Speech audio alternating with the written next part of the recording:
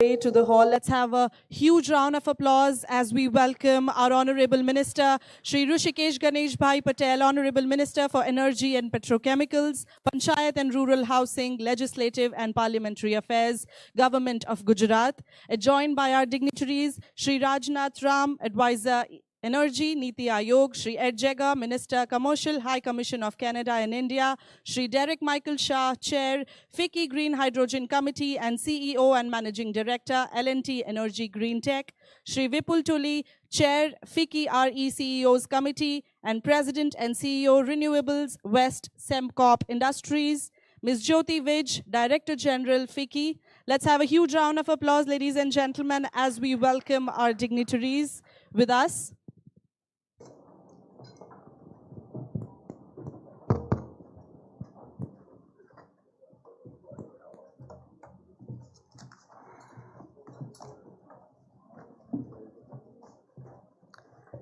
Before we start, ladies and gentlemen, I would request everyone to please take your seats. Vakratunda Mahakaya Suryakoti Samaprabha Nirvignam Kurume Deva Sarvakaryeshu Sarvada. A very good morning, distinguished dignitaries, esteemed speakers, industry leaders, members of the diplomatic community, delegates, ladies and gentlemen. Building on the tremendous success of the first edition, we are delighted to welcome you to an even more ambitious second edition of the Bharat Green Hydrogen Summit 2026 under the beautiful theme of positioning India as a global hydrogen hub, focusing on export markets and opportunities. Ladies and gentlemen, it's our absolute pleasure to acknowledge the presence of our esteemed dignitaries on the dais as we welcome them. So, ladies and gentlemen, to start off with this conference, it's our absolute pleasure. I would request Ms. Jyoti Vij, Director General, FICCI, to please present the Green Certificate to our Honorable Chief Guest, Shri Rushikesh Ganesh Bhai Patel, Honorable Minister for Energy and Petrochemicals, Government of Gujarat. Hearty welcome to you, sir.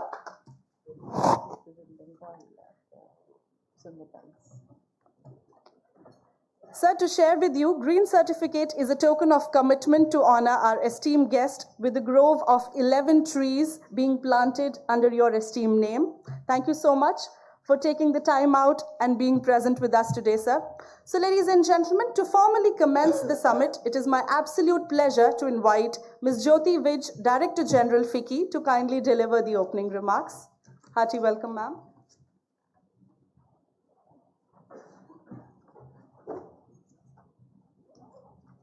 Shri Rushikesh Ganesh Bhai Patel, Honorable Minister for Energy, Government of Gujarat, and other dignitaries on the dais, off the dais, ladies and gentlemen, all the participants, media, friends from media, welcome everybody to this second Bharat Green Hydrogen Summit 2026 hosted by FICCI. India's green hydrogen journey has entered the implementation phase, and I think all of you sitting here are well aware of it. And National Green Hydrogen Mission has really led a very strong foundation, and states now are announcing dedicated policy, and the fact that states are keen, it's a testimony that Honorable Minister has come all the way to Delhi to be with us to talk about what the state, his state would be, is really doing and considering in this space. Industries obviously are making significant investments, and global markets are actively looking for reliable supplies of green hydrogen and its derivatives. Under the mission, as you all know, India does aim to capture approximately 10% of the global green hydrogen market by 2030, and to achieve this, we shall focus on building a world-class export infrastructure, securing trusted supply chains, and becoming a long-term strategic partner for countries that are pursuing decarbonization. FICCI does acknowledge the visionary leadership of our government for having led several, apart from the Green Hydrogen Mission, several other initiatives like the Green Hydrogen Certification Portal, the site incentives, support from hydrogen hubs and pilot projects across mobility, steel and refining. And indeed, the country is working towards building a complete value chain to capture and capture offtake opportunities. Here the role of states, as I said earlier as well, does become very important and very privileged, sir, to have you with us this morning, and we do look forward to valuable lessons from you, sir, on what you've been doing in Gujarat and what you are, like your state has been consistently demonstrating the leadership, in the renewable space, in industrial development and port-led infrastructure. So, with one of the India's largest hydrogen demand centers, that Gujarat, this extensive coastline that you have and the world-class ports that Gujarat has, the state is really uniquely placed to become India's gateway for green hydrogen exports. At FICCI, sir, we do have a dedicated green hydrogen committee, which is committed to supporting the government's vision. Both the chair and co-chair are present this morning with us on the dais. And through very detailed deliberations, the committee has guided the drafting of a report, which we are launching today. And it highlights the intermittent REN connectivity as key issues that need to be addressed. High initial capital expenditures for electrolyzers and lack of sustained long-term offtake, that these are the ones which are pushing the cost pressures upwards. The report suggestions broadly include the development of common user infrastructure at ports, the promotion of electrolyzer manufacturing technologies, supporting reduction of levelized cost of hydrogen, ensuring uninterrupted connectivity and guaranteed strong domestic demand across refineries, steel, shipping and mobility. And we believe that together with these measures, we'll be able to improve the India's export readiness and strengthen the investor confidence, positioning India as a dependable supplier to the global markets. I once again extend a very warm welcome to our Honorable Minister here and to the distinguished speakers, several policymakers and industry leaders for really joining us to be part of the deliberations on this very important subject. Thank you.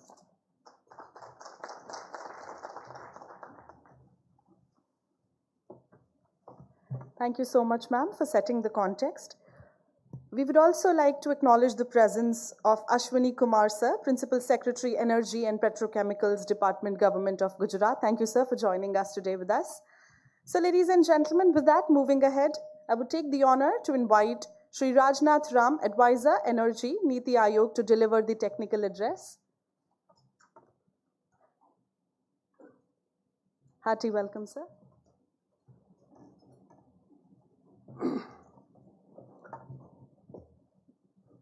Honorable Minister for Energy and Petrochemicals, Panchayat and Rural Housing, Legislative and Parliamentary Affairs, Government of Gujarat, Honorable Minister for State for Power and New and Renewable Energy, Government of India,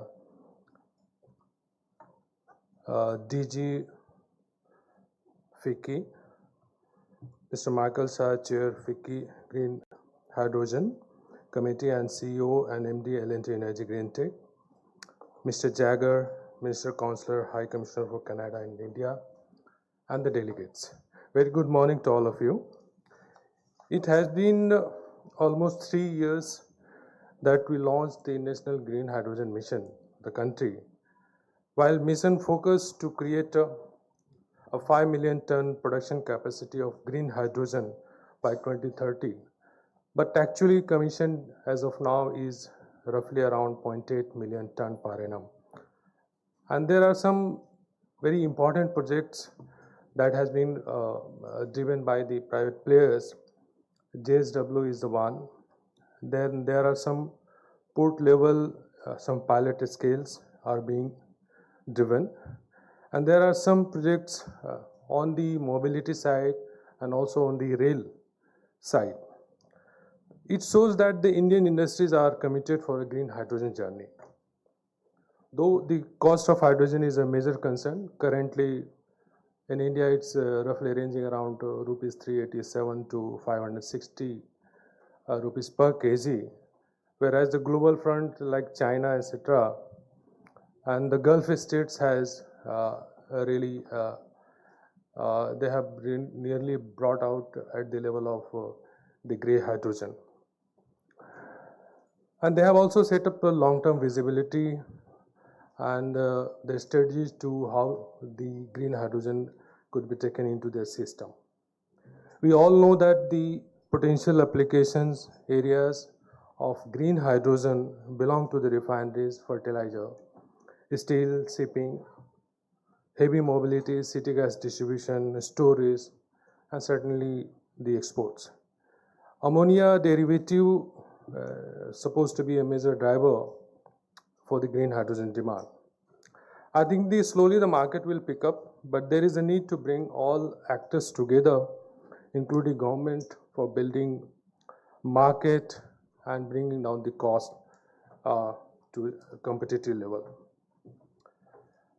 The cost position, as I already explained, that roughly in India ranging around $4.7 to around $6 per kg.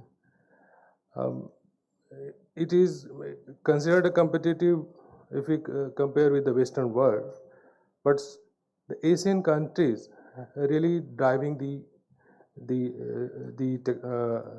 this green hydrogen mission. The China, which is roughly around is less than $3 per kg, and Gulf of States like Saudi, Oman, UAE, also roughly ranging around $2.6 to around $3.5 per kg. And there are also some of the factors which are really driving the cost of the green hydrogen.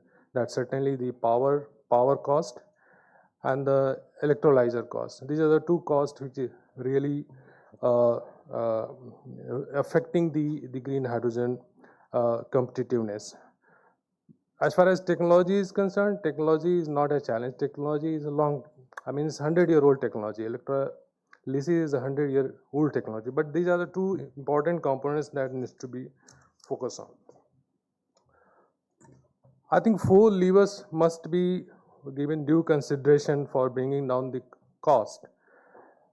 One, definitely the cheaper, firmer and round-the-clock renewable power, and which roughly constitute around 50 to 70% of the entire green hydrogen production cost.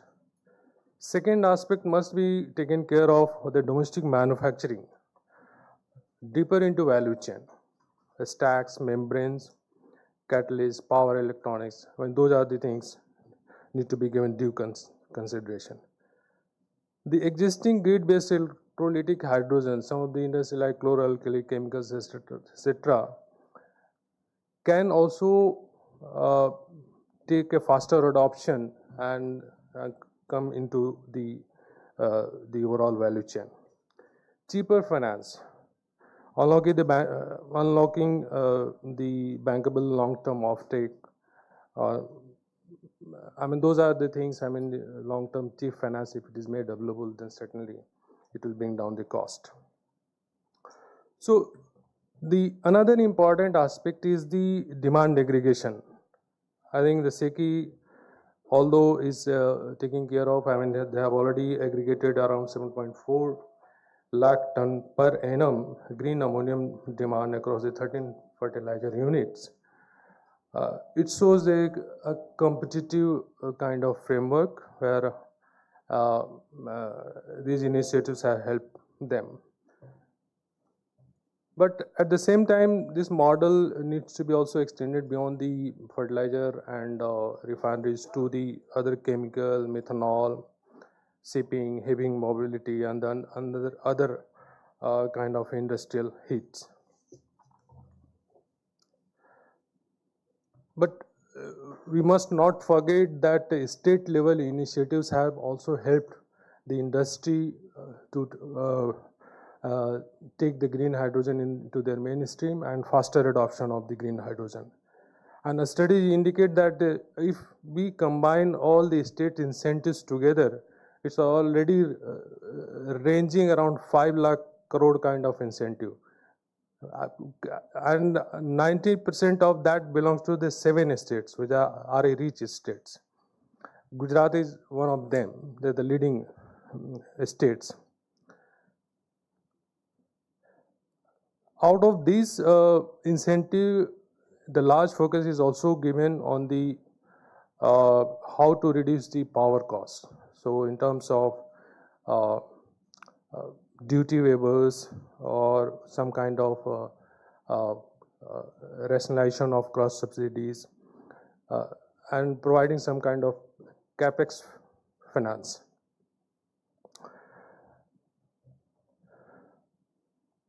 But at the same time, there is need to have a model state framework where we can have a framework so that the faster approval can be given in terms of land transmission.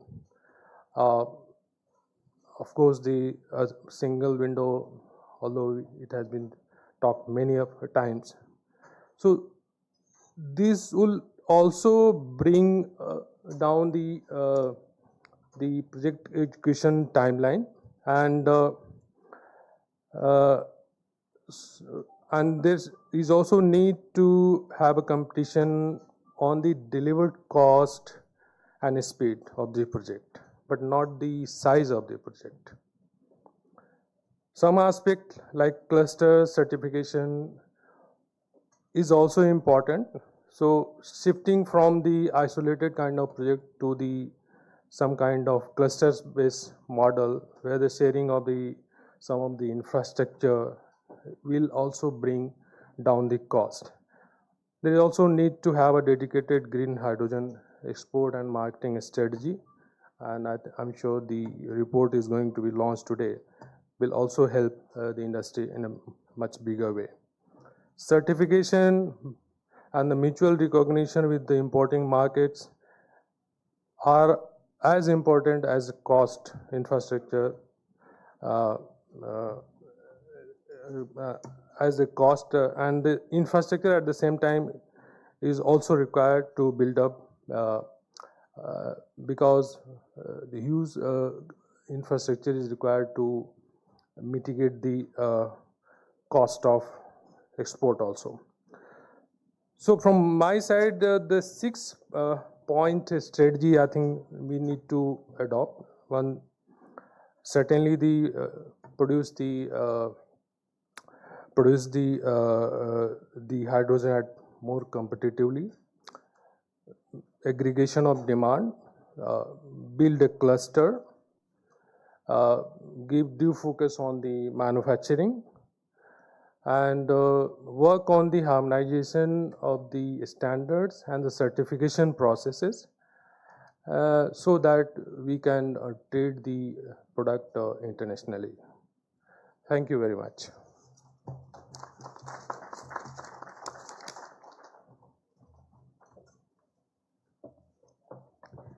Thank you, sir, for sharing a comprehensive perspective on the policy and technical foundations required for scaling the hydrogen economy. Moving ahead, ladies and gentlemen, it's our absolute pleasure to invite Shri Derek Michael Shah, Chair FICCI, Green Hydrogen Committee and CEO and Managing Director, L&T Energy Green Tech, to kindly deliver the industry address. Hearty welcome, sir. Thank you so much.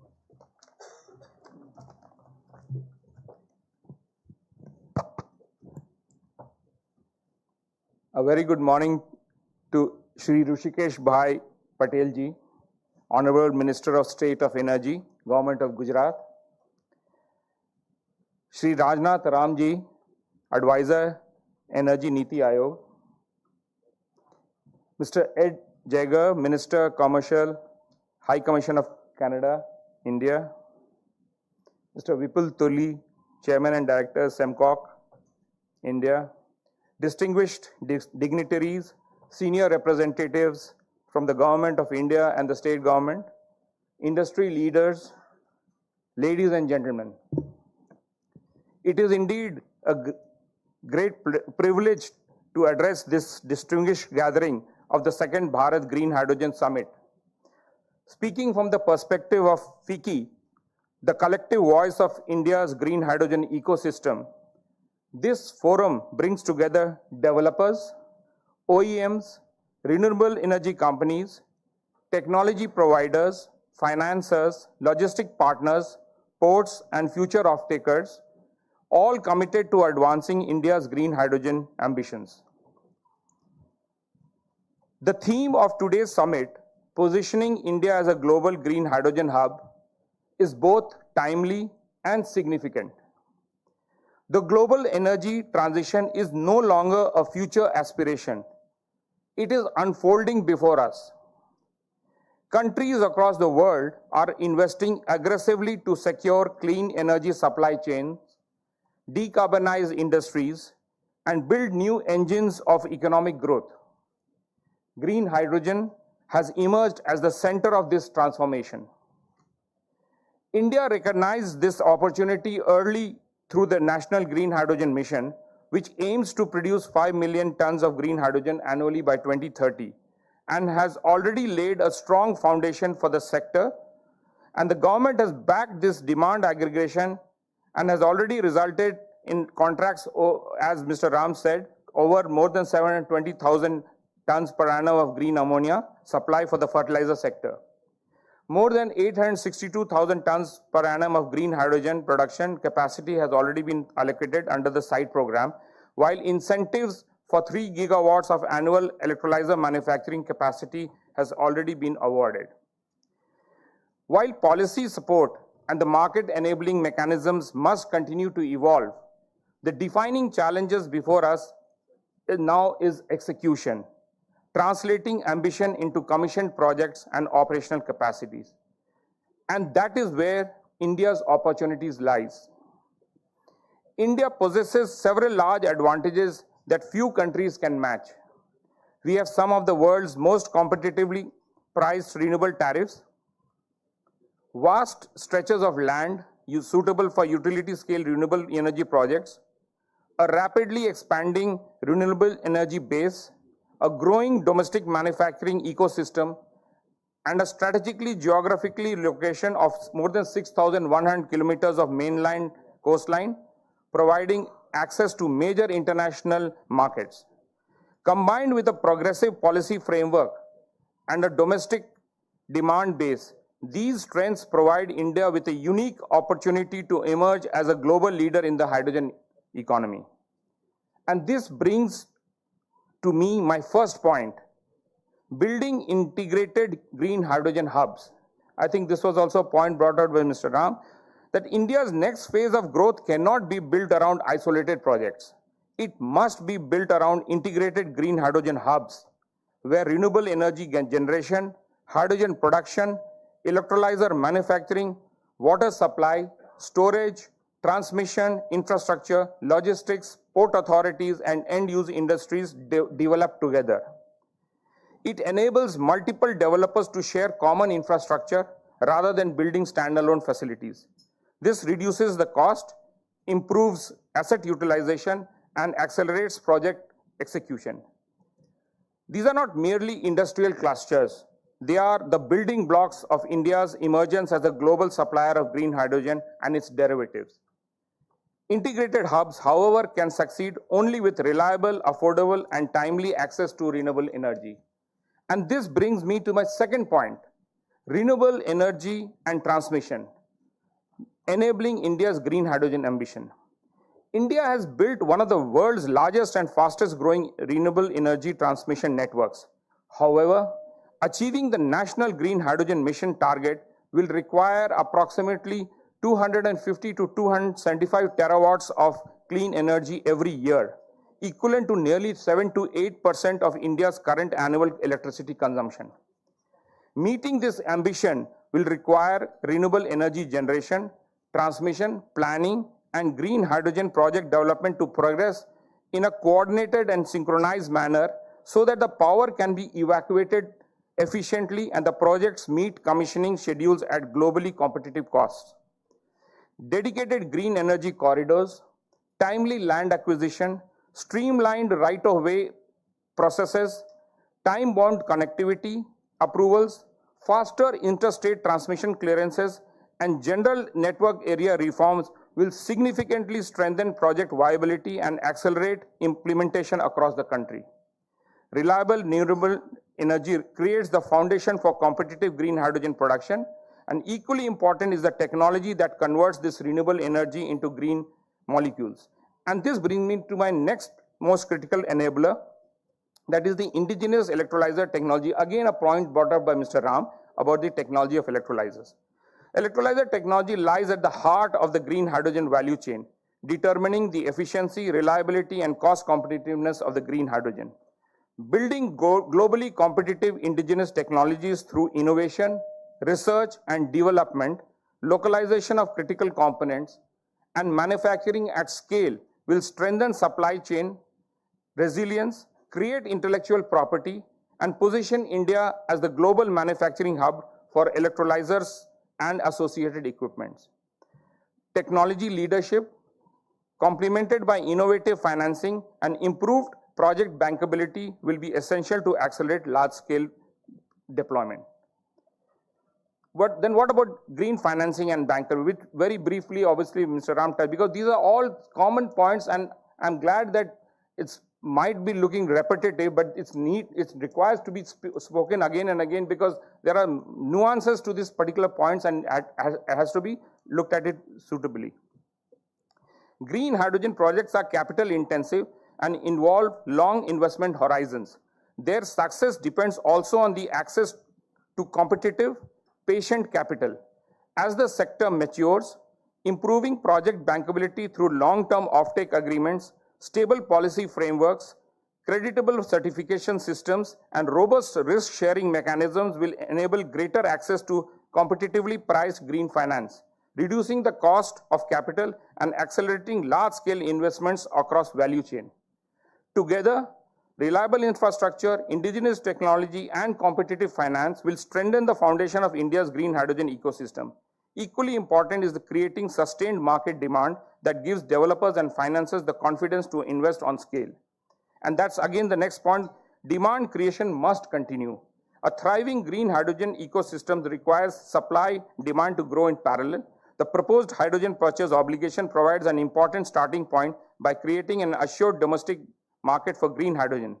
Long-term success will require robust market mechanisms, including standardized offtake contracts, creditable certification systems, aggregated procurement, and long-duration purchase agreement that provide India confidence for the developers and investors alike.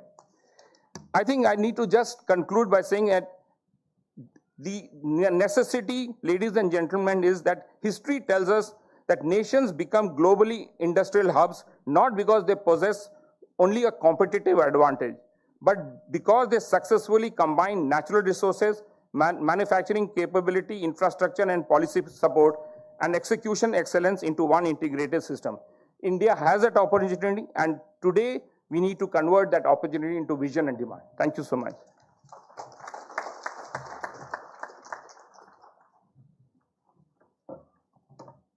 Thank you, sir, for outlining the challenges, the opportunities, and pathways that will shape India's future aspiration as a global hydrogen leader. So with that, ladies and gentlemen, to share an international perspective, it is my honor to invite Shri Ed Jagger, Minister Commercial, High Commission of Canada in India, to kindly deliver the global address. Hearty welcome, sir.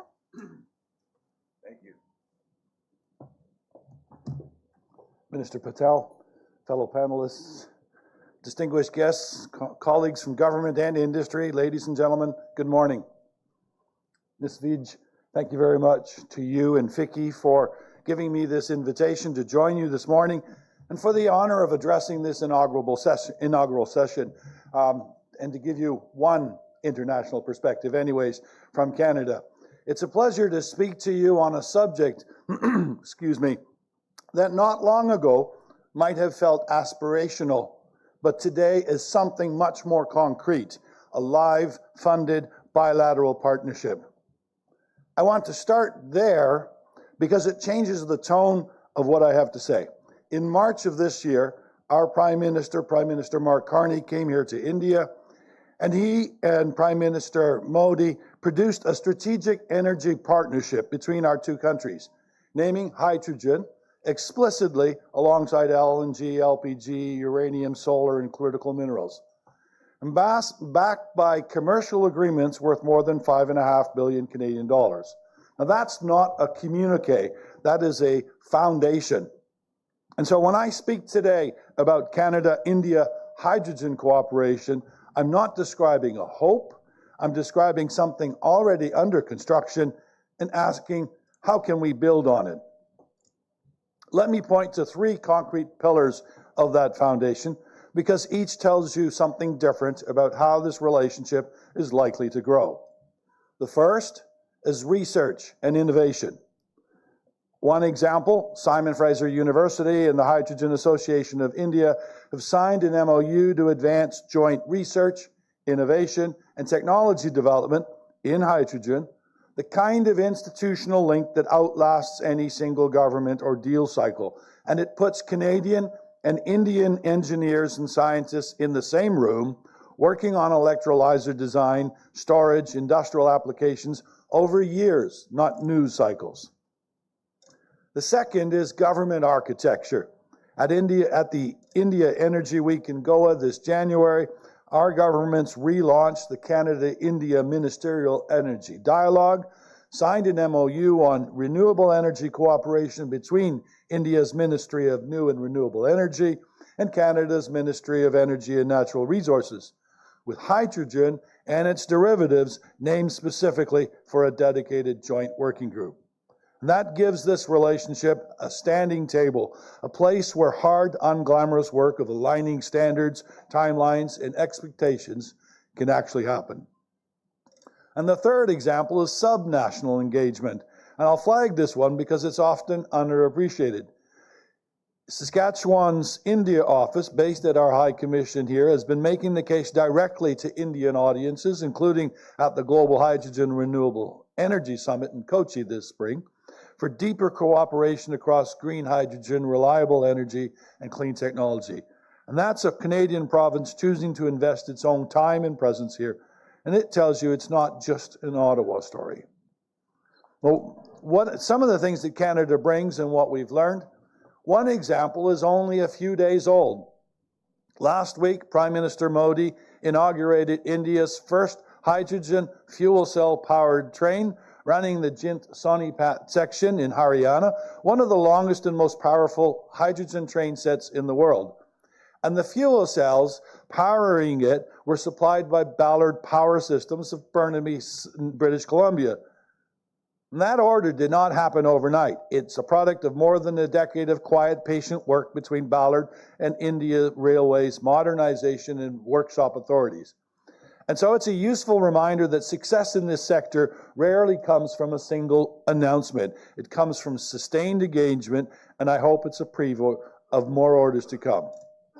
And beyond that, Canada brings genuine industrial capability, hydrogen production ambitions in Alberta and British Columbia, a mature clean tech and electrolyzer innovation base, and as many as you know from our parallel conversations on uranium and LNG, a reputation as a stable, rules-based, long-horizon energy partner.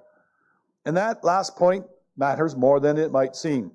In a sector where bankability and offtake uncertainty are still the binding constraints, a partner's reputation for predictability is itself a form of value.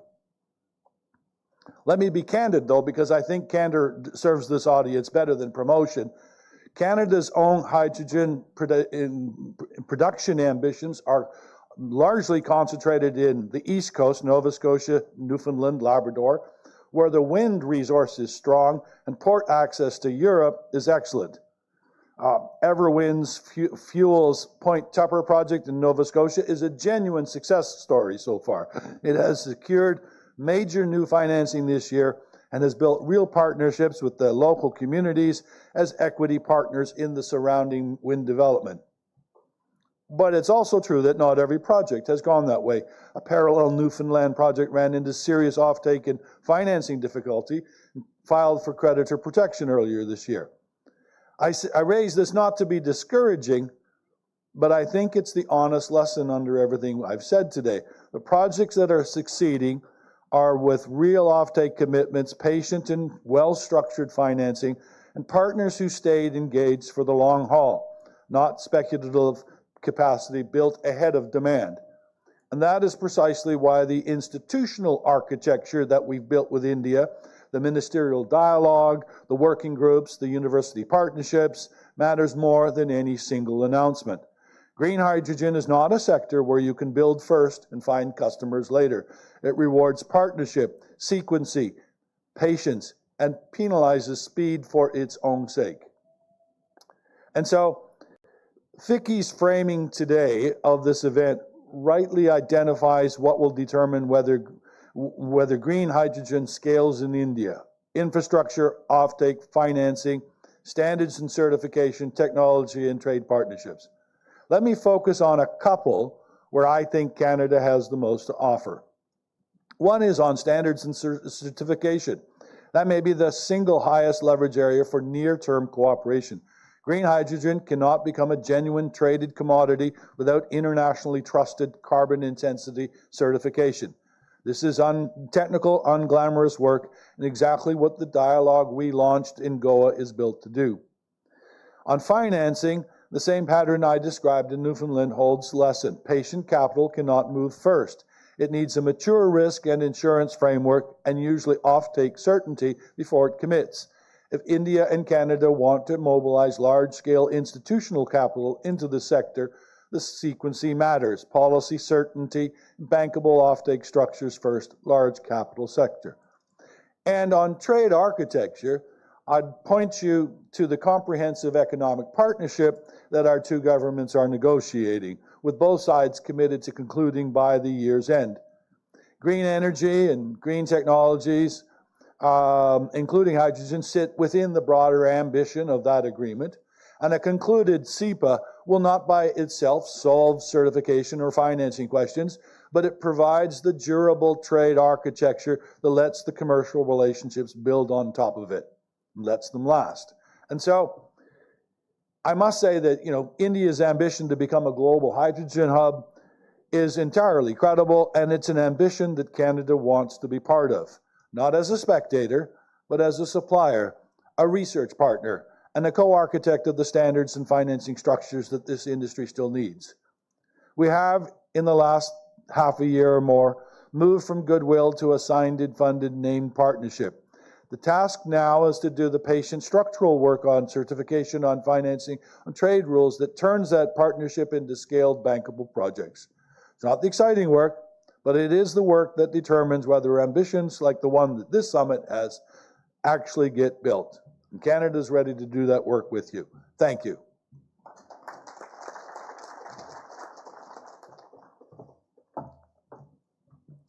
Thank you, sir, for highlighting the immense potential for international partnerships. So, ladies and gentlemen, one of the highlights of today's summit is the launch of an important report titled Towards a Green Hydrogen Economy, India's Export Competitiveness and Strategic Outlook, developed by FICCI and ENY. So, ladies and gentlemen, this report provides valuable insights into India's readiness, opportunities, and strategic positioning in the global hydrogen value chain.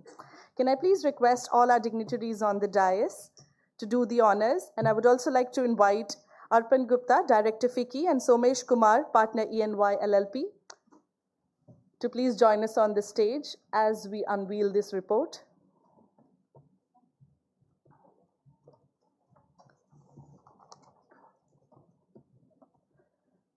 So, ladies and gentlemen, with that, we are unveiling the report centered around Towards a Green Hydrogen Economy, India's Export Competitiveness and Strategic Outlook, developed by FICCI and ENY. Many congratulations to all the contributors and stakeholders associated with this knowledge initiative. Thank you. So, ladies and gentlemen, it is now my distinct honor to invite your attention to a special video message from Shri Shripad Yeso Nayak, Honorable Minister of State for Power and New and Renewable Energy, Government of India. Unfortunately, sir couldn't join us in person due to an official engagement. Under his leadership and guidance, India's clean energy transition continues to gather momentum and global recognition. So, ladies and gentlemen, can we take a look at the message, please? Namaskar. It is a pleasure to address the second Bharat Green Hydrogen Summit 2026. I congratulate FICCI for bringing together policymakers, industry leaders, innovators, and global partners around a vision that is both timely and transformational positioning India as a global hydrogen hub. The global energy transition has entered a new phase. The question today is no longer whether green hydrogen will become a cornerstone of industrial decarbonization, but which nation will lead this transformation. I firmly believe that India is uniquely positioned to emerge a global leader in hydrogen economy. Under the visionary leadership of Honorable Prime Minister Shri Narendra Bhai Modi ji, the National Green Hydrogen Mission has created a strong and future-ready ecosystem. Production incentives, indigenous electrolyzer manufacturing, demand creation in refineries and fertilizers, pilot projects across mobility, shipping and steel, and an enabling regulatory framework are transforming policy intent into commercial reality. Green hydrogen in India is no longer an idea of the future. It is becoming a fast-growing economic opportunity. From commercial scale production to recently inaugurated India's first indigenously developed hydrogen powered train, our progress reflects the breadth of capabilities needed to position India as a global hydrogen hub. India's strength lies not in one advantage, but in the convergence of many. Abundant renewable energy resources among the world's most competitive clean power costs, a robust engineering and manufacturing ecosystem, world-class talent, strategic maritime connectivity, a large domestic market, and a stable, forward-looking policy framework. Together, this strengthens position India not only to meet its domestic aspiration, but also to become a trusted global supplier of green hydrogen, green ammonia, green methanol, and other clean fuels. However, becoming a global hydrogen hub will require more than production capacity. It will require innovation, cost competitiveness, resilient supply chain, internationally accepted standards, skilled human resources, and enduring global partnership. Governments, industries, startups, academia, financial institutions, and international partners must work together to build a global competitive hydrogen ecosystem.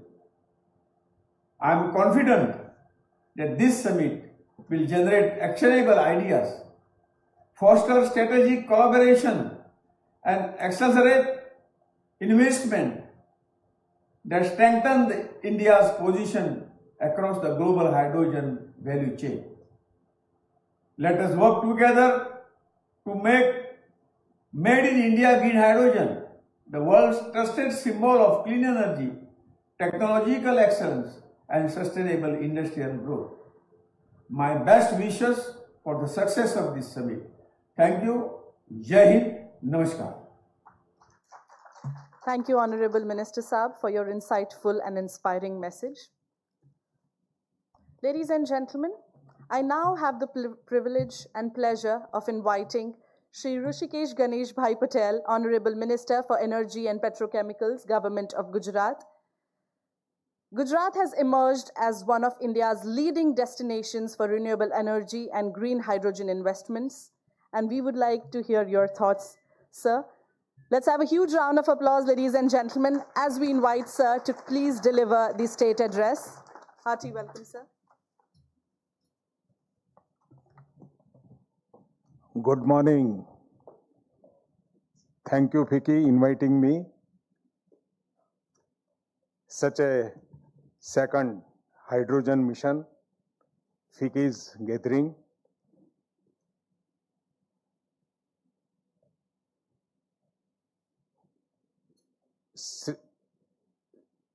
Mrs. Jyoti Vijji, Sri Ed Jagarji, Sri Radnathan Ram, Sri Derek Michael Ji, Sri Vipul Tuli Ji, dignitaries, senior officials from Government of India, representatives from MNRE, FICCI, industry leaders and all participants present here today. I congratulate FICCI for organizing second Bharat Green Hydrogen Summit 26 on the theme Positioning India as a Global Hydrogen Hub. This is a timely and important theme as a green hydrogen is emerging as a key pillar for India's energy, security, industrial, decarbonization, clean manufacturing, export competitiveness and future green jobs. Gujarat is fully committed to contributing to India's green hydrogen mission. The state is naturally positioned to play a leading role as it brings together renewable energy capacity, industrial demand, a long coastline, strong port infrastructure, mature gas network, establishment, manufacturing and industrial clusters in one geography. Gujarat has a ready demand base for green hydrogen without current hydrogen demand estimated at around 1.6 MMTPA, mainly from refineries and fertilizer sectors. And this is expected to increase to around 2 MMTPA by 30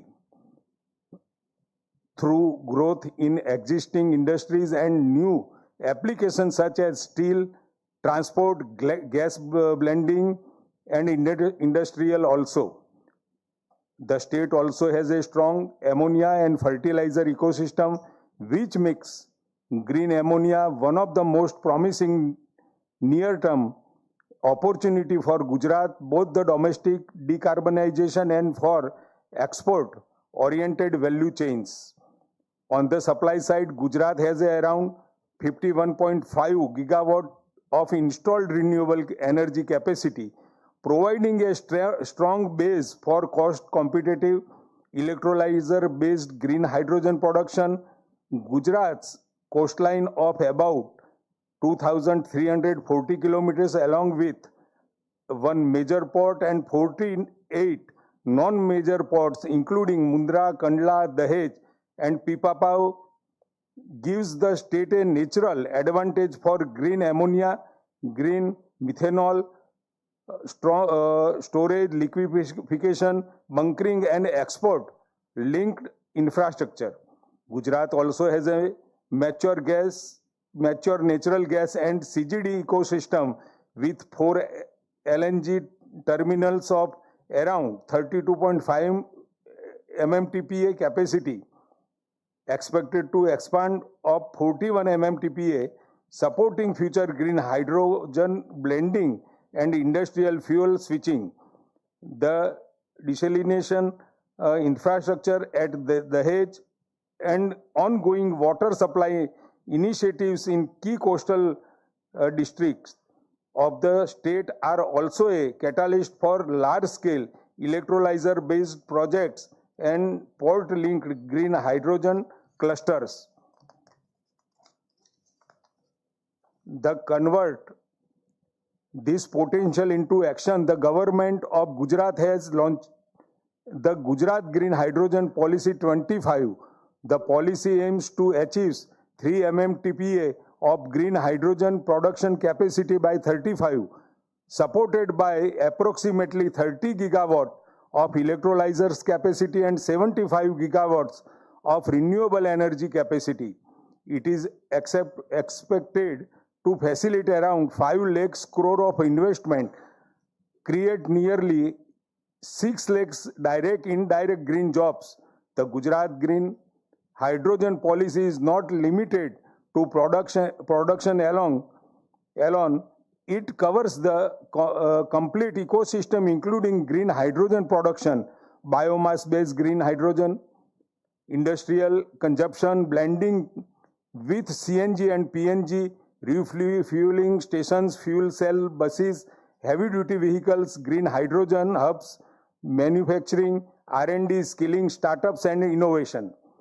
Gujarat already has early projects and pilots across the green hydrogen value chain, including green hydrogen blending in Surat, indigenous electrolyzer development at Hazira, off-grid green hydrogen production in Kutch, port-based green hydrogen deployment at Kandla, electrolyzer assembly in Mehsana, and port-led export hub opportunities at Mundra, Kandla and Dahej. This development shows that Gujarat is not starting from zero. Gujarat already has demand, renewable energy, ports, industrial cluster, gas infrastructure, pilot projects, and a dedicated green hydrogen policy. Now Gujarat is moving from policy formulation to implementation readiness. The state would be launching the implementation guidelines, expression of interest, and a dedicated green hydrogen portal to streamline and ease the process.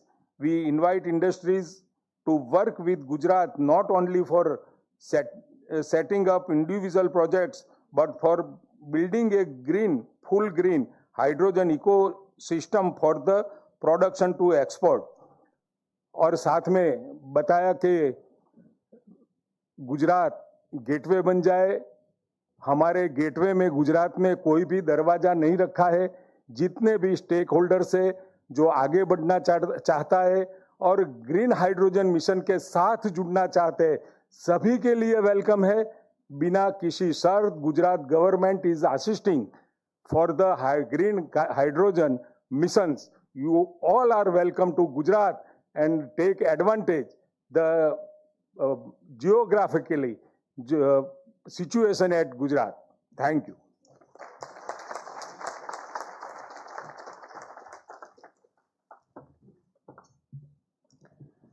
Thank you, sir, for sharing Gujarat's vision and commitment towards becoming a key driver of India's hydrogen economy.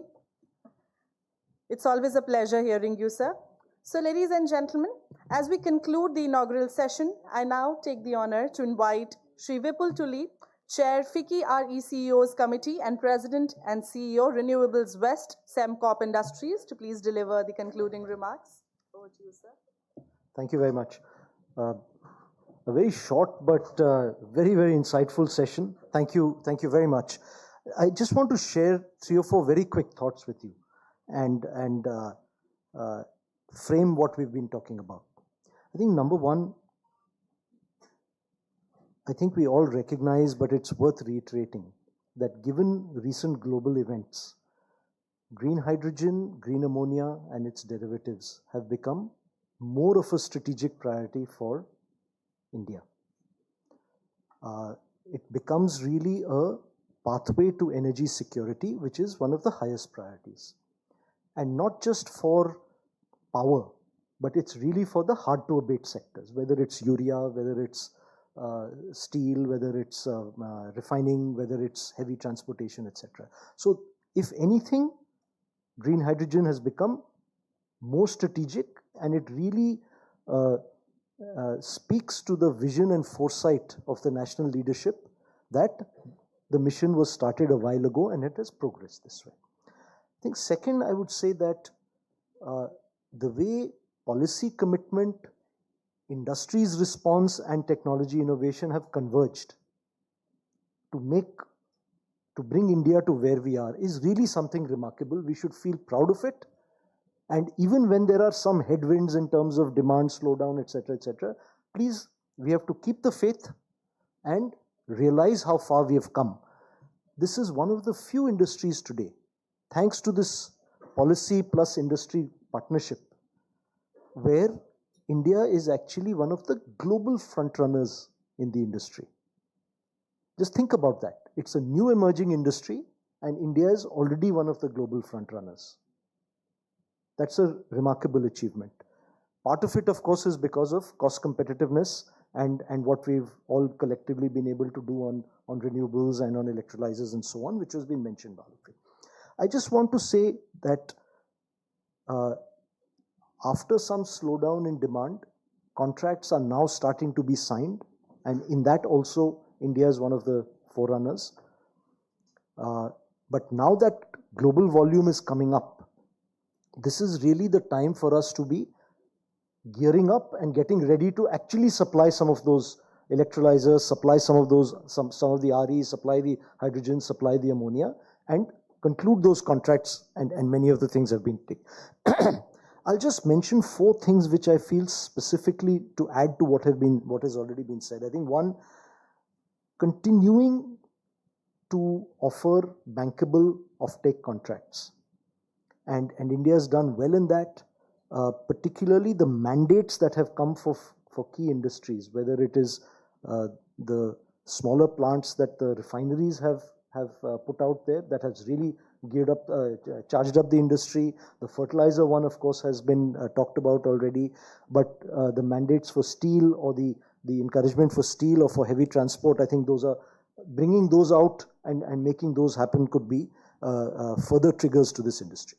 I think second, I would say, is the heart of green hydrogen is still renewables. Today we have quite a mature policy environment for how to connect renewables, how to connect connectivity, etc., etc. But aligning what is done for renewable offtake with renewable offtake for hydrogen, there are still some mismatches over there. So, for instance, if a connectivity is delayed, if it's a pure renewable project, you get some extensions, you don't lose your connectivity. But for instance, for green hydrogen, that is not the case today. So I think some of those alignments, because this is a different sector, you're entering into a final contract, and that final contract to be bankable, the renewables must be assured. So that's the second area. And the third, I would say, as you would expect for any sunrise industry like this, there is a strong component of subsidies that are there. And I must say, you mentioned it also earlier, that the state governments have really stepped up to promote. Central government has also supported through transmission and through explicit subsidies, ensuring that those promised subsidies get delivered and get delivered on time will make a big difference. And I'm sure by the time we get to the 3rd, 4th and 5th wave of projects, those subsidies may no longer be needed. But certainly supporting for those. So I would say these 3 things, the bankable offtakes supported by mandates, aligning the hydrogen renewable incentives with the pure renewable incentives, and transmission, connectivity and so on, and ensuring that the subsidies are truly bankable. So with those words, I just want to thank very distinguished panelists in the order that they spoke. Rajnath Ramji, we are always very dependent on your solid support and forward-looking thinking on policies, and in particular your 6-point strategy is well noted, and I think really summarizes it beautifully. Derek, you very nicely covered both the strategic requirements of the sector and the enablers to really make industry deliver or continue to deliver what it's very enthusiastic and charged up to deliver.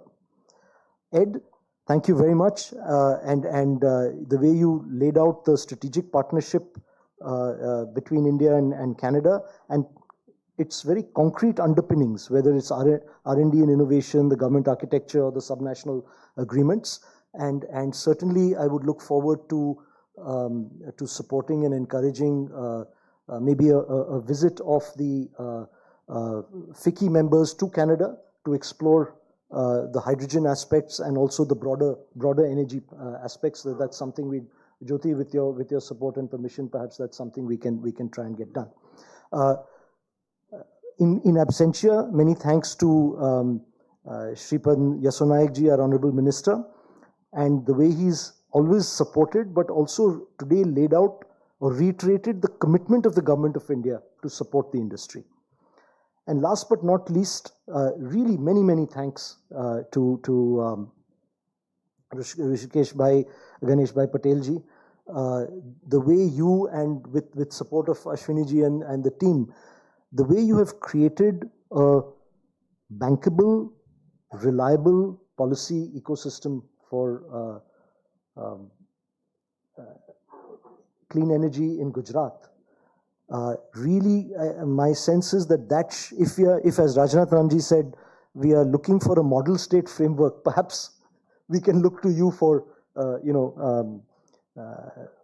what the basics of that could look like. But thank you, Patel Bhai, for really reiterating Gujarat's strengths in energy and in green hydrogen and its commitment to take it forward, which are really very formidable strengths. The 75 gigawatt, 30 gigawatt, 3 MTPA, that itself can be a global hub all by itself, although at a subnational level. And of course, if it is coming from the leaders in Gujarat, it is worthy of being taken extremely seriously. So thank you very much. And I wish all our delegates, I hope you had a good insight from this session. As we move into the technical sessions, please have the engagement. What we'd like to do, and I'll request the FICCI team, at the end of the session, let's take out a takeaways memo, taking out the key insights coming out of this and next steps, and make sure that all our relevant policymakers engage on that and are able to see what was done in this session. Thank you very much.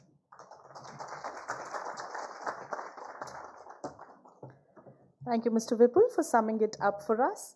So, ladies and gentlemen, let's have a huge round of applause for all our dignitaries on the dais as we conclude the inaugural session. And before we do that, may I please request Shri Vipul Tuli sir to kindly felicitate and honor our chief guest, Shri Rushikesh Ganesh Bhai Patel, with the memento. Can we have the memento, please? I certainly will, but I must say I made a mistake. EY team, Somesh and your team, you've always supported. Thank you very much. Reports like this are extremely important. They form an institutional knowledge base. So thank you. Please. Sure, sir. I request Vipulji to kindly present the memento to our Honorable Minister Sir. Sir, it's our absolute pleasure to have you with us today. Thank you so much. I now request Shri Derek Michael Shah to kindly present the memento to Shri Rajnath Ramji.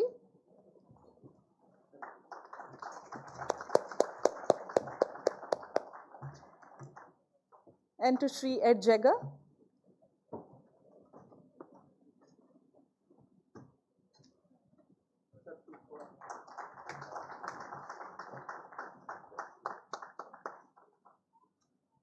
Thank you so much. Can I please request all our dignitaries to please pose up for a group photo before we conclude the inaugural session?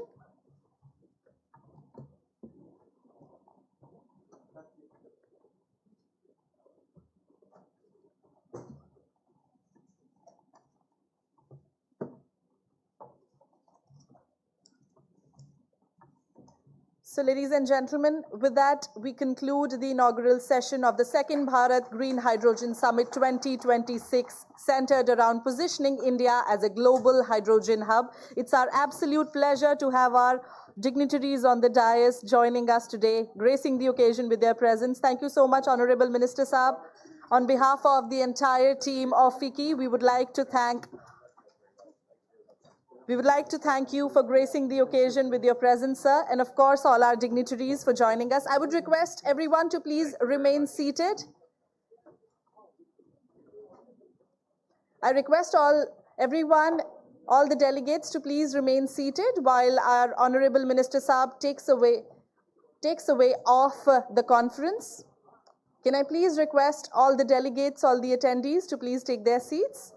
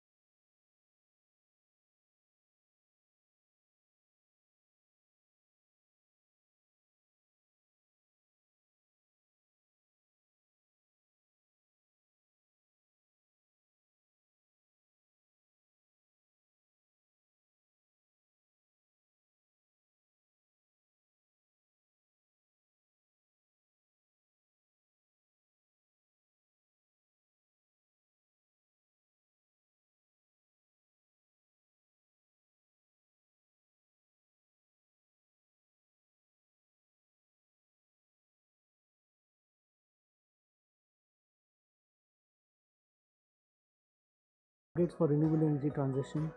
So we as a company want to power this renewable energy transition. That is the purpose of our existence as a company.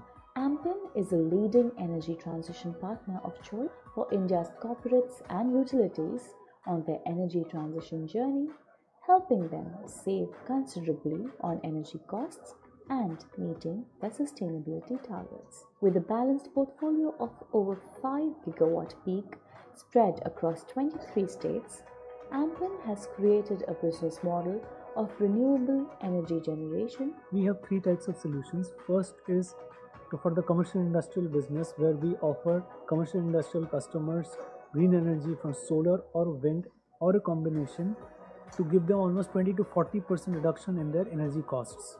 And they constitute almost 50% of the consumers in the country. So it's a large market. In the second business, we give the same solution in terms of green energy from solar or wind or a combination, including storage also, to the government utilities.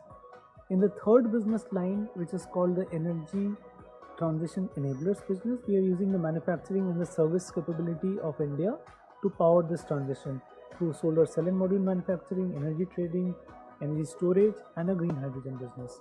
So with these three solutions, we are powering the renewable energy transition in this country. Headquartered in New Delhi with regional offices in Mumbai, Bengaluru, and Kolkata, AMPEN is run by an industry-leading team of professionals and backed by leading institutional investors across the globe.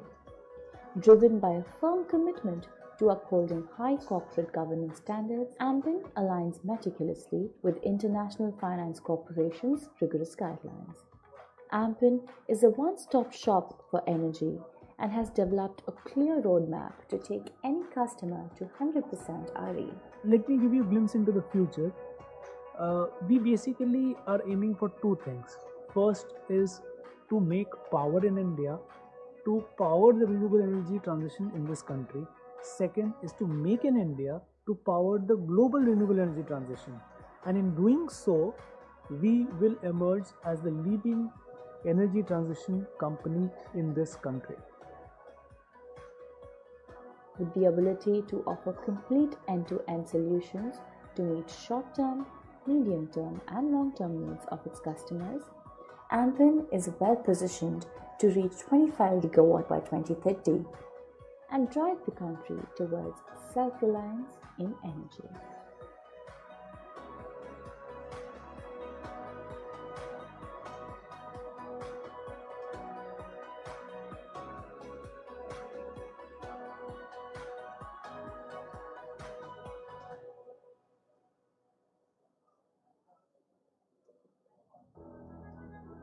In the race against climate change, every sunrise brings new hope.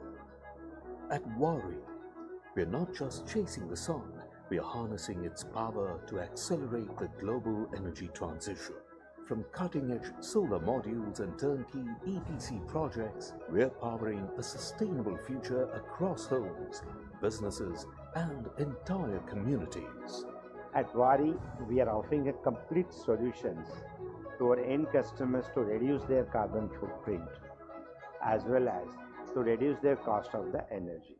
With our continuous increase in a product portfolio, services offerings and geographical expansions nationally and internationally, we are not only confident but sure to make this world better for our next generations to come. Our comprehensive range includes high-efficiency PV modules, on-grid inverters, turnkey solar project services from rooftop installations, utility-scale projects to innovative floating solar technology. Wari Energies has strategically expanded beyond solar panel manufacturing into critical upstream industries.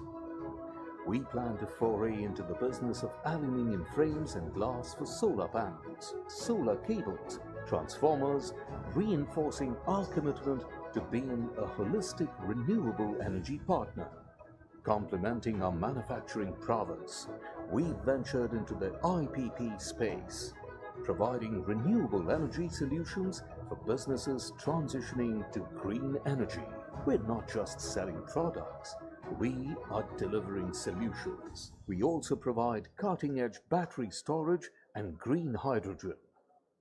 Across India and United States of America, our state-of-the-art facilities host a manufacturing capacity. And we are expanding rapidly with new ingot wafer cell manufacturing plants in Gujarat and Maharashtra, set to add 15.4 gigawatts of cell manufacturing capacity. We are turning the promise of renewable energy into reality worldwide. With an initial annual capacity All right, everybody, can I 3.2 request everyone gigawatts, to please take your seats? Requesting everyone to kindly keep your mobile phones on silent to avoid any disturbances.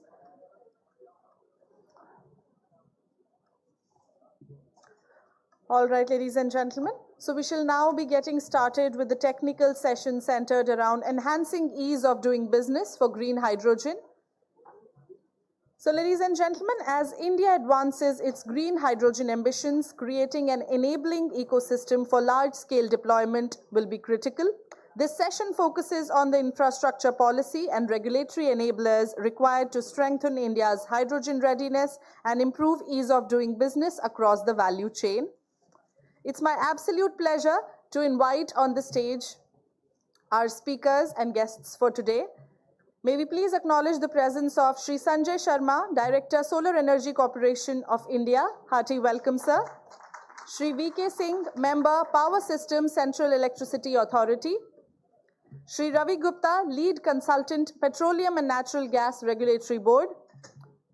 Shri Prasad Chapekar, Deputy Director, Ministry of New and Renewable Energy, Government of India. Shri Arpan Gupta, Director, FICCI.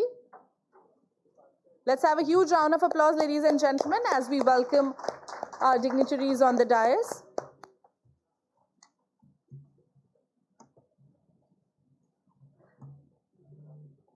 Mr. Chapekar will be joining us shortly.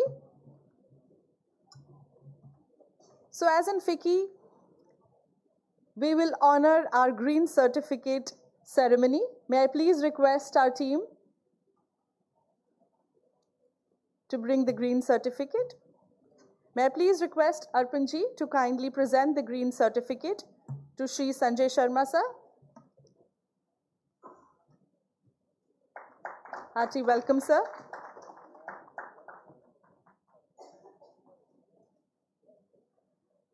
To Shri V.K. Singh ji.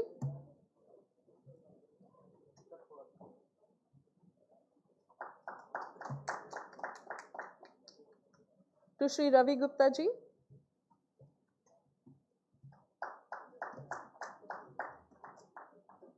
Thank you so much, sir. So, ladies and gentlemen, without further ado, we now begin with the session. I would now like to invite Shri Ravi Gupta, Lead Consultant, Petroleum and Natural Gas Regulatory Board, to kindly deliver the regulatory address. Hearty welcome, sir. Presentation, can you display on this? I'll just check. Manikya was there. Okay, I'll just check. कोई presentation है sir का? Okay. Sir, please, I'll just get this checked. Just a minute. You can display, it will be better actually. Yeah.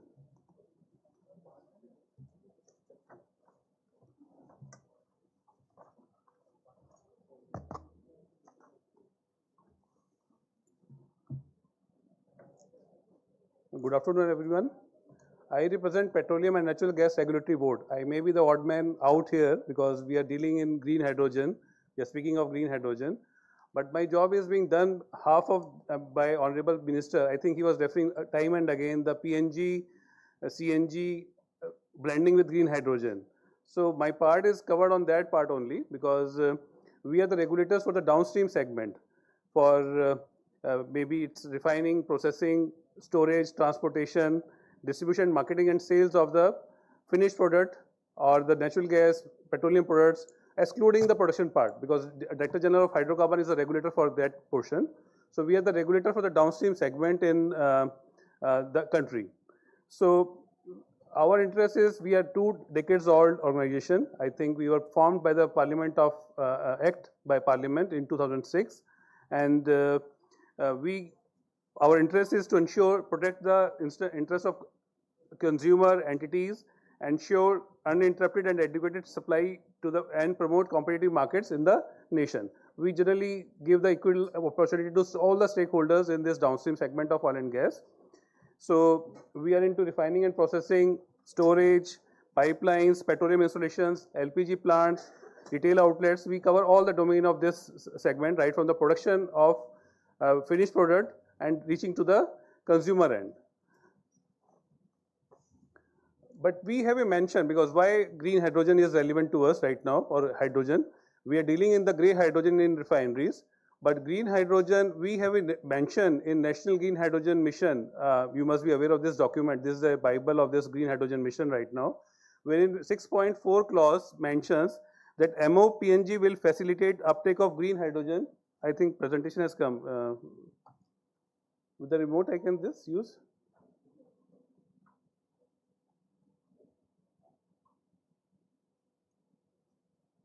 How to use it?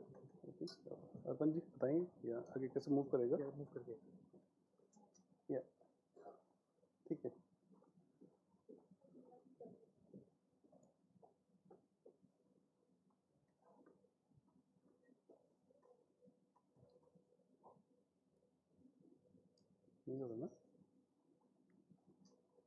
I think I covered this first slide. We are PNGRB into refining, processing, storage, transportation. We regulate this segment and we cover this excluding the production of crude oil and natural gas.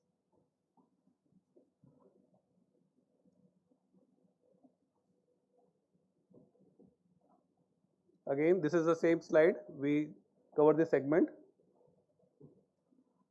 I was mentioning this NGHM clause 6.4, where we are supposed to facilitate uptake of green hydrogen in refineries and city gas distribution,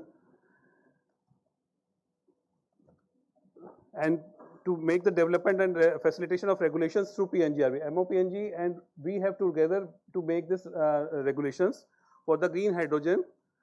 And for this, we have started our readiness. In this case, we have started the hydrogen blending pilots in 5 of the entities in entire India. Slide will cover that. And we have formed a dedicated hydrogen cell in our PNGRB. We have come out with a national hydrogen roadmap. We have done many MOUs and collaboration worldwide, which have strength in this business.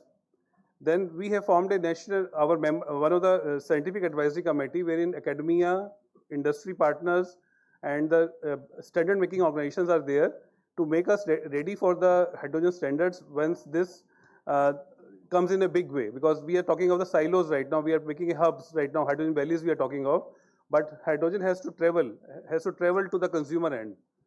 So, and one of the representative from our PNGRB is representing the National Hydrogen Safety Panel, which is being formed from the MNRE NGHM. These are the 5 pilot projects which are being executed right now, which we have authorized right now. And we are reading the pipeline behavior, we are reading the stratification characteristics, how the blend of hydrogen into natural gas behaves, because it is still to be determined how it behaves. Then we are seeking the leakage profiles. Then we are seeing the metering impacts, because it has to meter, because it has to reach the consumers. So metering is there. Every meter, like domestic meters or industrial meters and commercial meters.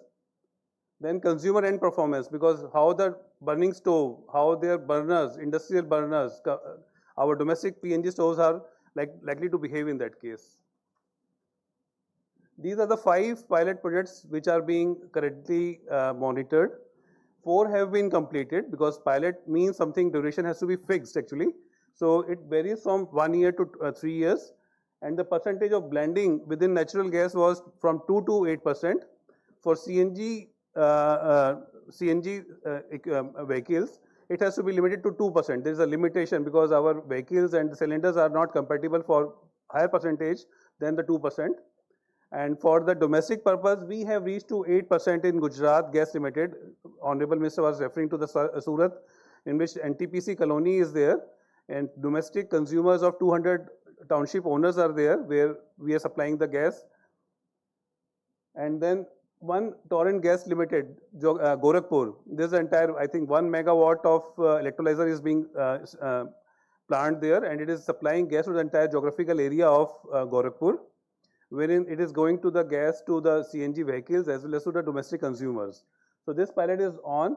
Others are being closed for time being because, and we are studying the reports, outcome of these reports, and we have to make it a logical, we have to calculate a logical conclusion that what is the outcome of this blending of 2% to 8%, wherein what are the effects on the steel pipeline, MDB pipeline, all the parts which are coming in the entire chain and network of this domestic network. So I think this slide gives a perspective of the entire pilot plants. I was referring in one of the slides that hydrogen roadmap. I think you can go through our website. There is a PNG RB hydrogen roadmap which has been done with some international consultants and the World Bank, and we have funded this report. And this gives us how the blending of hydrogen in natural gas to the 100% hydrogen transportation through new pipelines or the existing gas infrastructure prevailing in India, because we cannot replace our existing network of pipelines as it is tomorrow, that hydrogen has to travel in the new pipelines. It is a costly affair. So we are trying to find out the right percentage, blending percentage, what is the percentage of green hydrogen or green hydrogen so matter, because it can be from any source, but how can it travel and what is the right percentage through the existing transmission and distribution network of the natural gas. So I think you are advised to go through this PNG hydrogen roadmap. You can have this QR code also from that. It has got a phase-wise implementation from 2025 to 2028. We are in that period only, and we have operationalized hydrogen cell. We are supposed to make the national hydrogen test bed. I think I'll come to the slides later.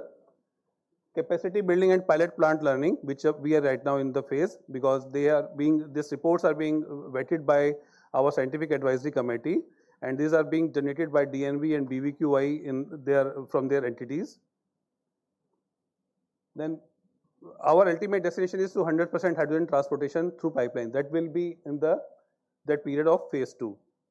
So you can have a glance of this PNG hydrogen roadmap, which specifies all these phases and the modules in that case. I think there are 9 modules in this one, right from identification of the pipelines, which can be because there is a legacy of pipelines in our country. It can be from Schedule 52, because my piping people or pipeline people might be knowing about the schedules of the pipeline, Schedule 52 to Schedule 70. So what kind of pipeline can take this hydrogen blending to the existing network, and what is the right percentage? So right from identification to test bed to end users, everything is being covered in each module. We have done some important collaborations with international people like IGEM. This is the Institution of Gas Engineers and Managers UK. They are the standard making bodies, and they have advanced to the level of that right, blending to the 100% hydrogen. So they are the people who are driving the UK industry for the right percentage of gas blended with hydrogen. Second collaboration, we have done it with Scotia Gas Networks, SGN, PNGRB and SGN, which we signed in last August only. And myself and our secretary, PNGRB, visited this place for signing this memorandum, as well as to see what is the preparedness there, because we don't want to reinvent the wheel here in India. So this SGN is going to transport in one of their county the 100% hydrogen to the domestic homes. So I think their burners, stoves, all are customized to that requirement. Their city gas distribution network is 100% parallel to the existing natural city gas distribution network. So I think we are taking some learnings from that, and they are activating this MOUs. This is not just a piece of paper. We are just executing this MOUs in our Indian context. And then this year only, when Chancellor Merz from Germany visited India, our Prime Minister Narendra Modi ji signed this MOU in Ahmedabad, and MOU was exchanged with DVGW. These are the German Association for Gas and Water. They are the regulators for They are standard making bodies, they are certification body of the Germany, and they're dealing in natural gas as well as the hydrogen. So we are trying to make it more operationalize this MOU so that it can be given to the Indian entities who are going to operate in near future. So these are three important international collaborations. We have formed a scientific advisory committee recently. 3-4 meetings have been done monthly basis. So this includes IIT Roorkee, Roper, Indian Oil, EIL, GAIL, IGL, Bureau of Indian Standards, MNRE, NGHM is being represented by their program director. So these all are participants of this scientific advisory committee. Objective is to make India-specific blending guidance, safety protocols and standards in handling the hydrogen, because I think in refineries it is being done in controlled atmosphere, controlled environment. Operators are trained, but now the hydrogen is being transported through pipelines and reaching to the domestic consumer. It has to be handled very carefully. I think we as a consumers have to deal this hydrogen very carefully once it reaches to our home or vehicle. Then test bed, I'll come to the next slide, test bed evaluation, and then review of the pilot review reports. So parallelly, we have given this reports to this scientific advisory committee. What are the results, outcome of this pilot projects, which we mentioned 5 projects. So what are the outcome of this and how we can go to, forward in that case? What is the right percentage which we can blend in our natural gas? And then the regulatory recommendations will come out of this meeting. So this is a 1-year duration of this scientific advisory committee, and we are in the 4th month of this scientific advisory committee meetings. This is a hydrogen test bed. I think before adoption of hydrogen blending or regulations, we have to make a test bed like conditions, simulator like conditions.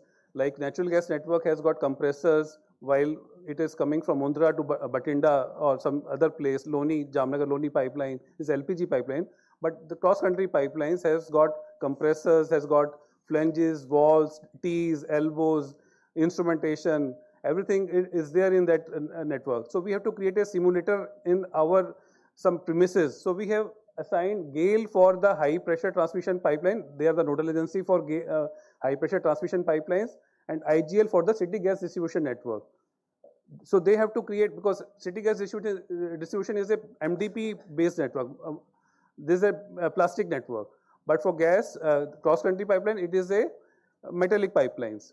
So in that case we have assigned 2 nodal agencies for this, and they are talking with NGHM for the funds, grants, and they will be making, this is a worth of 100+ crores investment for transmission pipelines. This is a replica of DNV Spade Adam UK facility, which I visited last year. You must be knowing about that. So they have created a simulated gas network wherein the gas is flowing and right percentage of hydrogen is being blended into the network, and they see the outcome of that. It comes on, okay, what is the consequences of that percentage on the flange, walls, T's, instrumentation. So we are in the process, means we have authorized this to the GAIL and IGL for setting up the test bed. So this is very important before setting, before issuing some guidelines or regulations in the Indian context. So we have got the results from the outside world, but I think for our legacy pipelines, for our new pipelines, what is the right percentage of blending to be done in each pipeline? So test bed is very important for that case. So we have currently 40 regulations for different 8 subsegments which we regulate. And then we have to progress to the amendments within the existing regulations. What are the right regulations where we have to do the amendments? So amendments within the regulation is our next objective, because we are looking for the mandate from MOPNG that our act should be modified in that way that green hydrogen comes into our mandate or in our mandate. So once it comes in our mandate, so we will be amending our regulation because it goes to Parliament. So we will be amending our regulations. So because hydrogen being of different calorific value than natural gas, so all the regulations will come into, the identified regulations will come into picture. So amendment has to be done with the public consultation, with our studies, and with our in-house scientific advisory committee's outcome. So these are the identified, because T4S, technical standards and specification, including safety standards, T4S regulations we call it. These are for the entire LPG storage, everything is there. So we have to amend this regulation for CGD network, for the pipeline network, for refining maybe. So these regulations have to be amended in that case. So our ultimate destination is that amendment in the regulations. You must be knowing about the Hindenburg accident. So I think we have to be very careful in handling the hydrogen, because I am from refining background. So we know how the hydrogen is being handled in the refineries with utmost care, with 2 out of 3 voting in the instrumentation, with the highest gas detection systems there. But when it reaches to the consumer, to the like CNG vehicles with blended hydrogen, to our gas stoves in our kitchen with 5% or 8% blending, so we have to be very careful while handling. So it should not fail the mission of our nation, National Green Hydrogen Mission. So this is the message we want to give it to the stakeholders here, present here. So I think this is my final slide. So this is a message. I think that's all from my side, ma'am. Thank you. Thank you.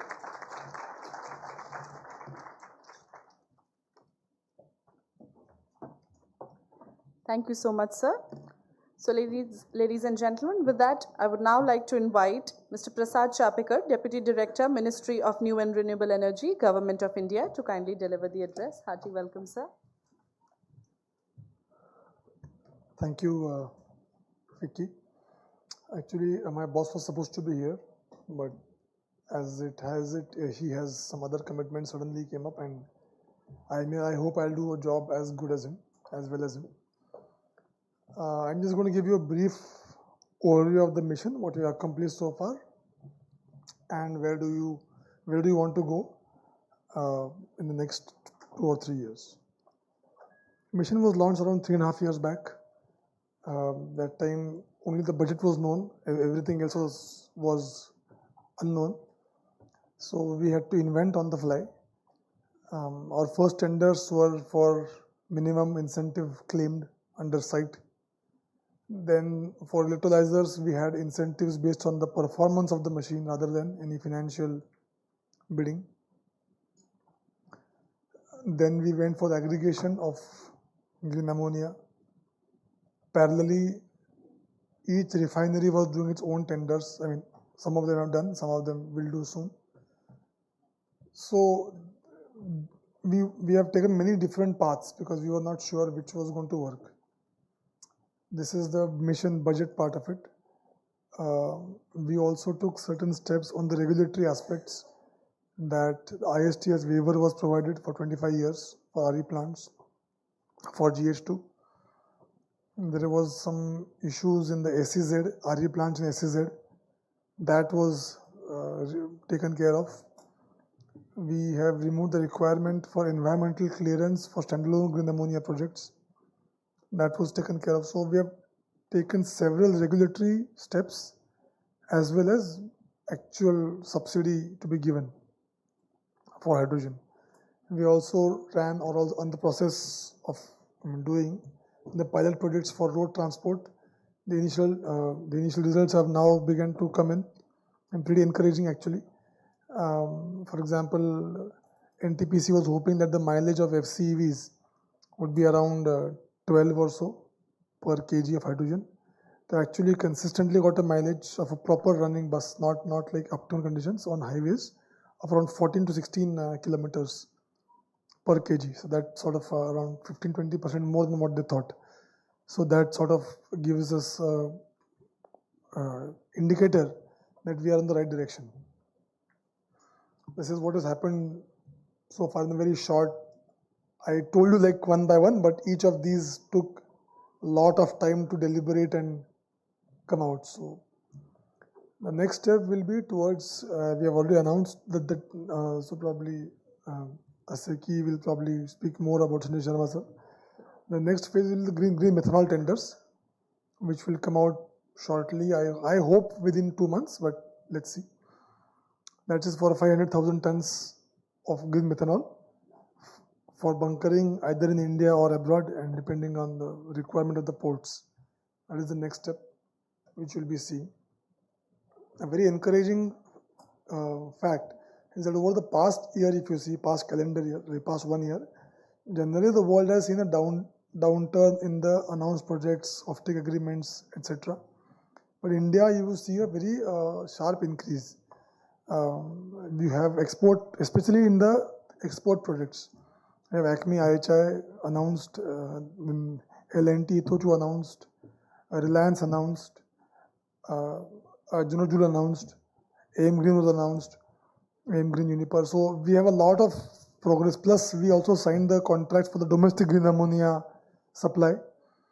So I think around, if I take domestic plus export commitments, which are binding today, they cross almost 2 million tons of ammonia. So 2.3 I think is the number today.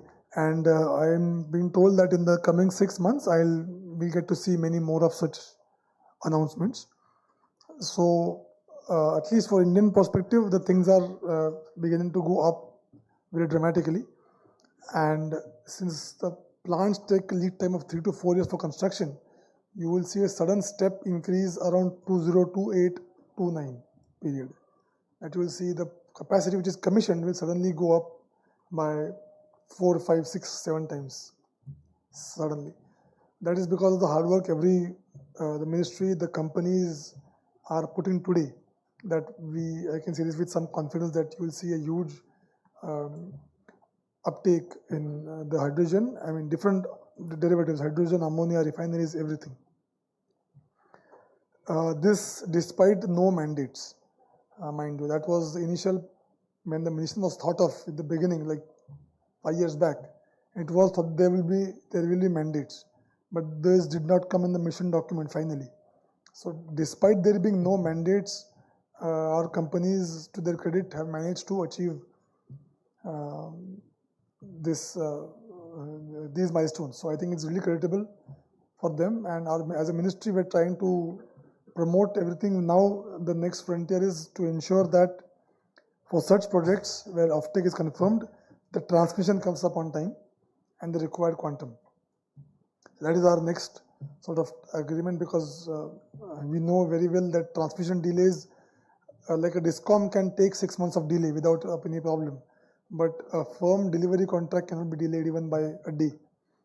So that is our next focus area in the coming years, in the coming 6 months, 7 months, that the transmission projects which are meant for these have to take up and have to begin construction, so that they come in the timeline which is required for these projects to commission on time. Apart from that, we are taking several steps which are, they may seem small, but overall the effect will be quite large. For example, I think today or tomorrow, we'll be releasing something called as a model EAAS agreement. Electrolyzer as a service agreement will be released shortly. Maybe today or tomorrow, most of the institutes like FICCI and others will get a copy of it. Essentially, it is so there are people who want to use the molecule, but they have no idea of how to set up a plant for it. So they can get power and they can own the molecule, but they don't want to own the plant of making hydrogen. So that's a model agreement which we have published or going to publish based on actual agreements. It's not like we have invented the agreement on our own. So where it's like a lease of the hydrogen plant is going to be on lease to the ultimate owner of the user of the hydrogen. So he'll get the power, he'll use the molecules, and he'll pay a lease rent to the hydrogen plant provider. We will also be releasing shortly again in the coming, I think maybe month or two, we'll be releasing the hydrogen standards roadmap of India. It means it will give you enough clarity as to what standard we have today, what we can develop in the next maybe 2 or 3 years, and what will take a little time, which are not yet currently, there's no urgent need for them right now, but we want to have them eventually. So that roadmap will also be released maybe in a month or two. We had comments from all institutions, including PNGRB, PESO, BIS, everybody. That will be adopted formally. We are also working with the Ministry of Commerce for many relaxations which are being sought by the industry, including for the EOU part. Hopefully those will see the light of the day in the coming 2 or 3 months. So you will see many policy incentives converging towards making Indian green hydrogen and its derivatives more and more competitive in the world market today, even more competitive in fact. Plus the West Asia crisis has also taught us that it is time to accelerate now, much more than the need is seen by people, much more than it was seen say 1 year back.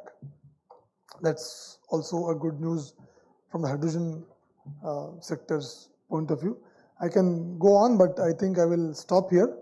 If there are any questions, I'll probably handle. I'll leave some time for Q&A.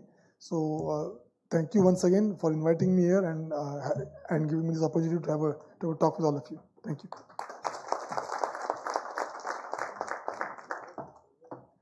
Thank you so much, Mr. Chapekar, for walking us through. Ladies and gentlemen, before we move further, we would like to present the green certificate to Mr. Chapekar. Can I please request Arpan sir to do the honors? So, sir, green certificate is a tradition to honor our dignitaries, to plant a grove of 11 trees under your name, sir. So, ladies and gentlemen, moving further, I would like to invite Shri Sanjay Sharma, Director, Solar Energy Corporation of India, for the technical address.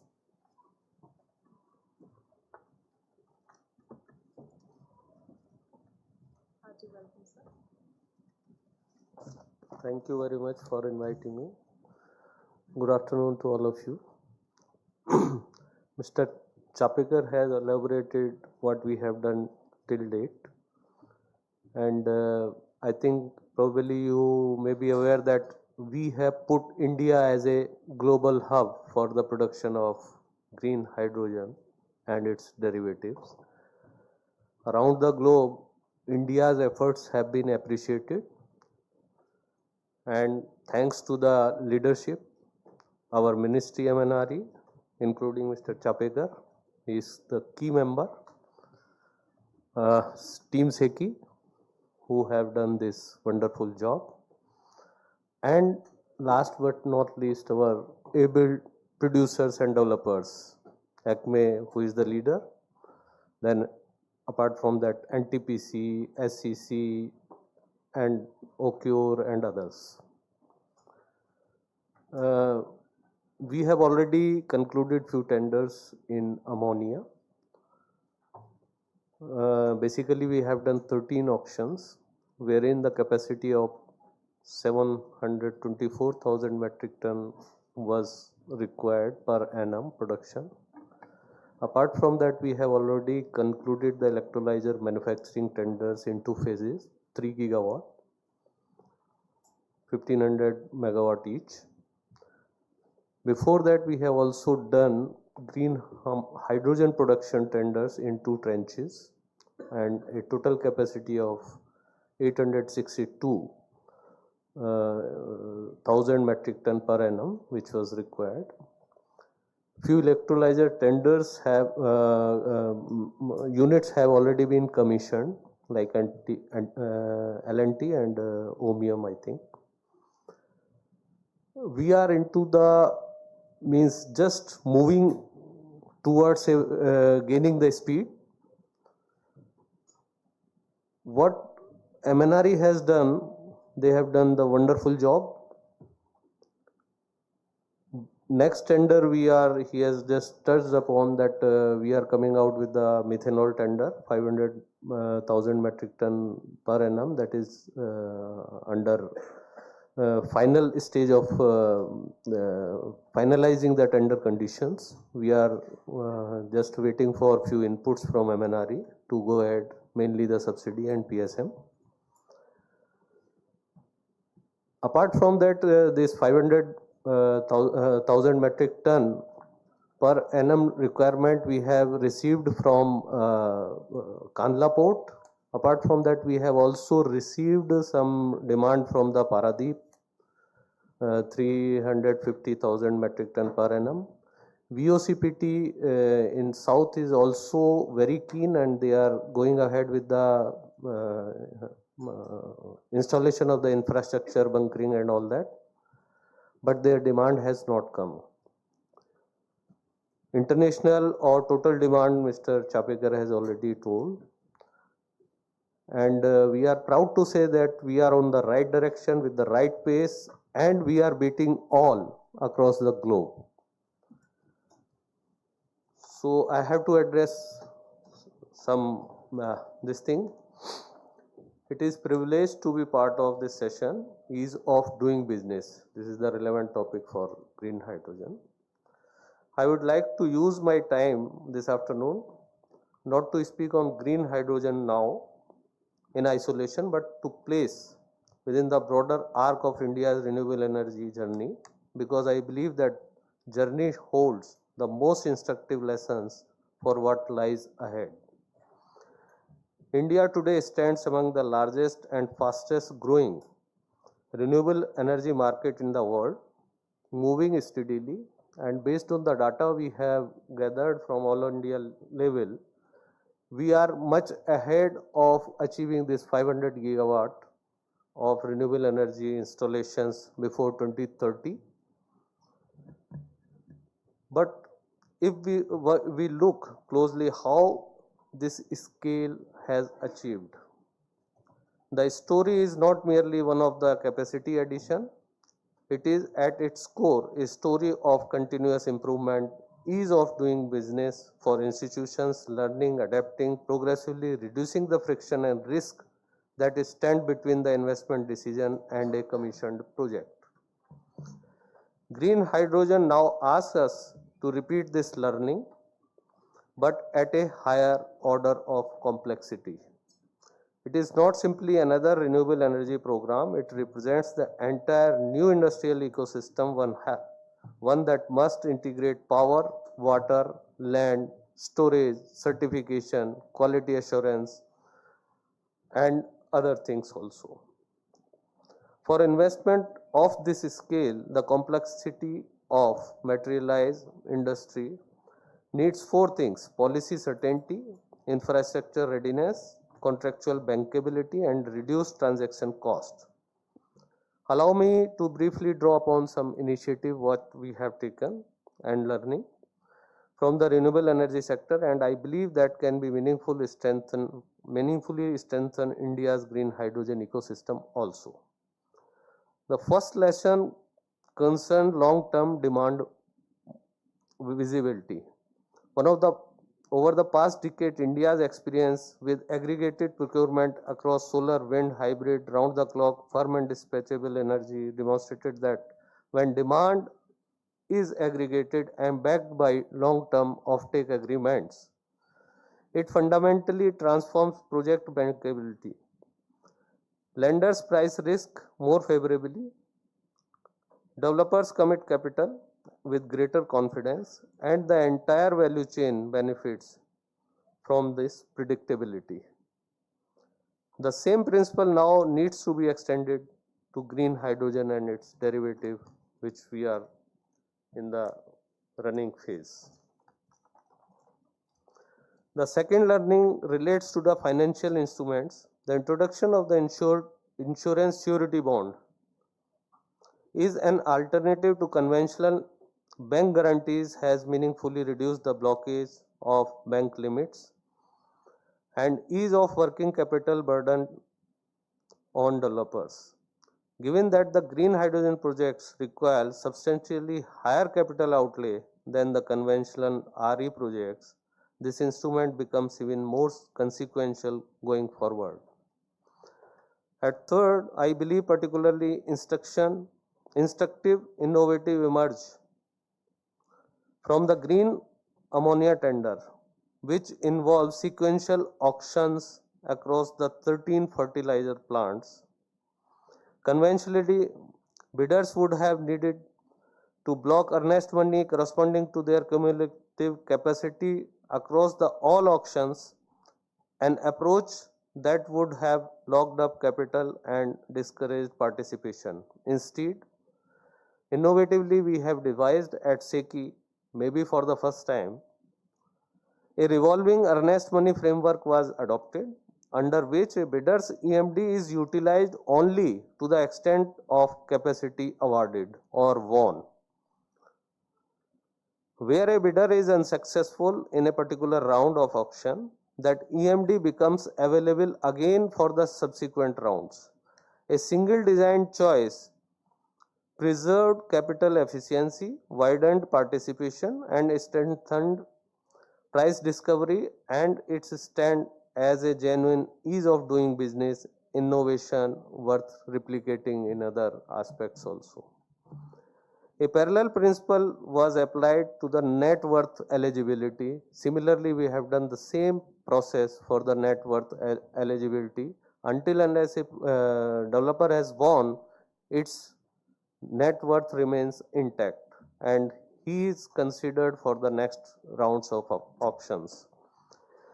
Standardization on contractual documentation, power purchase agreements, power sale agreements, FDRE structure, and now green hydrogen and its derivatives have similarly reduced time for finalizing the future green molecule. Infrastructure readiness offers a further set of lessons. Our experience with solar park and renewable energy zones showed that when land, transmission, and common infrastructure are made available in advance, rather than developed in a piecemeal way by individual project proponents, execution timelines compressed dramatically. This is precisely the model that Green Hydrogen Hub must now replicate, and we are doing that. Underlying all these, this is a simple but often unprecedented and unappreciated truth. Investors value certainty even more than they value incentives. Transparent bidding process, clear timelines, and objective qualification criteria do more to attract long-term capital than fiscal support alone. And on demand side, international mechanisms such as S2 Global, HintCo, remind us that creation of demand itself through structured de-risk offtake agreement and mechanism is essence of ease of doing business.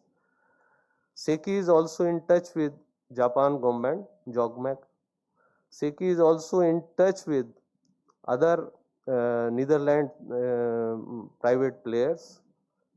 They have given and they are very eager to take supplies directly from SECI. So we have already done one agreement with the Germany, but Netherlands and Japan are in next few months we will be able to sign the agreements, as well as we will collate the demand also, for which we will be bringing out the tenders according to their demand and quality standards, whatever they want. In conclusion, ease of doing business is at its heart about the reduction of uncertainty. India's renewable energy success was built on transparency, bankability, innovation, and contract design, and policy stability sustained over time.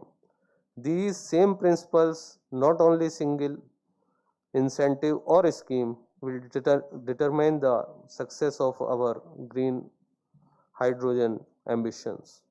Next phase of India energy transition will be shaped not merely by availability of renewable resources, in which we are fortunate to be well endowed, but by collective ability to deploy investment rapidly, manage risk efficiently, and allow market to develop with confidence. I have no doubt that India, drawing on the institutional learning of its renewable energy journey, is uniquely positioned to emerge as a global hub for green hydrogen and green molecules. Thank you.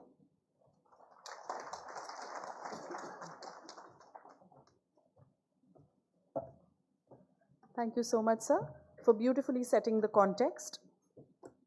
So, ladies and gentlemen, before we move further, can I please request Arpan sir to kindly present the memento to Mr. Prasad sir. Since there's an urgent meeting that sir has to attend, sir has to leave for now. So thank you so much for joining us for this technical session. And Fiki, can I request all the dignitaries to please rise for a group photograph before Mr. Chapekar takes a leave?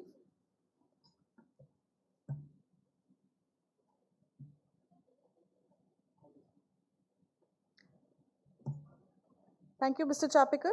Fiki indeed appreciates your contributions. So ladies and gentlemen, with that, we will now move ahead. And may I now take the honor to invite Shri V.K. Singh, Member, Power Systems, Central Electricity Authority, for strategic address. Hearty welcome, sir.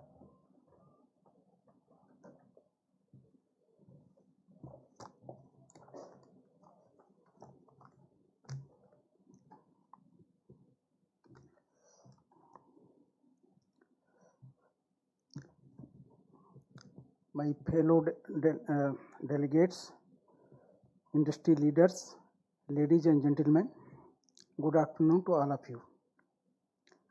It's a privilege to address this distinguished gathering on a subject that will define the future of India's clean energy transition, that is enhancing ease of doing business for green hydrogen, land, renewable energy, and infrastructure readiness. At the outset, I would like to congratulate and thank FICCI for bringing together government, industry, and technology leaders to deliberate on one of the most important pillars of India's clean energy transition. The launch of National Green Energy Mission has emerged as a cornerstone of India's decarbonization strategy. It has created strong momentum. But the success of green hydrogen mission will depend not only on the advances in electrolyzer technology or superior policy frameworks, but equally on the readiness of our electricity transmission system. The power grid will be the backbone of the green hydrogen economy. The success of the green hydrogen will ultimately depend on how effectively we integrate renewable energy, transmission infrastructure, storage, industrial demand into one cohesive ecosystem. Green hydrogen is fundamentally an electricity-driven industry. We all know, unlike conventional fuels, its primary feedstock is not coal or natural gas, but it is clean electricity. We all know that about 60 to 70% of the cost of the green hydrogen production is attributed to the electricity. That is, cost of electricity is 60 to 70%. Therefore, the Ministry of Power and Central Electricity Authority has a critical responsibility to ensure that India's power system is capable of supporting this new energy economy at this scale. India today operates the world's largest synchronous electricity grid, an engineering achievement that has transformed the country's energy landscape. The integrated grid enables renewable energy capacity generated in one part of the country is transmitted efficiently to industrial and demand center, that is thousands of kilometers away from the generating points. At present, as on June 2026, total transmission line capacity 220 kV voltage and above voltage level that comprise 5.08 lakh circuit kilometer, and the transformation capacity, that is transformer capacity, has already increased to 1460 GVA. This includes about 33.5 gigawatt of the HVDC capacity also, and our inter-regional capacity has reached to 120 gigawatt. And as per the projection, as per the studies carried out CA planning we have done, this capacity is likely to increase to 168 gigawatt by the end of 2031-32. We have already crossed total renewable capacity, 290 gigawatt has already been crossed, and the country remains committed to achieve 500 gigawatt non-fossil fuel-based installed capacity by the year 2030. As Sarmaji mentioned, that we are very much on the track to achieve the 500 gigawatt capacity, but in fact we are ahead of the track. Most probably we will achieve this 500 gigawatt target sometime between year 2029 and 30. We have already crossed to 91 gigawatt. So in CA we have also carried out generation planning study exercise. As per the study result, total installed capacity required by the end of 2035-36 to meet the demand works out to 1121 gigawatt. Out of that, about 70%, that is 786 gigawatt, comes from the renewable capacity. And as per the projection carried out for the Viksit Bharat year 2047, this capacity, this renewable capacity works out to roughly 80 plus percent. It is precisely 82%, and total capacity works out 1800 gigawatt. Recognizing this requirement in near future, the CA has fundamentally transformed the way transmission planning was being done. We have also changed to meeting the current requirement. We have now moved from the project-driven approach to a renewable energy potential-based planning framework under which transmission infrastructure is planned well in advance of the generation capacity.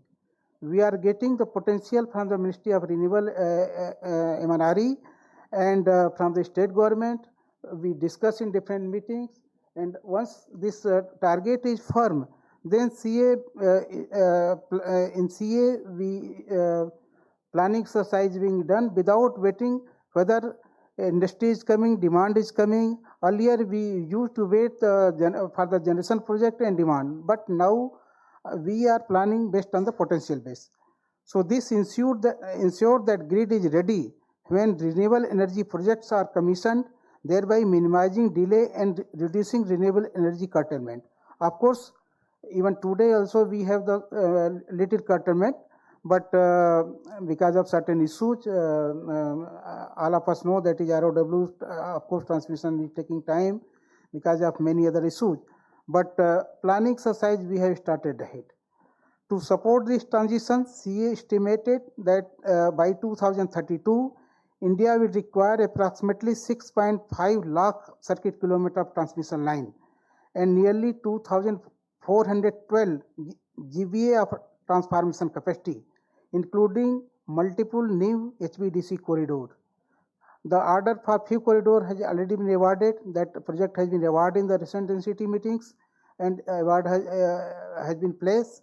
And looking further ahead, in CA we have also carried out studies for transmission planning for year 2035-36 and transmission plan for integrating more than 900 gigawatt of RE capacity of non-fossil fuel-based generation by 2035-36 has already been done. This plan was reported. This was released by our Honorable Minister of Power in the last West Summit, and this plan envisages approximately 1.4 lakh circuit kilometer of additional transmission lines, nearly 830 GVA of substation capacity, with investment of approximately 7 lakh crore rupees. These are among the largest transmission expansion program being undertaken anywhere in the world and are indispensable for supporting renewable energy, green hydrogen production, and India's long-term decarbonization goal. For green hydrogen, the role of power system extends beyond supporting electricity. We all know that electrolyzer represents a new category of flexible industrial load. Unlike conventional industrial demand, they can adjust operation in response to renewable energy availability and electricity market signals. This flexibility helps absorb surplus renewable generation, reduce curtailment, improve utilization of renewable assets, and enhance overall grid efficiency. Green hydrogen therefore has a potential not only to decarbonize industry but also to strengthen the economics of renewable energy deployment. However, unlocking this potential requires significant advances in system operation. Integrating large volume of variable renewable energy will require long-term forecasting, enhanced scheduling, adequate operating reserves, flexible market, and advanced balancing resources. This is where energy storage assumes strategic importance. While operating the grid, we are facing a lot of oscillation in day-to-day operation, and supportive measures are being taken by Grid India, and when this RE capacity will ultimately added in the system by year 2035-36. So this our challenges is going to increase. For that we are taking advanced action on improve the SCR, that is the synchronous condenser, and other devices, so that we can integrate this huge RE capacity in our grid. BESS pumped storage project and hybrid renewable energy system will complement hydrogen production by ensuring reliable power supply and improving electrolyzer utilization. CA continue to integrate these resources into long-term generation and transmission planning to ensure a secure and resilient electricity plant. We have already released 100 gigawatt PSP plant to be added by 2035-36, and we are also targeting to add about 80 gigawatt BESS capacity in the system by year 2035-36. Right now we have about 9 gigawatt of the BESS capacity. This capacity has to grow to 80 gigawatt. Once this BESS capacity is added and PSP is also connected in the system, then our current problem of RE curtailment will be over. Despite this progress, important challenges remains. As I already mentioned, that right of way constraint, land acquisition, environmental and forest clearance, and long manufacturing lead time for transformer, reactor, HVDC equipment continue to impact our transmission project schedule. Generally, transmission projects are delayed, RE come first. Supply chain constraint, including limited domestic availability of specialized materials such as CRGO steels, bushings, all supply chain issue we are facing. We are having meeting with EMA. Recently, Government of India has taken a very key decision. We have allowed certain Chinese company to participate in tender so that our requirement for transformer, bushing and other critical material can be met. And this decision has been taken very consciously. We had analyzed our production capacity. So our we will be self-sufficient in our CRGO production once this Jindal Group and with Japan company will come in production stream by year 2027. By that time, there is a shortage of that CRGO material and bushing also. So the decision has been taken to allow the Chinese company. So with this, our the gap in supply will be improved. Now it is 10 to 12 months, but it is expected that it will further reduce. And at the same time, the cost of the this transformer and other equipment will also come down. India's next phase of power sector growth must be supported by stronger domestic manufacturing capability. Already many industries are being set up. Recently, one industry was set up in Gujarat by the Hitachi Group.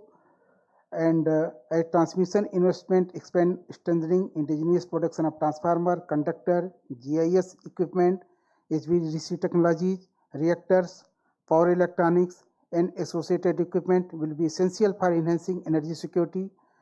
Building resilient domestic supply chain will reduce project cost, improve delivery timeline, and create new opportunity for Indian industries. Digitalization will be another defining factor. We are working on this area also in CA. Future grid must be intelligent, digital and resilient. Recently, CA has released Digital Twin Technology Report, and this is in public domain, and very soon the Secretary Ministry of Power is also taking this meeting in next week, and we are going ahead for certain pilot project for digital twin also, and wider deployment of HVDC system and dynamic grid management, digital substation, artificial intelligence enable predictive maintenance, and advanced cybersecurity framework will become increasingly important as renewable energy penetration rises. Human capital is another area. It is very critical. CA is working with stakeholders to strengthen skill development initiative while encouraging industry participation in establishing dedicated training center to build the workforce required to India's expanding clean energy ecosystem. Recently, we realized that we are facing the manpower shortage for this construction of transmission projects. So this issue was taken by Power Grid, and Power Grid has set the certain training center and certain gang that is engaged in the construction of transmission lines. That is a specialized gang that we call Malda gang. Everybody cannot do this job. And similarly, for our 100 gigawatt nuclear program, this specialized manpower is required, and CA and DAE together, and NTPC is also there, and some private developer. We are going to set up this specialized manpower for this nuclear power plants. And energy transition is ultimately a system challenge. It requires close coordination among renewable energy developers, transmission planner, central and state transmission utilities, load dispatch center, regulators, equipment manufacturer, distribution companies, and industries. Green hydrogen will succeed only if generation, transmission, storage, and industrial demand evolve together through integrated planning and coordinated implementation. One way, isolated way, we cannot succeed. India has already demonstrated that when policy, planning, and execution move together, transformation outcomes are possible. We have seen this in solar achievement. The same coordinated approach will enable us to establish a globally competitive green hydrogen economy. CA remains fully committed for providing the long-term planning, technical support, integration of large-scale RE capacity, and creating a transmission network capable of supporting a vibrant green hydrogen economy. If we succeed in integrating renewable energy, expanding transmission infrastructure, embracing digital technology, and enabling seamless grid connectivity, India can emerge not only as a leading producer of green hydrogen, but also a green benchmark in clean energy infrastructure. Let us work together to build a grid that is strong, smart, flexible, resilient, and ready for the green hydrogen economy. Thank you.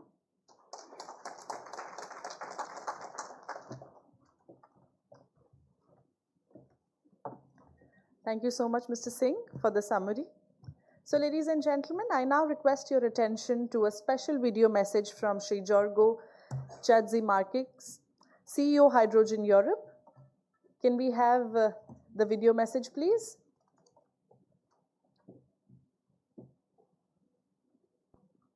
To address FICCI, the Federation of Indian Chambers of Commerce and Industry, one of the world's most influential business organizations and a driving force behind India's extraordinary industrial transformation. Allow me very first to recognize the outstanding leadership of your government in hydrogen affairs, the leadership of the Ministry of New and Renewable Energy under the guidance of Minister Pralhat Joshi and Secretary Santosh Kumar Sarangi. Both of them I have met, and both of them I have talked to intensively.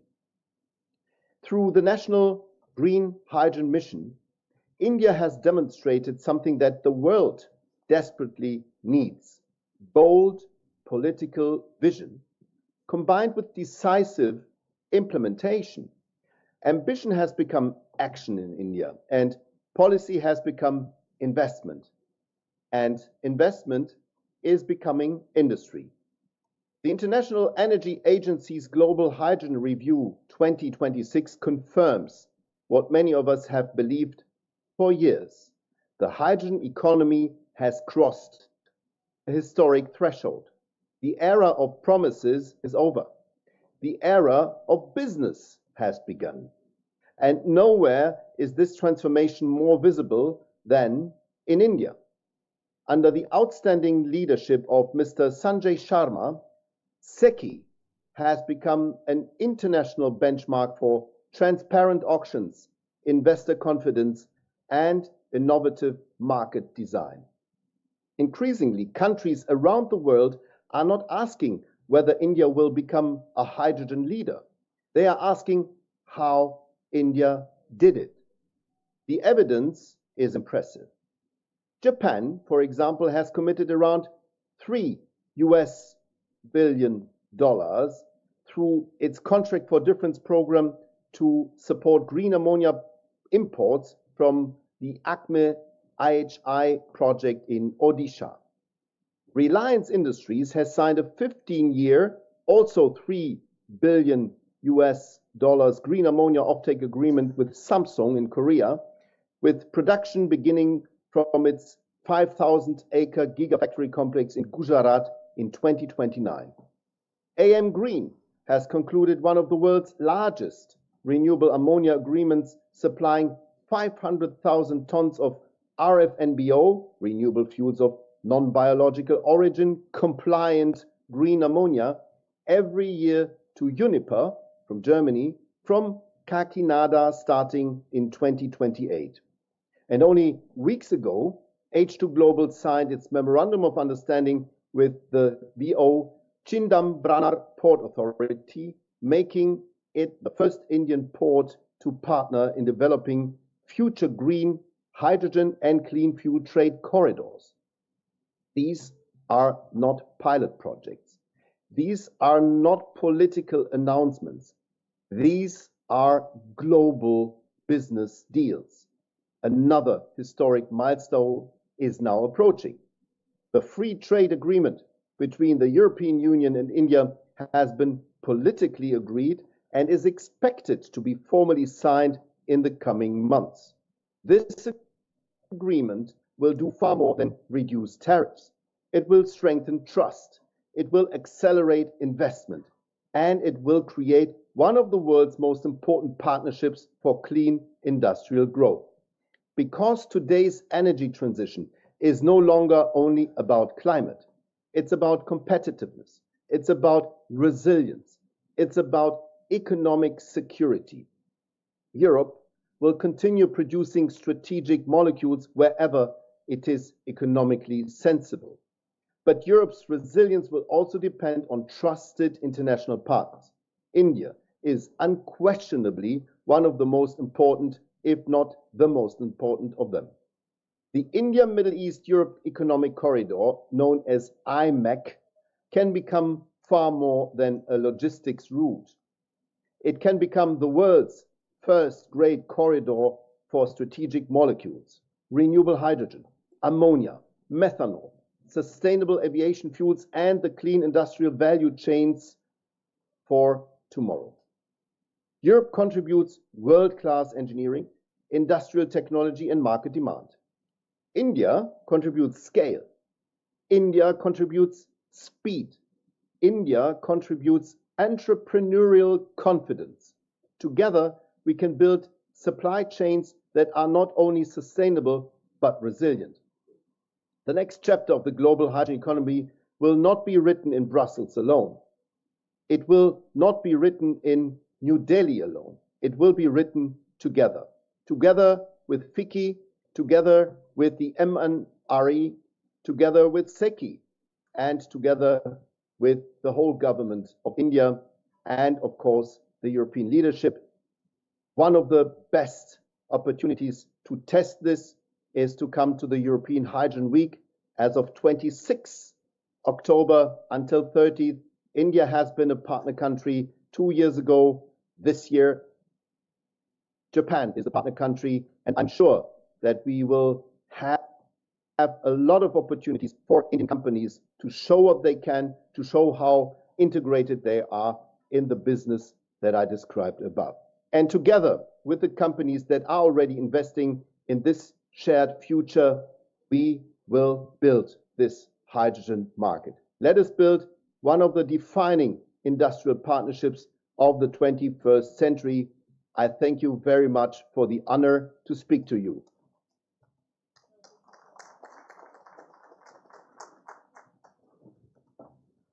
Just to give a brief introduction of Mr. Yorgo. though a spelling is JOR, it is called Yorgo. He is, of course, CEO European Hydrogen. At the same time, he is the advocating green hydrogen or hydrogen since 2001, when nobody could think of. He was thinking about the energy transition, energy security, and clean energy. Since then, he is pursuing, and in 2024, I think I met for the first time. We shared our vision, our how to take it forward, and finally, with the government support, we could be able to do it.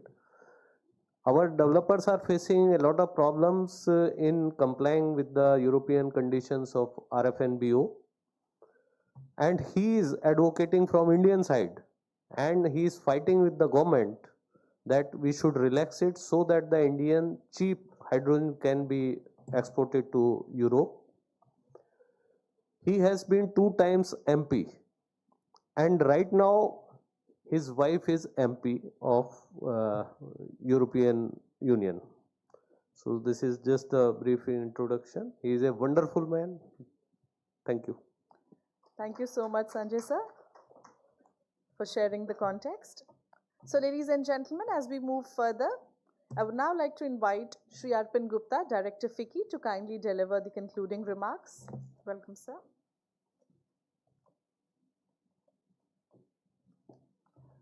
Thank you so much. A very good afternoon to everyone. Honorable dignitaries on the dais, the eminent government officials that we have. We are very, very thankful to you for joining us for this session and sharing your perspectives and experience with us on how we can further this growth momentum of green hydrogen in the country. We could not have a better panel than this, starting with Shri Prasad Chapekar ji, had to leave for a meeting, and Shri Abhay Bakre ji, who are kind of, we heard in the morning session the launch of the National Green Hydrogen Mission, and they are the persons who are now driving this vision forward and implementing the mission, making India a truly green hydrogen global hub. He also highlighted about electrolyzer as a service coming into the picture and all those initiatives that the MNRE is taking. So a big thanks to them and to the MNRE. Shri VK Singh ji, who is playing a pivotal role in ensuring that the connectivity and the integrated RE reaches to the green hydrogen manufacturers, without which the green hydrogen cannot be produced. Shri Sanjay Sharma ji, in aggregating the demand and having the robust tendering mechanism for the industry, driving the industry cost competitiveness, both domestic as well as global. And to Shri Ravi Gupta ji, who is ensuring, he's not the odd one out, he's ensuring that the standards and safety parameters and infrastructure are aligned to the domestic as well as international requirements. So a big thank you to all the panelists on the dais. A lot has been said in the inaugural and the technical session. Just 4 points that I would like to conclude with. India's RE transition has not only supported the industrial decarbonization and the energy security, it has also become a global benchmark. With such huge population, the diversified sectors, it was not an easy task. So my congratulations go to the government and the industry. Second, if we look at the next big wave in this energy transition is coming from the green hydrogen particularly. Policies are being made, investments are being committed, supply-demand partnerships are in progress, and India's ambition to become a global green hydrogen hub is maturing fast. It's for us to take this opportunity and come and become a part of the ecosystem. Third, when we are talking about the building our electrolyzers and green hydrogen capacities, that's already on the supply side. What we need is a guaranteed offtake, both domestic as well as global, and therefore we should focus ourselves on market creation, large-scale sustained industrial adoption, and capturing the export markets, as has been discussed in the inaugural and the technical session. This particular edition is focused more in terms of the export opportunities. The first one was on the demand, domestic demand of it. And the fourth, as I mentioned, would be in terms of, for all this to happen, green hydrogen becoming a part of energy transition and we capturing the domestic as well as global demand. The infrastructure development, the policy support, and the effective coordination among all the stakeholders will be very important, and it's already taking shape. That's very hearty to know. As I mentioned, this second edition of Bharat Green Hydrogen Summit is focused on export market and opportunities. It is important that we invest into port infrastructure, leverage our bilateral partnerships with import-oriented countries like Europe, Japan, Korea, and align our standards and certification with them, and most importantly, take the early mover advantage. With these words, we conclude this particular session. I can extend sincere appreciation to all the distinguished panelists on the dais who shared their vision with us. Platforms such as this will serve as important catalysts for dialogue, collaboration, and collective action. So thank you everyone. Thanks to all the panelists and the participants. Thank you very much.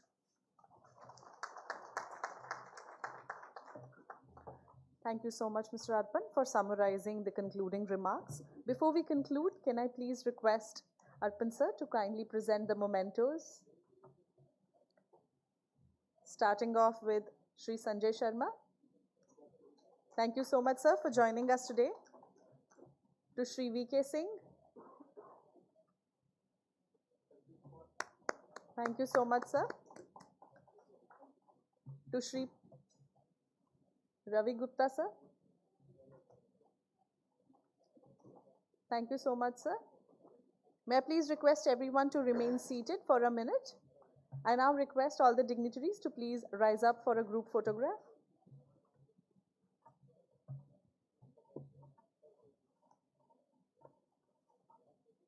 So ladies and gentlemen, with that, you were witnessing the technical session centered around enhancing ease of doing business for green hydrogen. I would like to thank all our distinguished dignitaries on the dais for taking out time and gracing the occasion with their presence. Thank you so much. And with that, we conclude this session. So ladies and gentlemen, we now break for lunch and we'll see you back again at 2:10 p.m. sharp. Requesting all of you to please be back by 2:10 p.m. sharp so that we can get started with the next session, which is going to be a very interesting panel discussion. Please enjoy your meal and please be back by 2:10 p.m. Thank you.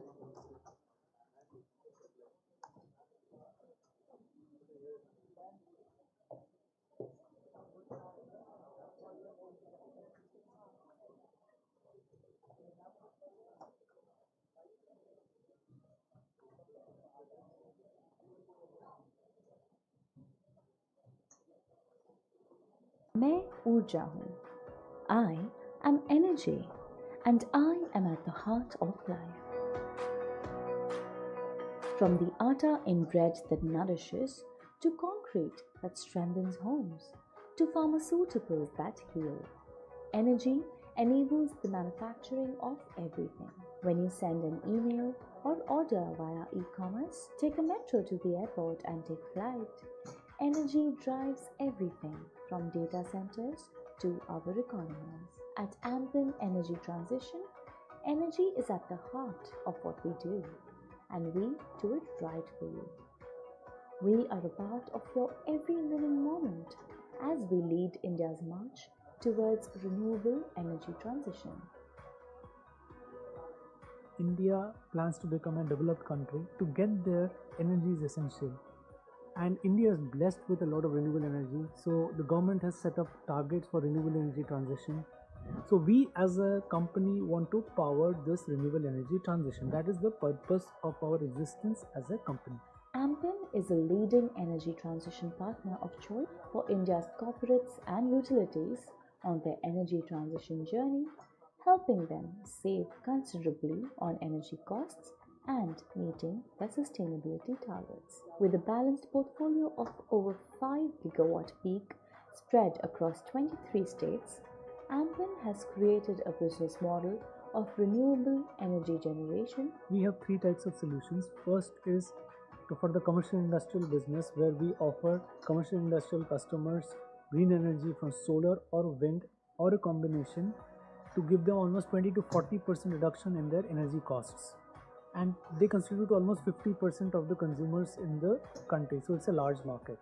In the second business, we give the same solution in terms of green energy from solar or wind or a combination, including storage also, to the government utilities.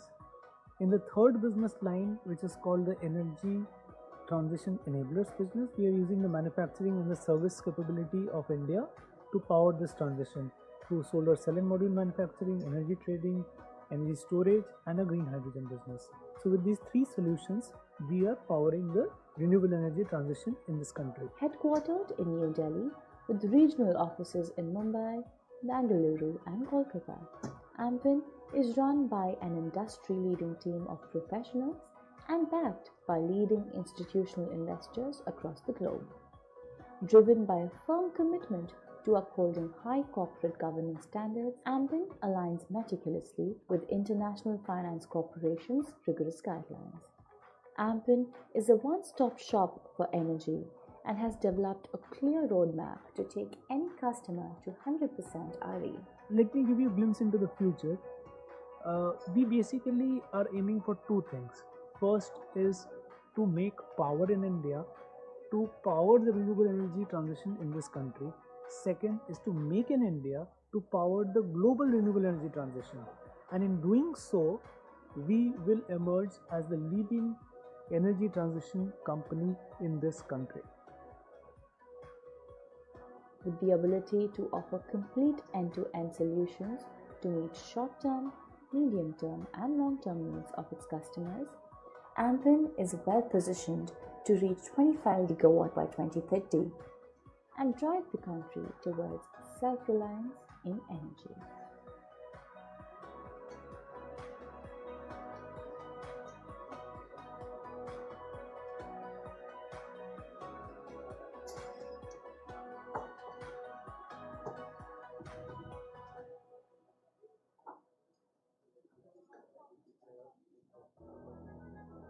In the race against climate change, every sunrise brings new hope. At Wari, we're not just chasing the sun, we are harnessing its power to accelerate the global energy transition. From cutting-edge solar modules and turnkey EPC projects, we're powering a sustainable future across homes, businesses, and entire communities. At Wari, we are offering a complete solutions to our end customers to reduce their carbon footprint as well as to reduce their cost of the energy. With our continuous increase in a product portfolio, services offerings and geographical expansions nationally and internationally, we are not only confident but sure to make this world better for our next generations to come. Our comprehensive range includes high-efficiency PV modules, on-grid inverters, turnkey solar project services from rooftop installations, utility-scale projects to innovative floating solar technology. Wari Energies has strategically expanded beyond solar panel manufacturing into critical upstream industries. We plan to foray into the business of aluminium frames and glass for solar panels, solar cables, transformers, reinforcing our commitment to being a holistic renewable energy partner. Complementing our manufacturing prowess, we've ventured into the IPP space, providing renewable energy solutions for businesses transitioning to green energy. We're not just selling products, we are delivering solutions. We also provide cutting-edge battery storage and green hydrogen. Across India and United States of America, our state-of-the-art facilities host a manufacturing capacity. And we are expanding rapidly with new ingot wafer cell manufacturing plants in Gujarat and Maharashtra, set to add 15.4 gigawatts of cell manufacturing capacity. We are turning the promise of renewable energy into reality worldwide. With an initial annual capacity of 3.2 gigawatts, expandable to 5 gigawatts by fiscal year 2027. We have started our operations in the Middle East and North Africa regions, providing turnkey renewable energy EPC services.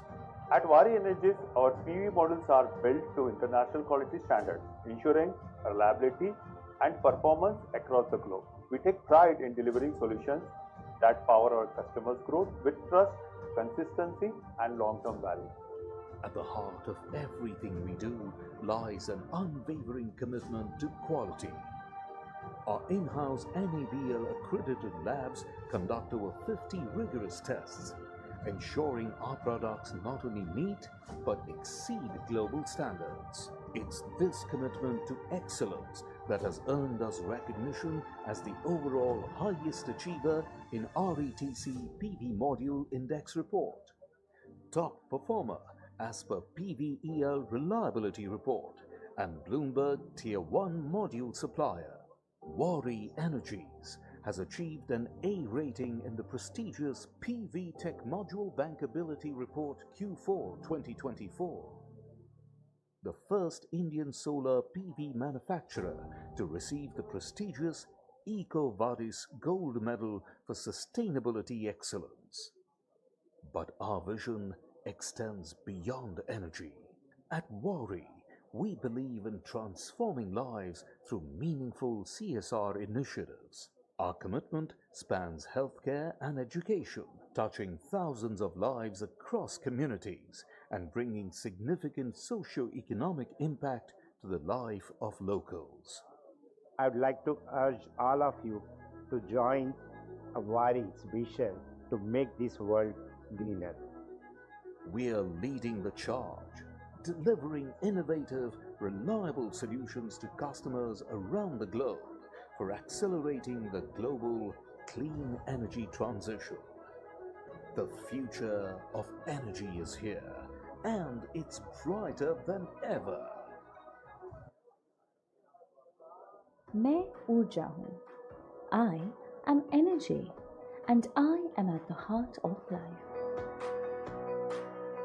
From the atta in bread that nourishes, to concrete that strengthens homes, to pharmaceuticals that heal, energy enables the manufacturing of everything.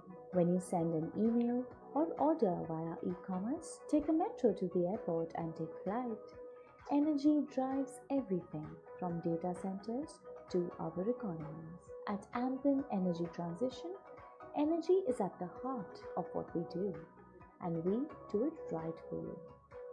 We are a part of your every living moment as we lead India's march towards renewable energy transition. India plans to become a developed country. To get there, energy is essential. And India is blessed with a lot of renewable energy. So the government has set up targets for renewable energy transition. So we as a company want to power this renewable energy transition. That is the purpose of our existence as a company. Ampin is a leading energy transition partner of choice for India's corporates and utilities on their energy transition journey, helping them save considerably on energy costs and meeting their sustainability targets. With a balanced portfolio of over 5 gigawatt peak spread across 23 states, Ampin has created a business model of renewable energy generation. We have three types of solutions. First is for the commercial industrial business, where we offer commercial industrial customers green energy from solar or wind or a combination to give them almost 20 to 40% reduction in their energy costs. And they constitute almost 50% of the consumers in the country. So it's a large market. In the second business, we give the same solution in terms of green energy from solar or wind or a combination, including storage also, to the government utilities. In the third business line, which is called the Energy Transition Enablers business, we are using the manufacturing and the service capability of India to power this transition through solar cell and module manufacturing, energy trading, energy storage, and a green hydrogen business. So with these three solutions, we are powering the renewable energy transition in this country. Headquartered in New Delhi with regional offices in Mumbai, Bengaluru, and Kolkata, Ampin is run by an industry-leading team of professionals and backed by leading institutional investors across the globe. Driven by a firm commitment to upholding high corporate governance standards, Ampin aligns meticulously with International Finance Corporation's rigorous guidelines. Ampin is a one-stop shop for energy and has developed a clear roadmap to take any customer to 100% RE. Let me give you a glimpse into the future. We basically are aiming for two things. First is to make power in India, to power the renewable energy transition in this country. Second is to make in India to power the global renewable energy transition. And in doing so, we will emerge as the leading energy transition company in this country.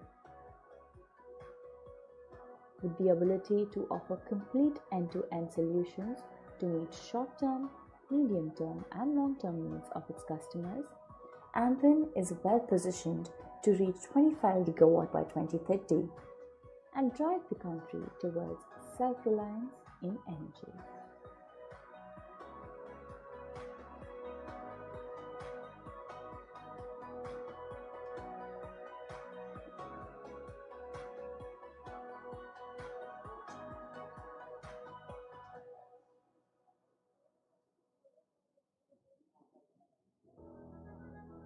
In the race against climate change, every sunrise brings new hope.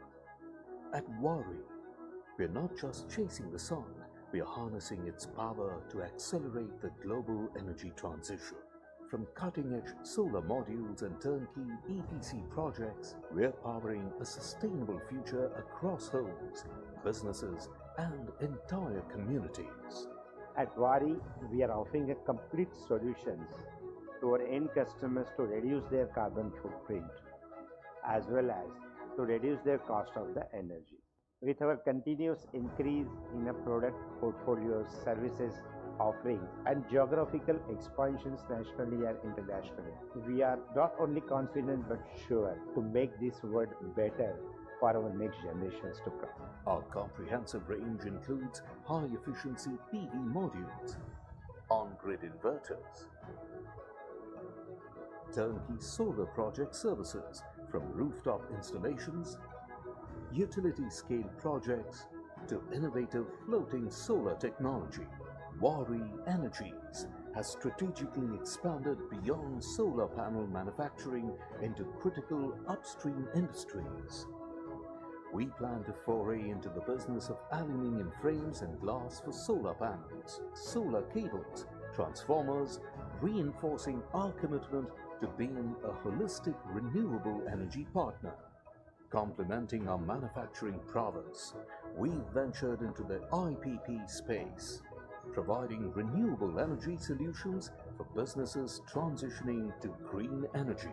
We're not just selling products, we are delivering solutions. We also provide cutting-edge battery storage and green hydrogen.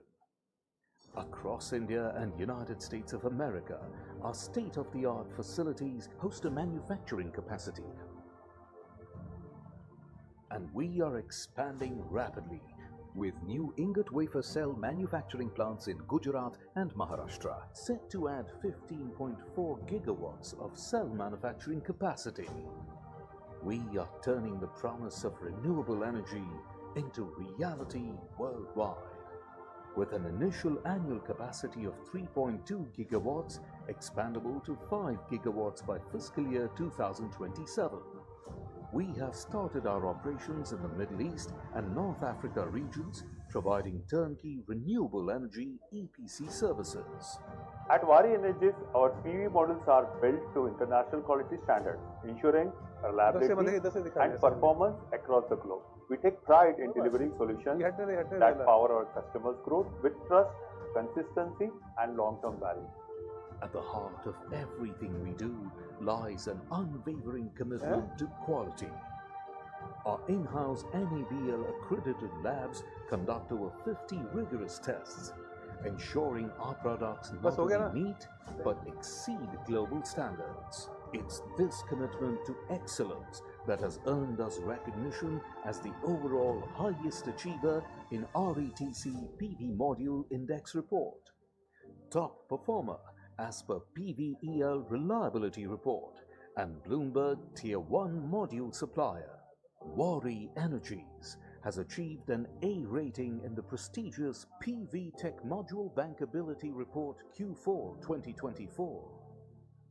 The first Indian solar PV manufacturer to receive the prestigious EcoVadis Gold Medal for Sustainability Excellence. But our vision extends beyond energy.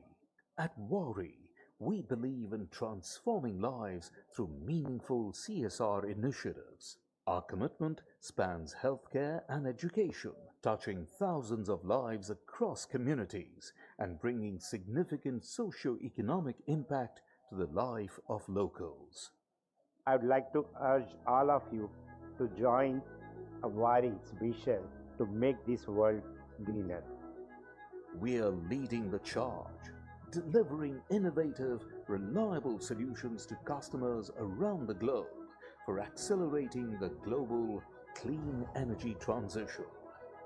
The future of energy is here, and it's brighter than ever. मैं ऊर्जा हूँ. I am energy, and I am at the heart of life. From the atta in bread that nourishes, to concrete that strengthens homes, to pharmaceuticals that heal, energy enables the manufacturing of everything. When you send an email or order via e-commerce, take a metro to the airport and take flight, energy drives everything from data centers to our economies. At Ampin Energy Transition, energy is at the heart of what we do, and we do it right for you. We are a part of your every living moment as we lead India's march towards renewable energy transition. India plans to become a developed country. To get there, energy is essential. And India is blessed with a lot of renewable energy. So the government has set up targets for renewable energy transition. So we as a company want to power this renewable energy transition. That is the purpose of our existence as a company.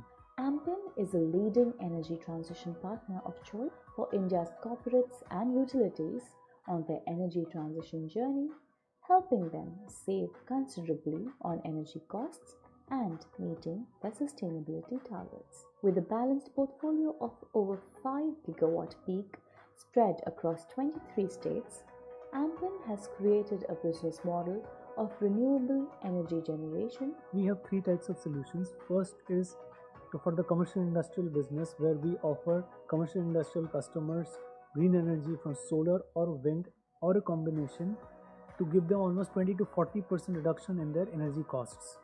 And they constitute almost 50% of the consumers in the country, so it's a large market.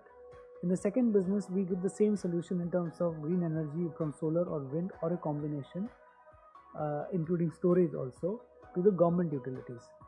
In the third business line, which is called the Energy Transition Enablers business, we are using the manufacturing and the service capability of India to power this transition through solar cell and module manufacturing, energy trading, energy storage, and a green hydrogen business.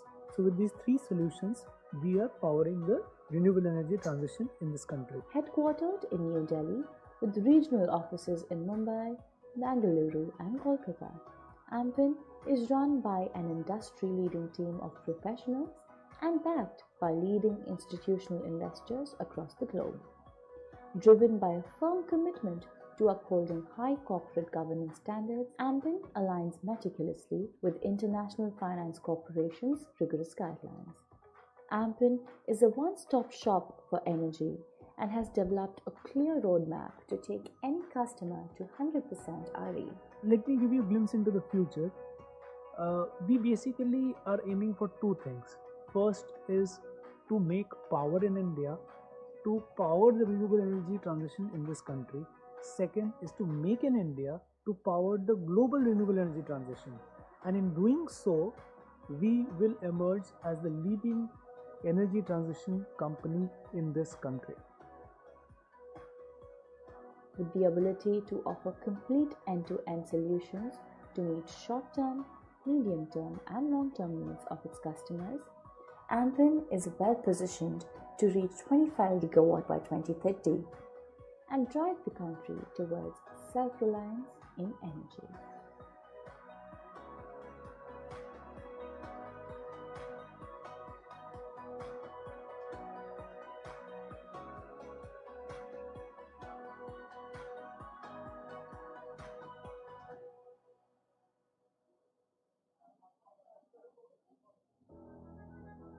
In the race against climate change, every sunrise brings new hope. At Wari, we are not just chasing the sun, we are harnessing its power to accelerate the global energy transition. From cutting-edge solar modules and turnkey EPC projects, we are powering a sustainable future across homes, businesses, and entire communities. At Wari, we are offering a complete solutions to our end customers to reduce their carbon footprint as well as to reduce their cost of the energy. With our continuous increase in our product portfolios, services, offerings, and geographical expansions nationally and internationally, we are not only confident but sure to make this world better for our next generations to come. Our comprehensive range includes high-efficiency PV modules, on-grid inverters, turnkey solar project services from rooftop installations, utility-scale projects to innovative floating solar technology. Waaree Energies has strategically expanded beyond solar panel manufacturing into critical upstream industries. We plan to foray into the business of aluminium frames and glass for solar panels, solar cables, transformers, reinforcing our commitment to being a holistic renewable energy partner. Complementing our manufacturing prowess, we've ventured into the IPP space, providing renewable energy solutions for businesses transitioning to green energy. We're not just selling products, we are delivering solutions. We also provide cutting-edge battery storage and green hydrogen. Across India and United States of America, our state-of-the-art facilities host a manufacturing capacity. And we are expanding rapidly with new ingot wafer cell manufacturing plants in Gujarat and Maharashtra, set to add 15.4 gigawatts of cell manufacturing capacity. We are turning the promise of renewable energy into reality worldwide. With an initial annual capacity of 3.2 gigawatts, expandable to 5 gigawatts by fiscal year 2027. We have started our operations in the Middle East and North Africa regions, providing turnkey renewable energy EPC services. At Waaree Energies, our PV models are built to international quality standards, ensuring reliability and performance across the globe. We take pride in delivering solutions that power our customers' growth with trust, consistency, and long-term value. At the heart of everything we do lies an unwavering commitment to quality. Our in-house NABL accredited labs conduct over 50 rigorous tests, ensuring our products not only meet but exceed global standards. It's this commitment to excellence that has earned us recognition as the overall highest achiever in RETC PV Module Index Report, top performer as per PVEL Reliability Report, and Bloomberg Tier 1 Module Supplier. Waaree Energies has achieved an A rating in the prestigious PV Tech Module Bankability Report Q4 2024. The first Indian solar PV manufacturer to receive the prestigious EcoVadis Gold Medal for Sustainability Excellence. But our vision extends beyond energy. At Waaree, we believe in transforming lives through meaningful CSR initiatives. Our commitment spans healthcare and education, touching thousands of lives across communities and bringing significant socio-economic impact to the life of locals. I would like to urge all of you to join Waaree's vision to make this world greener. We are leading the charge, delivering innovative, reliable solutions to customers around the globe for accelerating the global clean energy transition. The future of energy is here, and it's brighter than ever. मैं ऊर्जा हूँ. I am energy, and I am at the heart of life. From the atta in bread that nourishes, to concrete that strengthens homes, to pharmaceuticals that heal, energy enables the manufacturing of everything. When you send an email or order via e-commerce, take a metro to the airport and take flight, energy drives everything from data centers to our economies. At Ampin Energy Transition, energy is at the heart of what we do. and we do it right for you. We are a part of your every living moment as we lead India's march towards renewable energy transition. India plans to become a developed country. To get there, energy is essential. And India is blessed with a lot of renewable energy. So the government has set up targets for renewable energy transition. So we as a company want to power this renewable energy transition. That is the purpose of our existence as a company.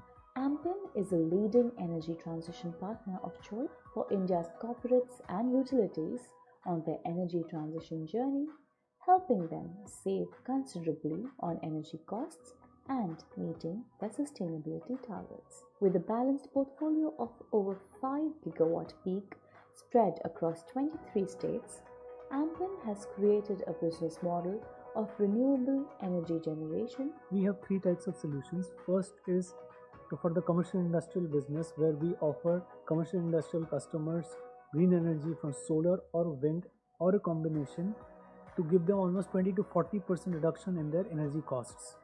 And they constitute almost 50% of the consumers in the country. So it's a large market. In the second business, we give the same solution in terms of green energy from solar or wind or a combination, including storage also, to the government utilities. In the third business line, which is called the Energy Transition Enablers business, we are using the manufacturing and the service capability of India to power this transition through solar cell and module manufacturing, energy trading, energy storage, and a green hydrogen business.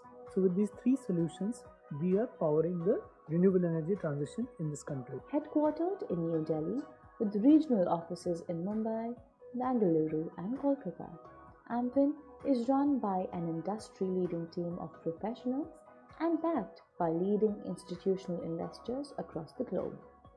Driven by a firm commitment to upholding high corporate governance standards, AMPIN aligns meticulously with International Finance Corporation's rigorous guidelines. AMPIN is a one-stop shop for energy and has developed a clear roadmap to take any customer to 100% RE. Let me give you a glimpse into the future. We basically are aiming for two things. First is to make power in India, to power the renewable energy transition in this country. Second is to make in India to power the global renewable energy transition. And in doing so, we will emerge as the leading energy transition company in this country. With the ability to offer complete end-to-end solutions to meet short-term, medium-term and long-term needs of its customers, AMPIN is well positioned to reach 25 gigawatt by 2030 and drive the country towards self-reliance in energy.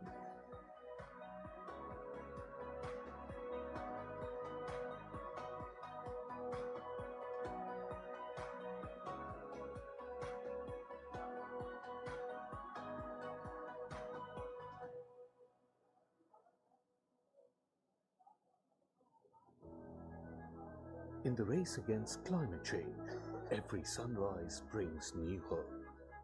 At Wari, we are not just chasing the sun, we are harnessing its power to accelerate the global energy transition. From cutting-edge solar modules and turnkey EPC projects, we are powering a sustainable future across homes, businesses, and entire communities. At Wari, we are offering a complete solutions to our end customers to reduce their carbon footprint as well as to reduce their cost of the energy.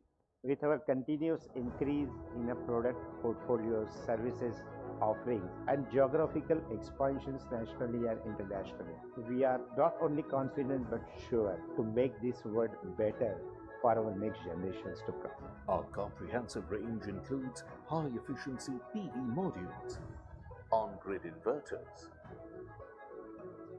turnkey solar project services from rooftop installations, utility-scale projects to innovative floating solar technology.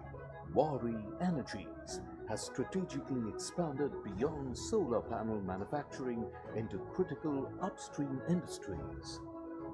We plan to foray into the business of aluminium frames and glass for solar panels, solar cables, transformers, reinforcing our commitment to being a holistic renewable energy partner. Complementing our manufacturing prowess, we've ventured into the IPP space, providing renewable energy solutions for businesses transitioning to green energy. We're not just selling products, we are delivering solutions. We also provide cutting-edge battery storage and green hydrogen. Across India and United States of America, our state-of-the-art facilities host a manufacturing capacity. And we are expanding rapidly, with new ingot wafer cell manufacturing plants in Gujarat and Maharashtra, set to add 15.4 gigawatts of cell manufacturing capacity. We are turning the promise of renewable energy into reality worldwide, with an initial annual capacity of 3.2 gigawatts, expandable to 5 gigawatts by fiscal year 2027. We have started our operations in the Middle East and North Africa regions, providing turnkey renewable energy EPC services. At Vari Energies, our PV models are built to international quality standards, ensuring reliability and performance across the globe. We take pride in delivering solutions that power our customers' growth with trust, consistency, and long-term value. At the heart of everything we do lies an unwavering commitment to quality.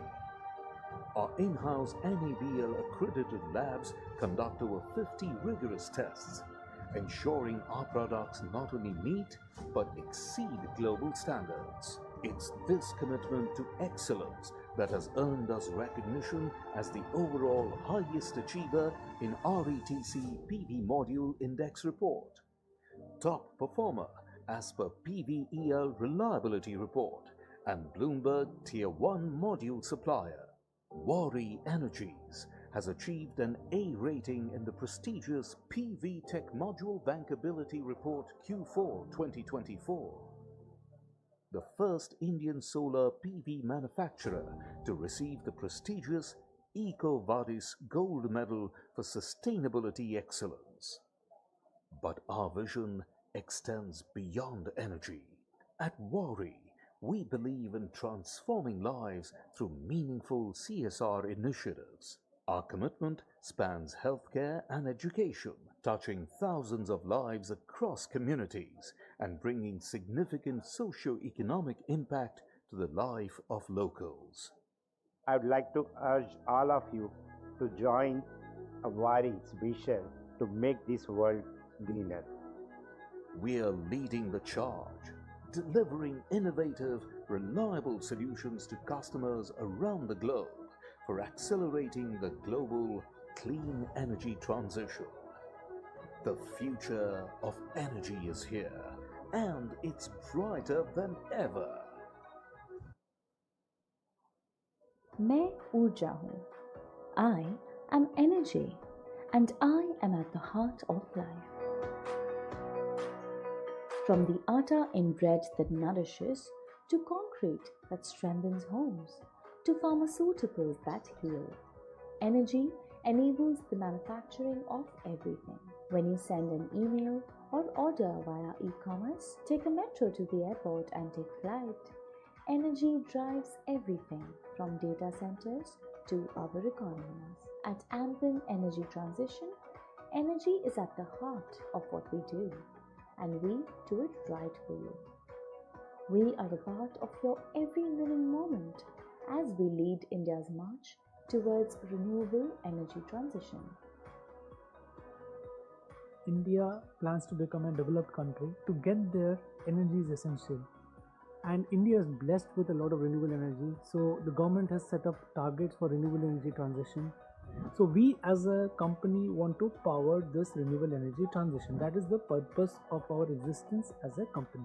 Ampin is a leading energy transition partner of choice for India's corporates and utilities on their energy transition journey, helping them save considerably on energy costs and meeting their sustainability targets. With a balanced portfolio of over 5 gigawatt peak spread across 23 states, Ampen has created a business model of renewable energy generation. We have three types of solutions. First is for the commercial industrial business, where we offer commercial industrial customers green energy from solar or wind or a combination to give them almost 20 to 40% reduction in their energy costs.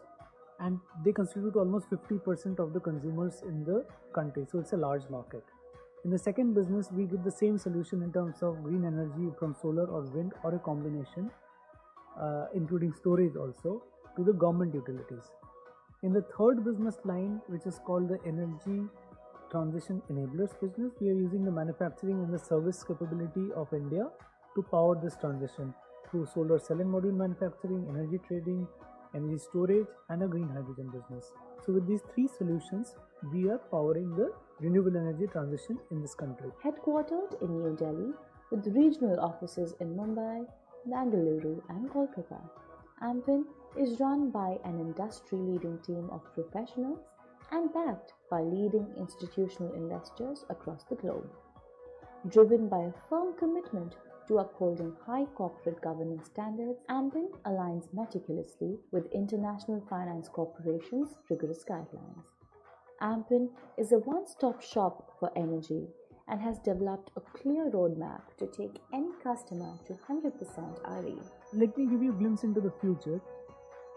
We basically are aiming for two things. First is to make power in India to power the renewable energy transition in this country. Second is to make in India to power the global renewable energy transition. And in doing so, we will emerge as the leading energy transition company in this country. With the ability to offer complete end-to-end solutions to meet short-term, medium-term, and long-term needs of its customers, Ampen is well positioned to reach 25 gigawatt by 2030 and drive the country towards self-reliance in energy.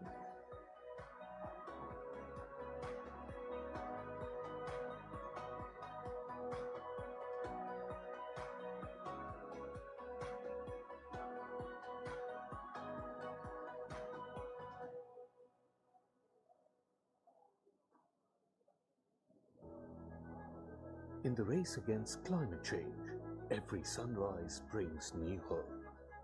At Wari, we're not just chasing the sun, we are harnessing its power to accelerate the global energy transition. From cutting-edge solar modules and turnkey EPC projects, we're powering a sustainable future across homes, businesses, and entire communities. At Wari, we are offering a complete solutions to our end customers to reduce their carbon footprint as well as to reduce their cost of the energy. With our continuous increase in a product portfolio, services offerings, and geographical expansions nationally and internationally, we are not only confident but sure to make this world better for our next generations to come. Our comprehensive range includes high-efficiency PV modules, on-grid inverters, turnkey solar project services from rooftop installations, utility-scale projects to innovative floating solar technology. Wari Energies has strategically expanded beyond solar panel manufacturing into critical upstream industries. We plan to foray into the business of aluminium frames and glass for solar panels, solar cables, transformers, reinforcing our commitment to being a holistic renewable energy partner. Complementing our manufacturing prowess, we ventured into the IPP space, providing renewable energy solutions for businesses transitioning to green energy. We're not just selling products, we are delivering solutions. We also provide cutting-edge battery storage and green hydrogen. Across India and United States of America, our state-of-the-art facilities host a manufacturing capacity. And we are expanding rapidly with new ingot wafer cell manufacturing plants in Gujarat. All right, and ladies and Maharashtra. gentlemen, may I now request everyone to please join us back in the conference hall as we are getting started with the next panel discussion. which is going to be centered around driving demand and cost competitiveness for green hydrogen adoption. Our speakers are already here with us. We're just waiting for all our delegates to join us back. Can I request everyone at the registration area, at the lunch area, to please join us back in the conference hall so that we can get started with the panel discussion.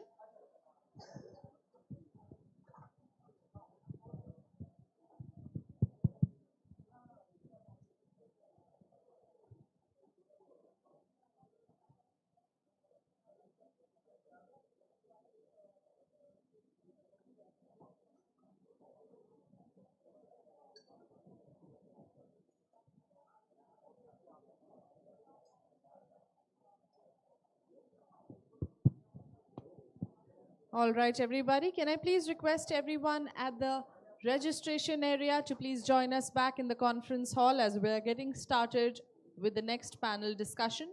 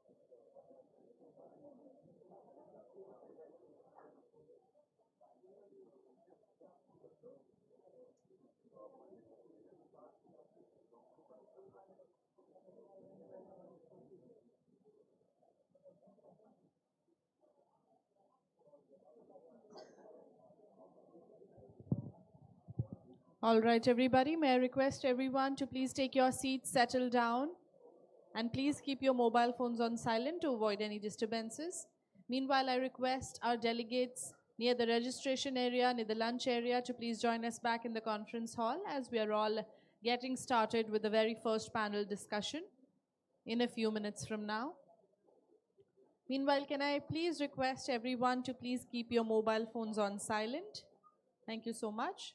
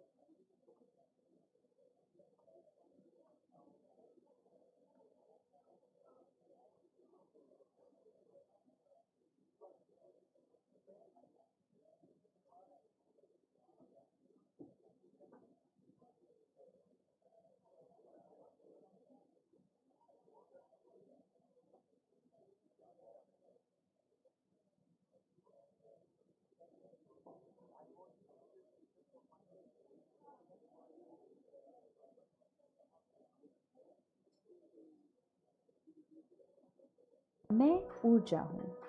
I am energy, and I am at the heart of life.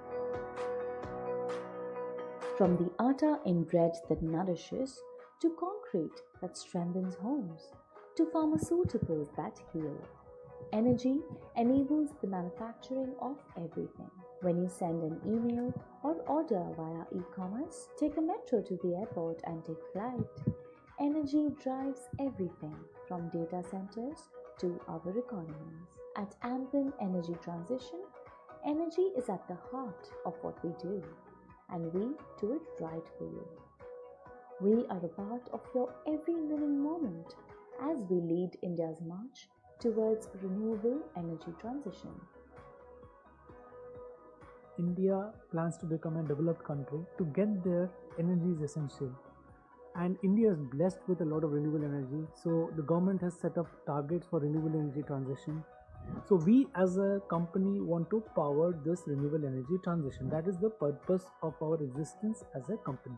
Ampin is a leading energy transition partner of choice for India's corporates and utilities on their energy transition journey, helping them save considerably on energy costs and meeting their sustainability targets. With a balanced portfolio of over 5 gigawatt peak spread across 23 states, Ampin has created a business model of renewable energy generation. We have three types of solutions. First is for the commercial industrial business, where we offer commercial industrial customers green energy from solar or wind or a combination to give them almost 20 to 40% reduction in their energy costs. And they constitute almost 50% of the consumers in the country, so it's a large market. In the second business, we give the same solution in terms of green energy from solar or wind or a combination, including storage also, to the government utilities. In the third business line, which is called the Energy Transition Enablers business, we are using the manufacturing and the service capability of India to power this transition through solar cell and module manufacturing, energy trading, energy storage, and a green hydrogen business. So with these three solutions, we are powering the renewable energy transition in this country. Headquartered in New Delhi with regional offices in Mumbai, Bengaluru, and Kolkata, Ampin is run by an industry-leading team of professionals and backed by leading institutional investors across the globe.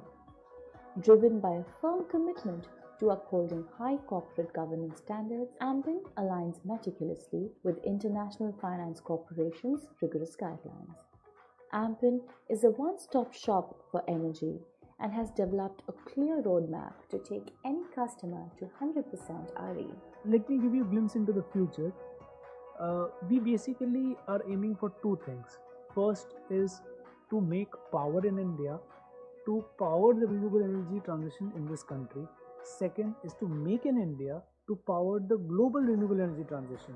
And in doing so, we will emerge as the leading energy transition company in this country. With the ability to offer complete end-to-end solutions to meet short-term, medium-term, and long-term needs of its customers, Ampin is well positioned to reach 25 gigawatt by 2030 and drive the country towards self-reliance in energy.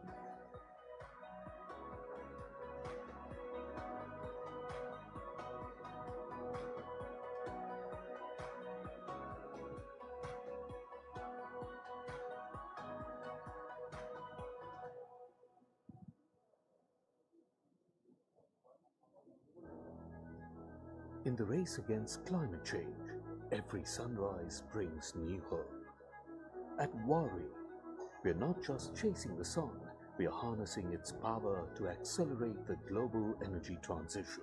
From cutting-edge solar modules and turnkey EPC projects, we are powering a sustainable future across homes, businesses, and entire communities.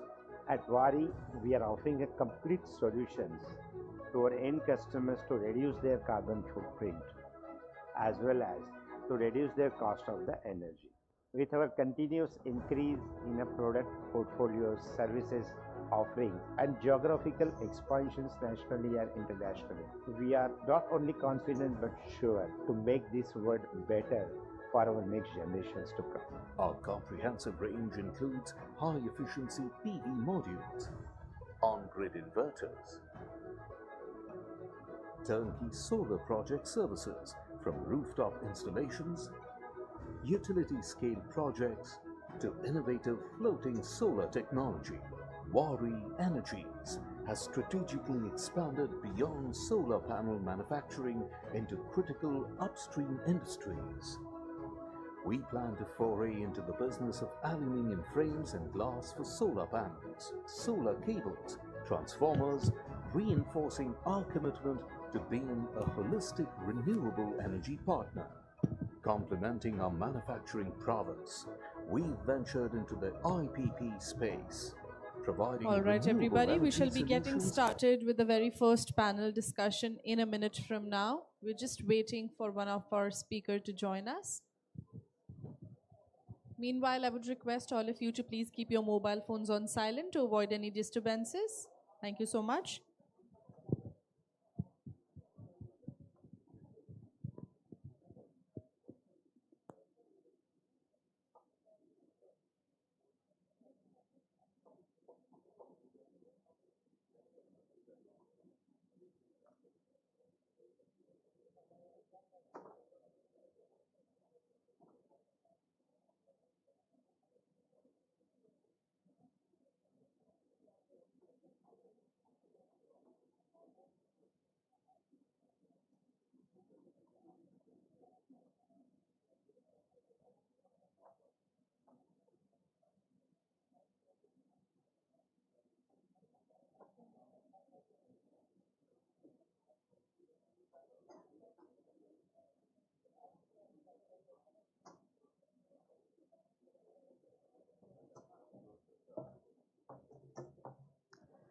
All right, everybody. Welcome back and very good afternoon to the post-lunch session. We shall be getting started with the very first panel discussion of the day, which is going to be centered around driving demand and cost competitiveness for green hydrogen adoption. Ladies and gentlemen, it's my absolute pleasure to invite our distinguished speakers to the dais. Let's have a huge round of applause as we welcome Shri Joydeep Chaudhary, Executive Director, Projects, Indian Oil Corporation Limited. Hearty welcome, sir. Shri Sujit Pillai, Scientist F, Ministry of New and Renewable Energy, Government of India. Shri Mahesh P, Vice President, Engine R&D, Ashok Leyland. Shri Naveen Ehlawat, Head Power 2X, Green Hydrogen, Green Steel, Gasification Projects and CCSU Jindal Steel Limited. Shri Saubhik Das, Senior Director and Regional Business Head, East, AMPIN, Energy Transition. Shri Alakya Datta, Director, Electricity and Renewables, TERI. Let's have a huge round of applause, ladies and gentlemen, as we welcome our distinguished speakers and panel members on the dais.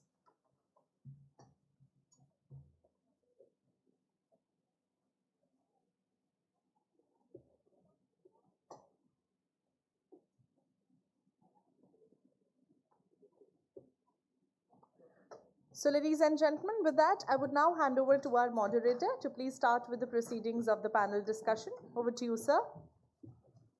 Yeah, thank you so much, ma'am, and for giving us the opportunity to moderate this particular session. So, of course, we have, I think, esteemed fellow panelists from MNRE, from Indian Oil, as of course from MP, and from, I think, Naveenji is on traffic. I think he will be reaching us.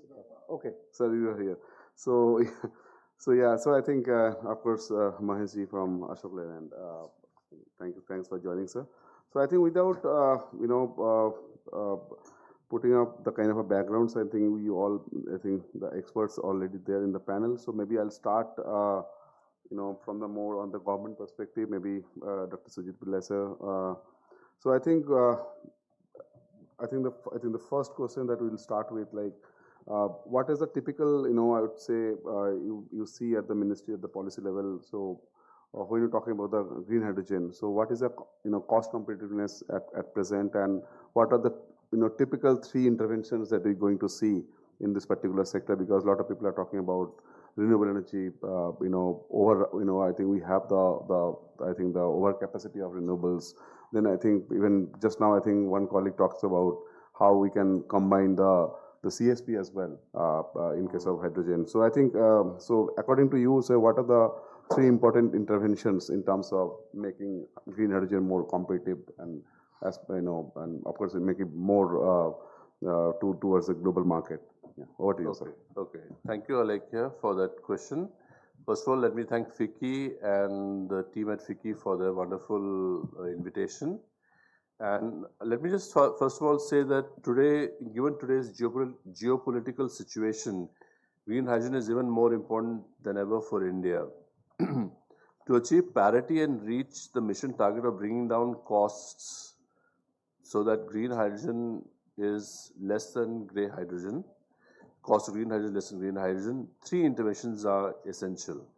First is the renewable energy cost, to drive down renewable energy costs and improve electrolyzer utilization. That is firmer, cheaper renewable power as the single largest lever. As you know, from electrolysis, electricity is 60 to 70% of the levelized green hydrogen cost globally. So reduction of the electricity cost is going to give you the maximum, leverage. Now, the second is electrolyzer capex reduction through domestic manufacturing at rapid scale. Electrolyzers represent a major share of the upfront capital expenditure for green hydrogen projects. And we have a major supply side incentive program for electrolyzers in the site program, where we have awarded 4,440 crores across 15 companies with 3,000 megawatts annual capacity. This is the second intervention. The third is demand aggregation. Today, many projects face a chicken and egg problem. That is, producers are reluctant to invest without customers, while consumers hesitate without affordable supply. This is the underappreciated lever. Green hydrogen projects are capital intensive and currently underwritten against volatile spot markets rather than predictable revenue. So SECI style, that is Solar Energy Corporation of India style, aggregated bidding by pulling fertilizer, refinery, and eventually hard-to-abate sector demand into large bankable tenders lowers the cost of capital by giving lenders a visible off-take path. So these are three levers. I'll summarize. Cheaper renewable power, that's number one. Low-cost domestic electrolyzers, and guaranteed long-term demand aggregation. Thank you. Thank you, sir. I think one point you rightly mentioned about, like, how we can break the cycle, where the demand waits the lower cost or the lower cost demand, depend on the demand scale. So coming back to Navinji, like from Jindal, I think, of course, since you are, working already in low emission steel manufacturing, and you also compete in the global markets. So, as per you, sir, I think, when we talk about premium for low carbon products, of course, green steel, one of the example for the same. So, how you see what should be the strategy, to have more industrial competitiveness, particularly in the green hydrogen space. So how what are typical levers, like in terms of the electrolyzing, manufacturing, or maybe low cost renewables, or maybe utilization of the plant. So what are typical levers that could bring down those costs so that the industry processes become competitive globally, and of course input cost towards the green steel and other products? Thanks, Alekhya, for the question. So, I think the levers are known.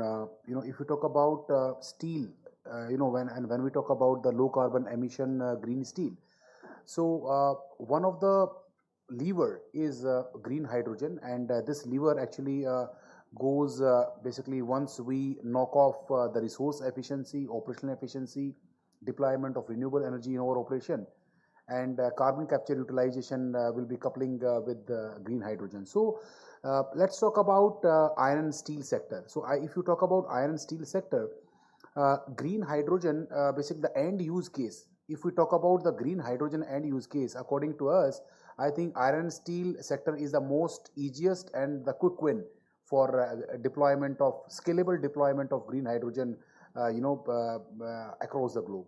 So now, why I'm saying this statement? So because of a couple of reasons. So first is about the hydrogen pressure. Now, when you talk about the vertical shaft DRI furnaces, we need 3.5 bar gauge to maximum 7.5 bar gauge pressure, discharge pressure, and that can easily come from the stack. So directly from the stack, you can take the hydrogen into your DRI furnace. So that is one. Second, on the purification side, as compared to green ammonia, we need a purity of 99.5% only. So we don't have to really go for a downstream hydrogen purification. So thereby saving close to 6 to 7% of your cost. Third part is about the valorization of oxygen coming out from the stack. Now, since we have our integrated steel plant, so we have the end use case of oxygen in our DRI furnace, in our blast furnace. So thereby really cutting the oxygen that we normally take from outside, we can directly use this oxygen. So adding all these levers, there will be an impact of close to 50 to 60 odd cents, so close to $0.50. So if anyone who is using it for green ammonia versus anyone from the iron steel sector using it, we have a clear advantage of 50 to 60 odd US cents. So that is one. Second, in terms of closing the loop, in terms of FID, why all these projects are not coming at a scalable level? Because of FID, no product offtake, and bankers, financial institution, whatever they will talk about, but whenever it comes about the debt part of it, their lens hasn't changed. The lens is same as business as usual.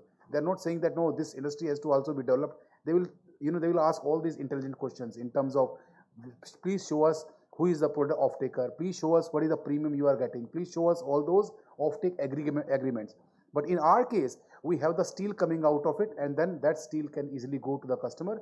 Willingness to pay premium, that is absolutely there. There is a clear demand in India, outside demand, again depending upon customer to customer, where we clearly see automobile customers, the consumer durable customers, and the wind tower customers are leading the pack. But I think as carbon prices mature, as we move forward in India, outside India, the willingness to pay premium will only go higher, not lower. So that is a clear thing. So I think adding all these things, we believe that this is not the silver bullet, but one of the key enabler for integrated steel players like us to really accelerate the decarbonization as we move forward. I think it's an excellent point. You talk about 50 to 60 cents or half a dollar, reduction in the cost. I think this is very, very important, sir. So coming back to Mr. Jaideep sir from IOCL. So we talk about the industry demand. We talk about the green steel, the premium for the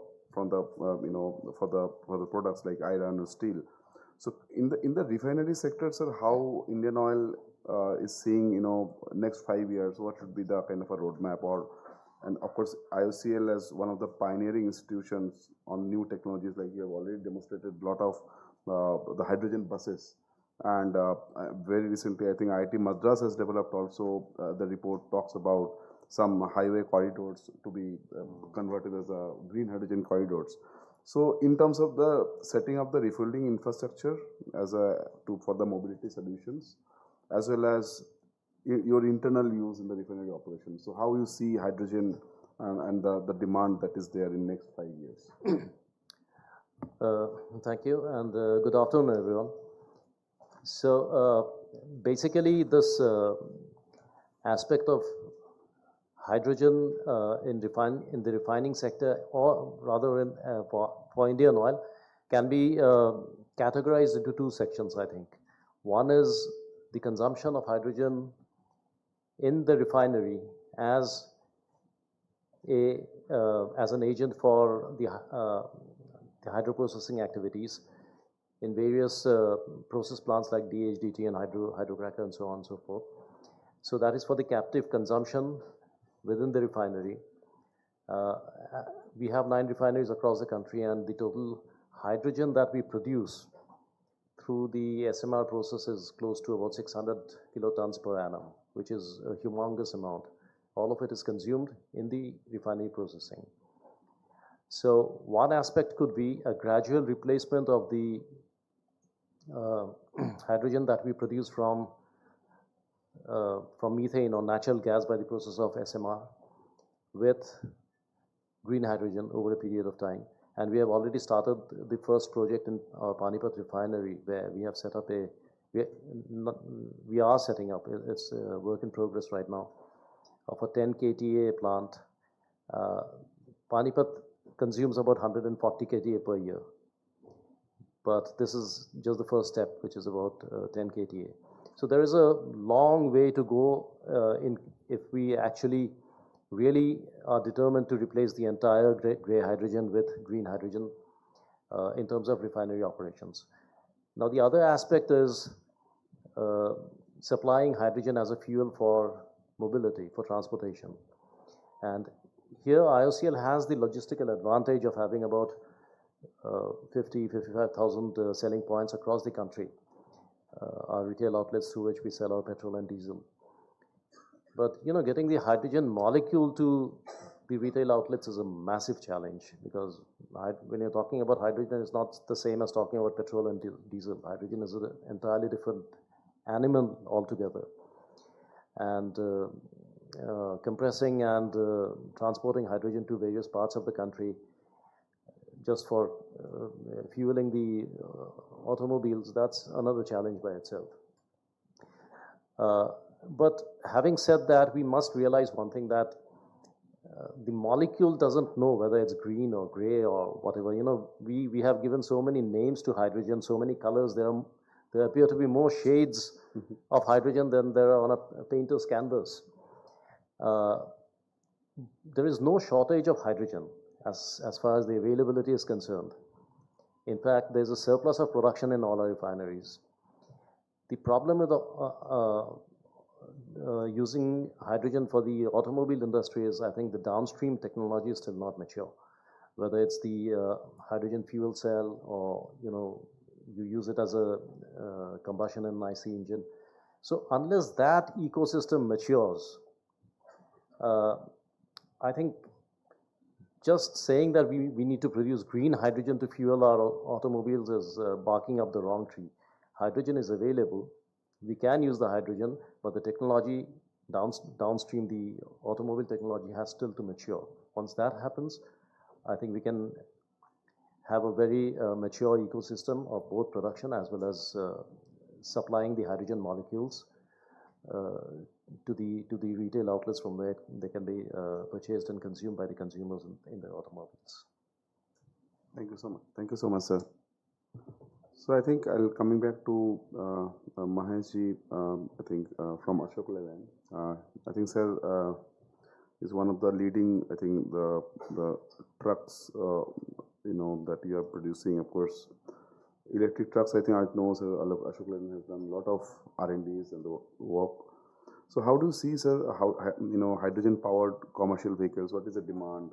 And typical challenges, of course, about, of course, the fuel cell. And of course, there are, of course, the corridors has been identified by IIT Madras very recently in their reports. So how do you think, how you are, what type of, policy signals that you maybe it will give you the kind of a confidence to have produce more and more hydrogen trucks or the long distance vehicle? So maybe if you can share some insights on that. Well, thanks for that question. When we talk about hydrogen-powered vehicles, we either talk about fuel cell electric vehicles or something that burns hydrogen in a classical combustion engine. We have worked with both. Fuel cells were already in the market elsewhere, so that was considered as truly zero-emission vehicles. But what we realized was that for a market like India, the fuel cells could at the moment be quite an expensive solution. So whereas there was also interest in seeing can we not run combustion engines with hydrogen, because the ecosystem is already there, the technologies are similar. We already had gas engines for the last 20-30 years. So adapting a gas engine to hydrogen was considered a less of a challenge. So that is something which we more recently tried out also. And fuel cell, of course, there were vehicles prototypes that we had run. And in the morning, one of the speakers also mentioned about bus that was being run. Incidentally, I think that was an Ashok Leyland bus which we had given to NTPC. One thing is that the technology compared to say last 3 years before, even the combustion engine technologies have progressed quite a bit. And we are able to run engines on the lab and also on the vehicles, which are nearly like a typical CNG gas engines. 20 of our vehicles are running with Reliance. It's currently not on public roads, but within their captive plant or the captive area. And this year, I think there would be soon, these would be on the road as well. So combustion engines, from a technology perspective, I think these have come to a stage where we can say yes, with conditions being favorable, this can be deployed on a much larger scale. From a regulatory perspective, there are two aspects where the intervention could help. One is about the whole interest in hydrogen is considering this as a zero emission fuel. So when you say it's zero emission, while the FCEVs are really, there is no emissions coming out of the tailpipe. So these are truly combustion engines, where in principle these are not absolute zero, because you are still burning something and you are taking the ambient air. So there would be a little bit of carbon dioxide in it, and it's not coming from the fuel, it is coming from what is in the ambient air as well, and probably a very small amount of oil that goes into the combustion. So while this is very low, it is less than half, maybe about 0.5% of what it would be in a conventional diesel engine. So what the policy, if it also qualifies this as a zero emission vehicle, it would do a lot of good in terms of at least having technology options for the customer. And even when there are fuel efficiency norms already announced for passenger cars and heavy duties, it's being discussed similar to the European norms. We are going to have a heavy duty vehicle fuel efficiency norm as well. Even in this, you can see technologies like EV, FCEV, there is a what I would call a factor that is added to it to give it a fillip compared to a conventional diesel. Or there again, the FCEVs have a higher weightage. But I think it would be only fair to give a equal weightage to both these technologies that are available. This is from a regulatory perspective. The other side, from a customer's perspective, there is some intervention required for creating a demand fillip, which is basically in terms of price, at what price he could get the hydrogen. Even if you compared to the diesel price, even if it about 2.5 times, I think it would still be economical for an end customer. So it's something like saying $2.5 per kg or so. This could still be economical, and if there is a clear roadmap saying that there is a target and this is when this will be achieved, that could generate some interest, at least starting with probably some large fleet customers who have some CO2 commitments, etc. This could be one intervention. The other way is like what was provided for EVs, some tax incentives.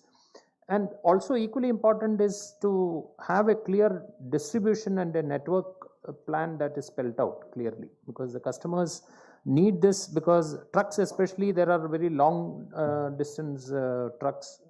It could be anything from 500 to 2000 kilometers. You can take an example from CNG, what happened with CNG. CNG for a long time, till about 5 years ago, was limited to certain pockets in the country. But as the network built up, there were more interest in trucks, long distance. It could travel even 1000 kilometers. And the only other kill factor which happened was the price increase due to the Ukraine war. Otherwise, there was a quarter at least 2 years ago where we had seen a significant increase in demand. So both these could together give a positive signal and some positive demand sentiment with the customers. Thank you so much, sir. My next question would be to, I think, Mr. Shovik Das from Ampin Energy. So, sir, I think, of course, Ampin is one of the largest developer. Of course, you are also developing the battery ecosystem as well. So having said that, I think, what do you think about a role of round-the-clock power in production of green hydrogen, and whether the integrating battery storage or any other, form of RE power will change the equation? So I think over to you, sir. Yeah, so I would like thank you, Fiki, for this. So we are into the whole, domain of RE, and we are also in green hydrogen other than RE in terms of on-site green hydrogen plants. And I would, put the first thing, as you have asked me, ISTS. Yes, today in ISTS plants, those wind-rich states you have to be, whether it is in south, Karnataka or Tamil Nadu or Maharashtra or Andhra Pradesh, or maybe in Gujarat or Maharashtra, or maybe in Rajasthan, etc. Now, that is one model wherein I get, let us say, almost a guaranteed 70% through wind solar. I put BESS to it and take it to 75% probably. And in case, there are some of the developers who are trying that, from the port cities of, let us say, of Odisha, that we would build large units of green hydrogen plants and have offtake agreements with either Japan or European Union, which, I think there are certain roadblocks and challenges which we are finding over there. Now, coming to your question, yes, with green power, I can go to 70-75% of that. There is still a 20-25% gap which I need to meet. Now, certification says that the green power should be traceable.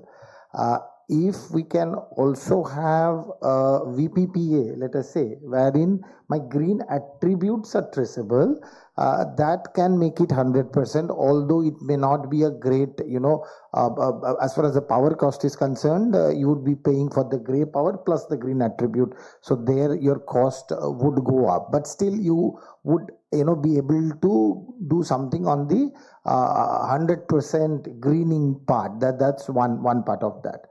Now, if I come down to the intrastate, activities, few tweaking of few law, regulations, or maybe some sort of a tripartite agreement if one can have, because let us understand these green hydrogen on-site plants, if we talk, which may range from some kilowatt to several megawatts, would be inside a private network of, let us say, a steel factory or a refinery or a fertilizer. Now, they will have to do green energy open access. They are not an embedded customer, but they are a deemed customer. So what we have raised this issue to MNRE, and they are aware of that. And what we would request is from the central agencies, we can write to the regulators, or we can take it to the forum of regulators and request that let there be standard tripartite agreement, so that the green hydrogen plants which come inside the campus of these larger end user companies are able to do green energy open access through a deemed network, right, which requires a little bit of, otherwise you would lose almost 6 months to 1 year filing a petition, getting an approval, so on and so forth, and how exactly your metering would take place, things like that. That would be an enabler as per our understanding. Then I think there were other things mentioned over here that regarding the, we have a lot of incentives on the supply side, but there is nothing much on the demand side. So suppose on a pilot basis also, if let us say we were talking about hydrogen DRI, there is a aggregation of these demand and a nodal agency who has got at least a BBB plus kind of a credit rating, so that a long-term offtake, arrangement can be made. So those kind of pilot projects also can be enablers for these small or on-site green hydrogen plants to take place, right? I mean, the other part is, of course, you know, the electrolyzer cost coming down. Now, we have seen how the different manufacturing models work. Like if we have an aggregation or a cluster where you have all the ancillaries of an electrolyzer along with the electrolyzer available, that can also bring down your capex by 15-20%, right? So that can also enable, you know, this business. So probably these are some of the things which we can look into the short term, whether on the power side or to incentivize on the demand side, and see that not just the refining sector, which probably has started a bit, but also the steel sector, which ultimately probably would be a very big, you know, market to be in, starts in a meaningful way. Thank you so much, sir. So maybe again I'll come back to you, Navinji from Jindal. So what are the typical sector you feel would be the large anchor demand for the green hydrogen or the hydrogen per se? Of course, steel sector. Of course, you've already talked about iron. You have already talked about any other sectors in a near term or in a mid term that we foresee could be the probable sectors. I think the sector, apart from, as I already spoke about, that for the green hydrogen demand, I think iron steel sector can be the first one. Second, 2-3 sectors after this will be, I think refineries is one of them. Fertilizer can be the third one. Mobility can also be another sector. In refineries and fertilizer, we clearly see that, if you talk about refinery, the cost of hydrogen in the refining margin, the gross refining margin, if you see, that is the cost of production is hardly 1.5%, right? In our case, this will be actually close to 30-35 odd percent. Actually, in some cases 40 odd percent. So even if 1.5% will become 3%, worst case scenario double. Still, I think, or even 2.5 times, still it makes sense to at least kickstart it. See, the initial kick-starting is super important because that is where you create the demand, from where the demand is coming. So because I think these sectors can definitely, and mandates, the second part is about the mandates. I think that can also be important. At least let's start with 1%, 1.5%, 2%, and that is how the mandates will go increasing. In the same way, the CBAM will also come in. CBAM is not going to come 100%. They will not start taxing it from this year onwards. It is going to go upwards, year on year. In the same way, the mandates can definitely help us to accelerate it. Otherwise, this initial takeoff, you take an example of the solar. How today we are sitting at 150 gigawatt of solar capacity, right? In 2014, it started with 14 gigawatt. So that is how, it has to escalate. But I think demand part of it now, the capacity building has taken place, and the ecosystem is building, especially in our country. You talk about China, the ecosystem is much more wider, at least 10x, 20x odd times, right? So I think the demand is super important, number one, and these sectors are the one that can really take off.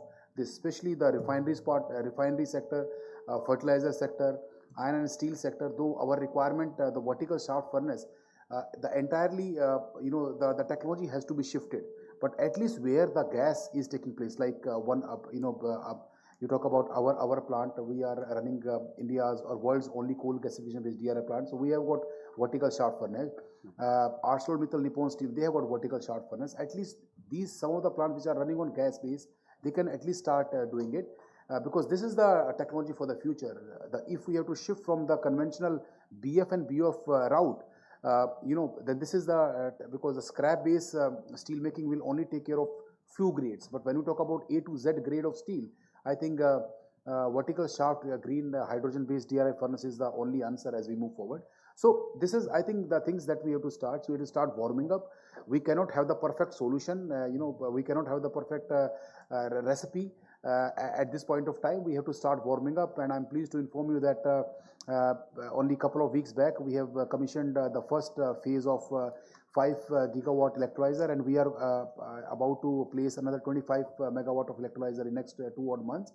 And that is how we have to kickstart it. Apart from this, as my fellow panelists has rightly said, the vertical shaft furnace doesn't know the color. Hydrogen is hydrogen reduction, right? But at least with that hydrogen, this hydrogen will start warming up. Try to see what are the thermodynamic condition within the furnace, what all changes are happening, please, how much CO2 we can cut. Because all these things will help us to really design it. Right now, there is no perfect recipe, right? So we start warming up, try to see what all impact is there, because we have to also build the ecosystem within the plant also.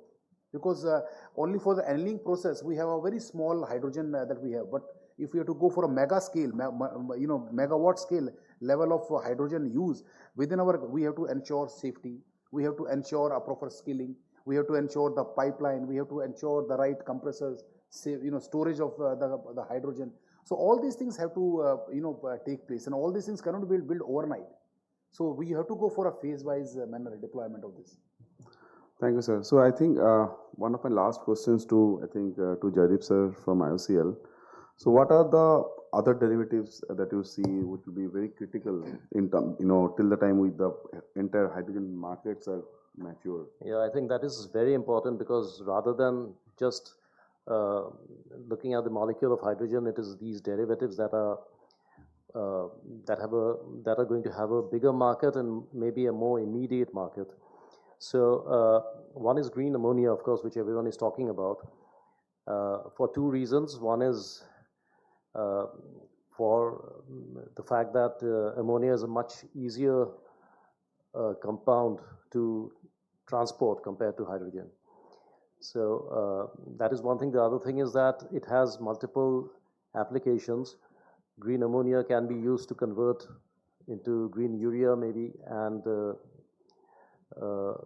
for use in fertilizer plants. The other is as a bunkering fuel. You produce green ammonia, you set up your plant at a port location on the coast and produce green ammonia, and then you just send it out on the ships, either as a bunkering fuel or as an export item to the ports of Rotterdam and Japan and other ports in the country, in the world. So that is there. And then, of course, you have the other derivatives like green methanol, which is something all of us are looking at. But, having said this, I have to admit that the entire scenario is not very clear to any of us. I mean, I won't sit here pretending to know at exactly where this is going. I mean, who the customers are going to be, whether it's going to be a profitable thing to set up a plant and then, not knowing where the molecule is going to be headed eventually. But this is going to, the air is going to clear out in the next few years, I'm sure about that. The more important thing is that, we need to be, as my colleague over there said, that we need to make a start. I mean, the initial start may not be a very profitable thing, but if we are steadfast on our aspirations of, net zero, as a nation, as the nation's policies, then we have to make these initial endeavors, which may not be profitable, but then in course of time, the roadmaps will become much clearer, and we cannot look to the West for leading the way. Countries that have been lecturing us on climate change and net zero have backed out themselves. But thankfully for India, the policy continues, and we have been putting a lot of emphasis on this. Even in aviation fuel, sustainable aviation fuel are targets of 1%, 3%, and 5% by 2030. That holds, and we are working towards that. So I think as a nation, we must not lose our way and must persevere in pursuing these green molecules. Excellent point, sir. I think my last questions to Maheshji from Ashok Leyland. Sir, I think we very recently seen how Indian Railways has demonstrated the green hydrogen train, basically in one of the routes. So do you think any where we, of course, railway majority of the sectors or the routes are electrified already. Do you think any potential of the similar technological interventions in the non-electrified corridors, or there is very difficult to reach with the diesels and other interventions. So how do you think those commercial or those interventions would be commercially viable as a mobility intervention using hydrogen? The mobility sector, or particularly the transport sector, is out and out a cost-driven segment. And in India, the transportation, the biggest chunk of the operating cost comes from the fuel, more than the initial vehicle investments itself. So any, like I mentioned earlier, any clarity on where the prices are going to be or how these would come down, plus some incentives for localized manufacturing. There have been a lot of PLI schemes announced. There are certain critical technologies even in these, which are currently we are dependent on imported partners or imported components. So this would definitely help to bring down the initial cost and a clear roadmap on the actual fuel cost. This is what would definitely make a, I would say, boost. The fuel cell, for example, while we know this has been around for a while, the single biggest factor that is a concern would be the initial cost of this vehicle. So that's the reason why the interest in combustion engines have equally grown for that very reason, because we don't see a clear path to bring this down significantly in the near future, unless we also there is some technology breakthrough happening in the fuel cell technologies and we start making it locally. So this is what the localization of some of these critical technologies could help. So thank you so much. I think I was told to close by 3:15. I think, sir, thanks everyone, I think, for your valuable inputs. I think we discussed about what are the key demand centers, how to reduce the cost of production of green hydrogen, and of course the derivatives, how best use of that, and how to become more cost competitive in terms of the premium products like green steel and iron that we discussed. And of course, the role of domestic manufacturing, I think, sir, you already talked about. So I think, thank you everyone for joining us in today's panel discussions. And I think thanks to FICCI also for giving us the opportunity to share the insights. I think I'm now requesting the organizer to, Thank you so much, sir. Indeed, a brilliant panel discussion that we just witnessed. Before we conclude this, may I please invite Arpan, sir, to join us on the stage.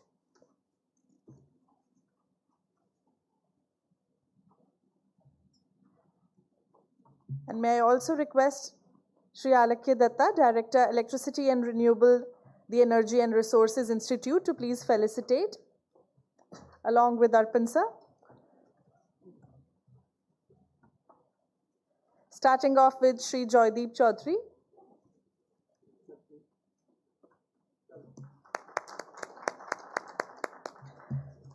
Shri Sujit Pillai.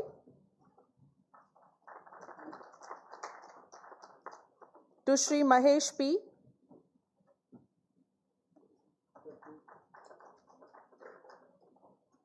To Shri Naveen Ahlawat.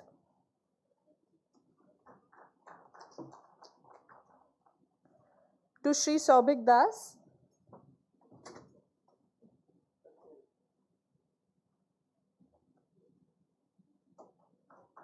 Many congratulations. May I now request Shri Arpan Gupta, sir, Director FICCI, to kindly felicitate our moderator, Shri Alakya Datta. Indeed, a brilliant presentation, panel discussion that we just witnessed. Can I please request Arpan, sir, and all the dignitaries to join us for a group photograph?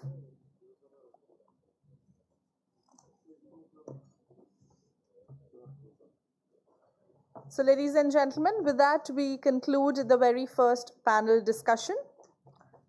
On behalf of the entire team of FICCI, I would like to thank all our panel members on the dais, along with our moderator, for joining us. Thank you.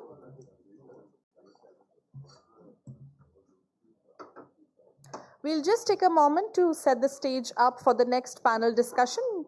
Meanwhile, I would request everyone to please remain seated as we are gearing up for the next panel discussion, which is going to be centered around ports, shipping, and export infrastructure. It is going to be a very thoughtfully curated panel discussion wherein we will have our industry leaders, policy makers, and stakeholders joining us. Can I please request everyone to take your seats?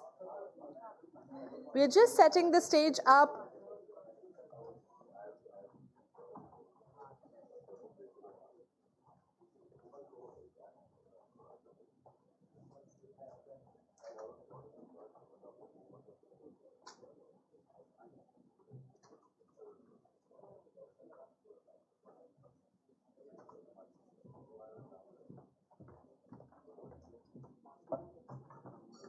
Also, there's a very interesting announcement that we would like to make.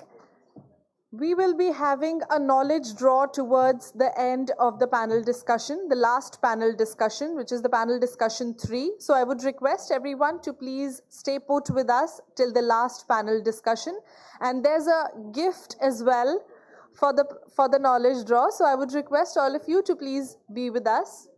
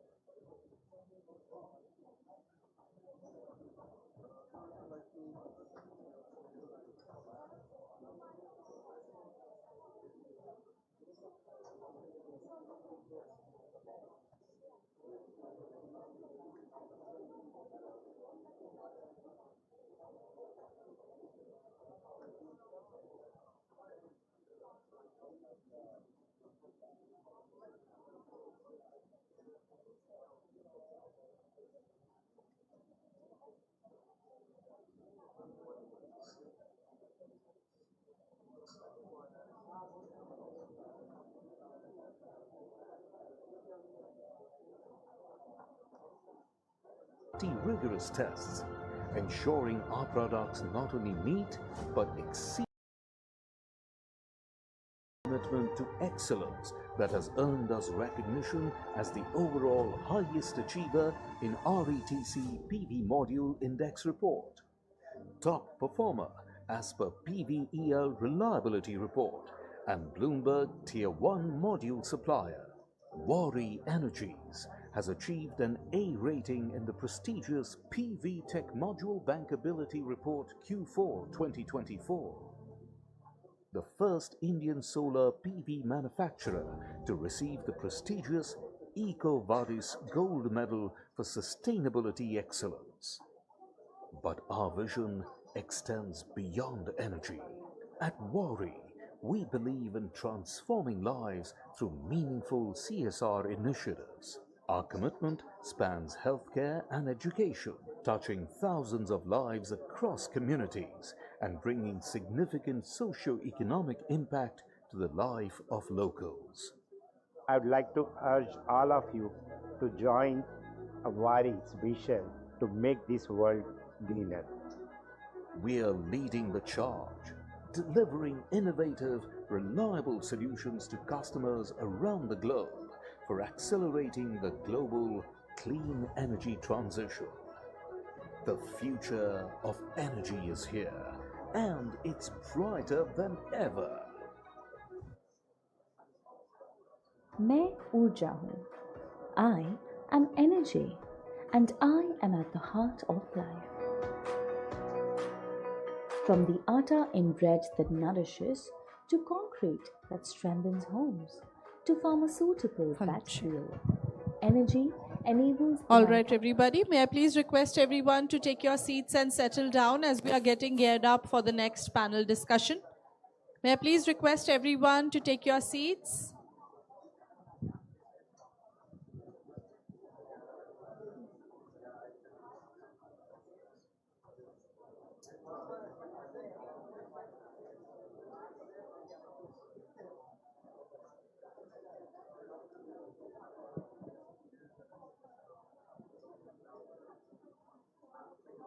plans to become a developed country, to get there, energy is essential. And India is blessed with a lot of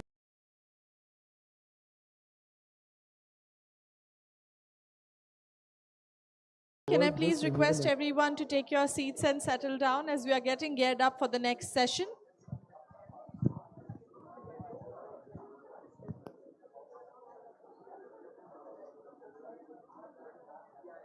Save considerably on energy costs and meeting their sustainability targets. With a balanced portfolio of over 5 gigawatt peak spread across 23 states, Ampin has created a business model of renewable energy generation. We have three types of solutions. First is for the commercial industrial business, where we offer commercial industrial customers green energy from solar or wind or a combination to give them almost 20 to 40% reduction in their energy costs.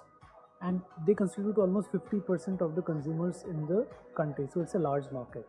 In the second business, we give the same solution in terms of green energy from solar or wind or a combination. All right, everybody. Can I also. please request everyone to take your seats as we are getting started with the next panel discussion? May I please request everyone to take your seats? All right, everybody, can I please request everyone to settle down, take your seats? I know there are very interesting discussions going on, but we have very thoughtfully curated the panel discussions for all of you. So I would request all of you to please take your seats before we get started with the next panel discussion. All right, everybody, can I please request everyone on the left side of the stage to please take your seats and settle down? We are about to start with the next panel discussion.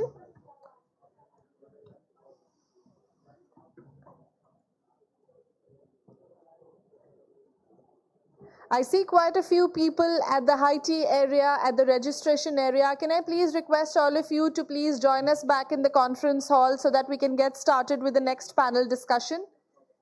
A humble request to all our delegates standing, requesting all of you to please settle down. We shall be closing the conference hall gates now as we are getting started with the next panel discussion. May I please request all the attendees, all our delegates to please settle down and take your seats.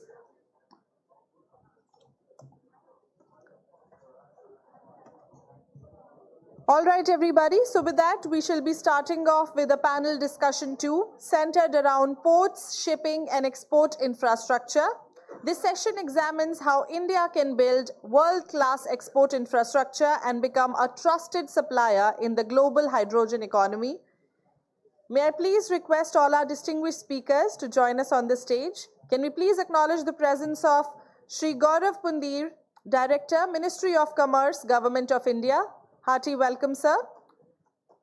Shri Maxim Skules Modro, Advisor, Green Hydrogen Investments, GIZ India. Ms. Surbhi Goyal, Senior Energy Specialist, World Bank. Shri Gajendra Pratap Singh, Executive Vice President, JSW Energy. Shri P. Rahul, Deputy General Manager, NTPC. Shri Sauradeep Guha, Deputy General Manager, ACME Group.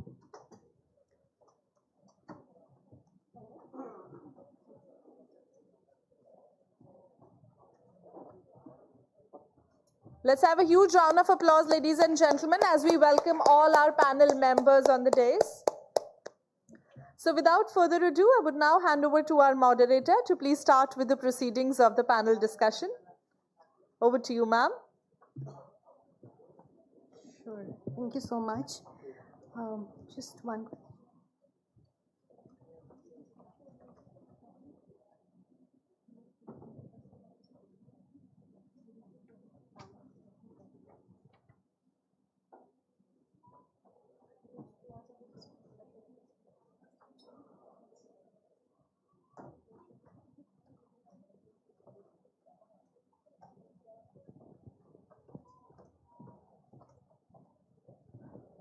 Okay, so while we are getting one administrative clarity on this session, thank you so much. So we can begin. So that's great that we have entire 45 minutes for panel discussion. Thank you so much.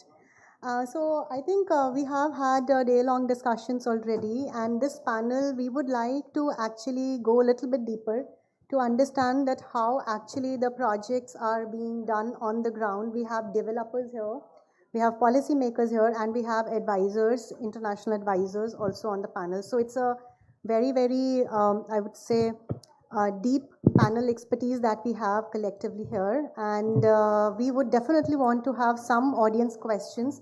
So request you to please note down your questions so that you can ask it when the opportunity arises. And it needs to be interactive session because we know that so many conferences are happening and almost similar kind of deliberations generally take place. So let's try to also see that what questions are on the minds of the people. So please, I suggest for all of you to have the questions ready at the end of the session. So first of all, I think the session is about the ports, shipping and export, but we will keep swinging between export-oriented demand as well as domestic demand because both are important, and ultimately this all decides the economies of scale collectively. With that, what I will do is I will first go to Mr. Guha from ACME. And first of all, a huge congratulations to ACME for closing this big deal with IHI. Thank you. And we would like to know more about it. So how you actually went through the journey of getting to this milestone, which is like a feather in the cap of the country. And what the audience and we all would love to learn is, of course, some of the best practices that you came across, but also the challenges that you had to work around to get to this milestone. So please, over to you, Mr. Gupta. Thank you. Before beginning, I would like to thanks Vicky for organizing this event and inviting me to present ACME's thoughts to this forum. So I think the journey, the interaction between ACME and IHI, that all started way back in 2022, when the green hydrogen and its discussion around it was still in its nascency. So following that, the discussions, we got more mature. And meanwhile, we were conceptualizing a project and decided upon Odisha as state for that project. We completed a feed for that project as part of our preparation in way back in 2024. And then subsequently in 2025, that when the CFD was announced or was proposed, that's when we decided that IHI and ACME would join hands and participate as part of the CFD mechanism. I think since then it took almost a year or year and a half, and the project went through a very extreme, rigorous due diligence. But then finally, yes, very recently that we secured the CFD award. I think the award shows the confidence that ACME and IHI have on the Indian green hydrogen ecosystem and its export potential. So on part of the challenges, I think, yes, I think the entire journey, ACME's journey, the ACME-IHI joint journey, has been mirroring what India as a country's journey has been in the Indian hydrogen system. It had its challenges, definitely, in its initial years because of lack of infrastructure, a lack of clarity in the initial phases, and then I think in 23 when the National Green Hydrogen Mission came, along with the different incentives that would be part of it, things got more clearer and clearer. And I think hence it was a mutual journey for both India as a whole and ACME as well, wading through this journey and finally arriving at where we are today. One particular instance that comes to my mind when I think of challenges was from our customers, even from Japanese counterparts, that what we initially heard was, does India, who traditionally has been an importer of energy, would be dependent enough to be counted as a partner for energy export? I think multiple interventions from the government of India really helped us address any such apprehensions. And I think today, the position that we are, I think nobody, not only in Japan, but anywhere in the world, questions India's presence or India's future as an exporter of green hydrogen and its derivatives. I think a lot of credit goes to. I think this was very insightful. We would also love to hear a bit more about that. when your project was originally conceived and how long did it take for you to reach this milestone? Just, some tentative. So as I said, so when the discussion started in 22, I 22. think, yeah, that's when the initial started, and then feed and everything Okay. continued from there. Great. Thank you so much. So from this export-oriented project, let's swing back to the domestic-oriented project. And for this, I would turn to JSW, Mr. Gajendra. So again, you are running the country's largest commercial project. Would you like to also tell us about that? How was your journey? Because it was the first project of its kind, so I'm sure you would have also seen similar kind of challenges. The domestic market and export-oriented markets face different challenges, but still, in the initial phases, every project, every technology goes through that, I would say, cycle. So my question to you specifically would be that on the offtake agreement, that when we are talking to any investor, they are looking for long-term contracts to ensure that, our debts will be repaid. But in your case, because we understand that you are having a 7-year PPA with JSW Steel as your off-taker, where are the commercials working out here, or what went behind for you to invest in a project with a short-term PPA? And why I ask this question? Because everybody in the audience is grappling with this issue, in addition to, of course, identification of the off-taker, but also the tenor. So any insights for the audience so that they can take back home and work around it will be helpful. Over to you, Mr. Gajendra. You will have to, yeah. Thank you so much. Thank you, Vicky, for the opportunity. In terms of offtakes and the tenure, generally, the project of the hydrogen plants, the life cycle goes 25 to 30 years of an asset. While most of the off-takers, they'll grapple with the period, the average period, the longest period perhaps we have seen is 7 year, 8 year. And this also create a problem with the project financing because they looks long-term as you make the problem statement. So GSW is no similar because like everybody everybody think that probably there is no international demand certainty at this point of time.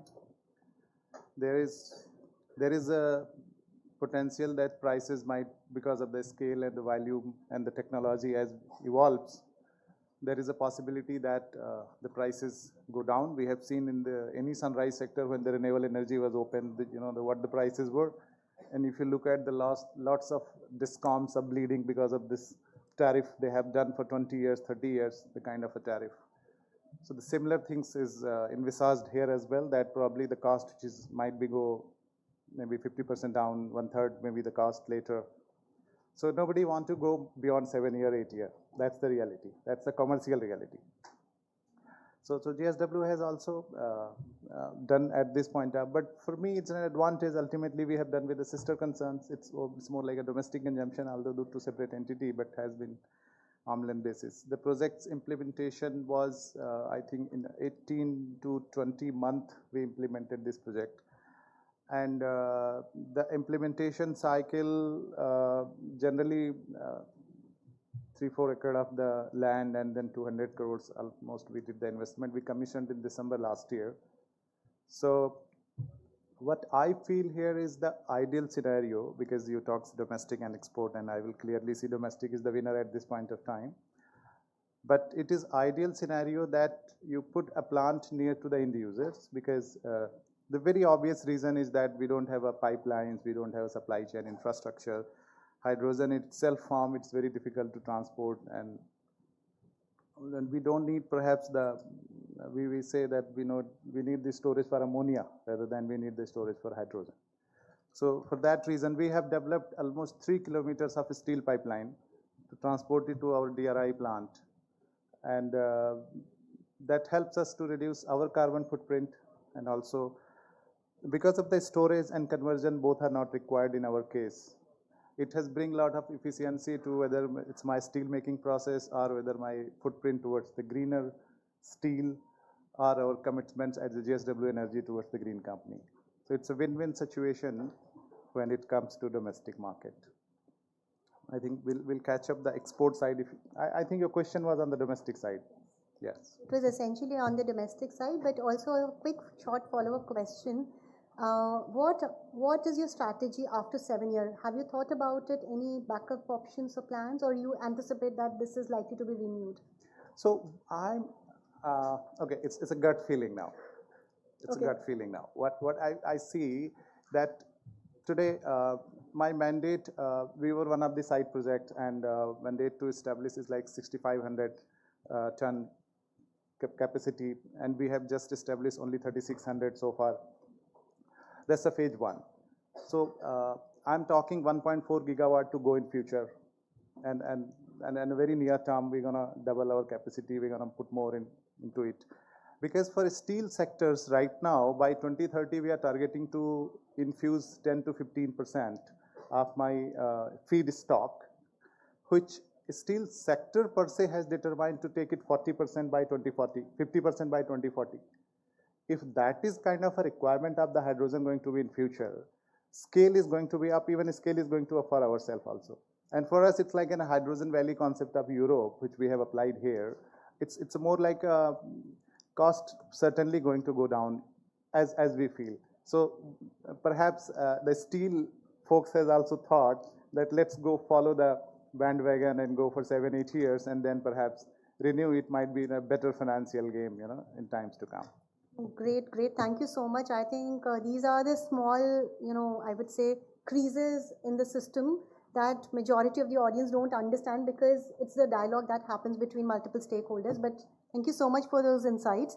Let me move again towards now the third developer on our panel, Mr. Rahul from NTPC.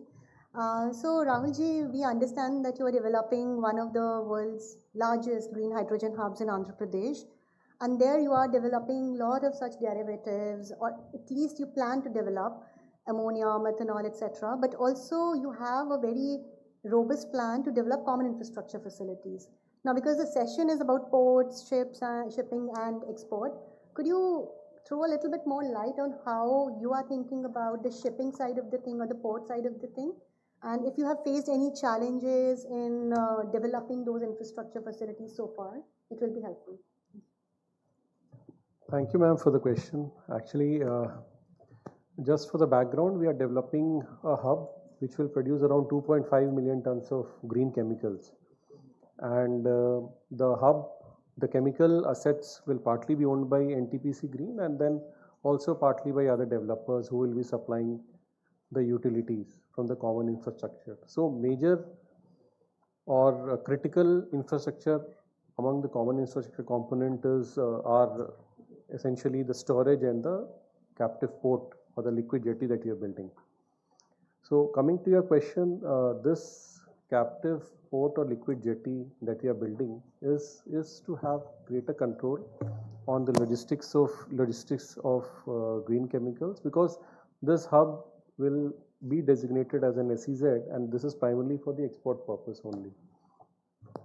Now, why we have gone into making of this jetty is because we want to avoid the multimodal logistics involved. If I want to use the nearby ports, though we have two large-scale ports nearby, one is the Vizag port and the other is the Gangavaram Adani port, but still we'll be avoiding the road transport distance of around 50 kilometers. And the other problem was there was no facility in those ports for handling of ammonia, though methanol facility was there in one of the ports.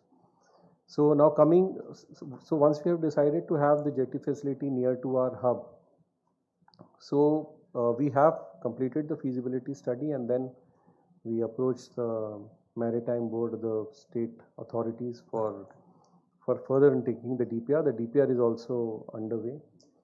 So we face the challenges because when you develop these greenfield ports, there are information asymmetries, because you have central defense agencies, you have central port agencies, local governments working, and at times what happens is you might end up in someone else's buffer zone, and by the time you end up selecting your onshore offshore location, then it ends up in being in someone's backyard.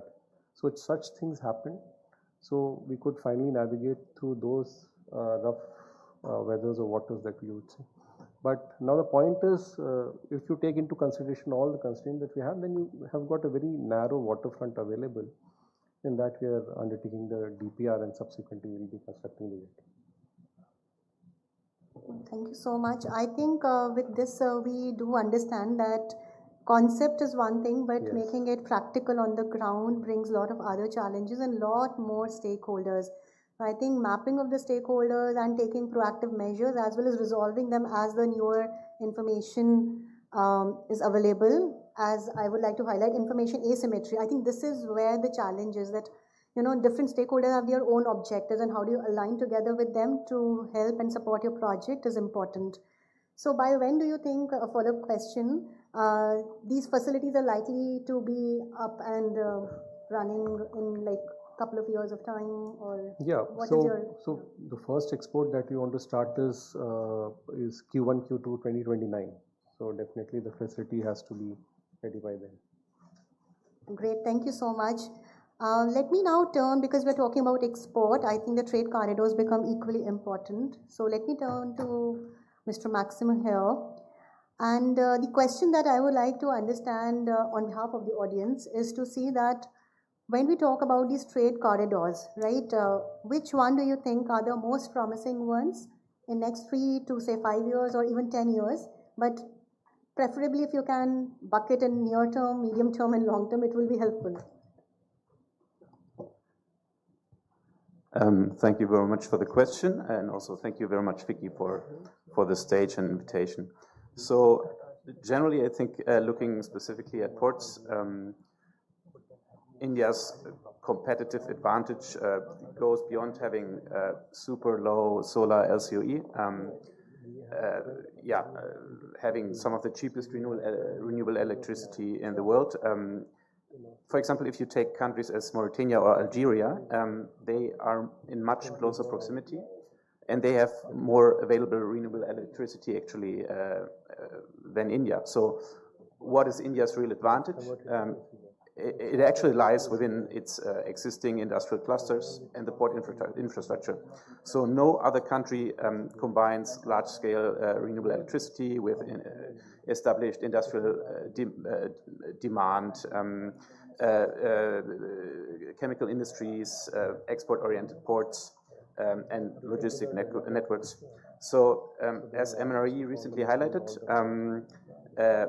certification will be one of the most decisive factors for international trade, and investors need confidence that green hydrogen and its derivatives produced in India will comply with international sustainability frameworks, as, for example, the EU RFNBO. Because without mutually recognized certification systems and aligned trade corridors, even good, well-designed technical projects will not find the international long-term offtake.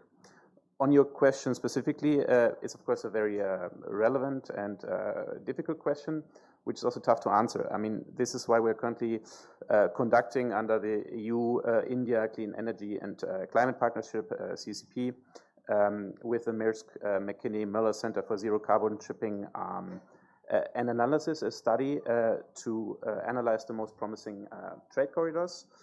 We are already facilitating capacity development for all 12 major ports in India. I mean, as also mentioned by Shri Prasad Chapika, there are major ports. I mean, we're working specifically with on cooperation activities with Kandla, Vokpa, and Paradip, but of course there are also others. And yeah, we also, with our training of trainers program for green shipping, we also want to strengthen academia and training institutes to support building the workforce of tomorrow. And our objective is not to just support individual projects, but to support the development of the entire ecosystem, where production capacity, infrastructure, certification, regulation and market demand evolve hand in hand. Yeah, that is ultimately how international cooperation helps de-risk investments. Thank you. And if I can ask a quick follow-up question, any trade corridors that you think will come first over others, as per your gut feeling? Sorry, it's tough for me to answer specifically, yeah, because all of them, I mean, we also talked about the availability, yeah. It could also be that certain trade corridors and ports are more aligned to certain resources, being it ammonia, green iron, we discussed, yeah, so it's difficult to foresee now, yeah. I know it's a tough question and that's why I asked. Anyhow, let me just taking cue from what you mentioned, Mr. Maxim, to Gauravji. And I deliberately kept it towards the end because I really wanted to bring the policy perspective here.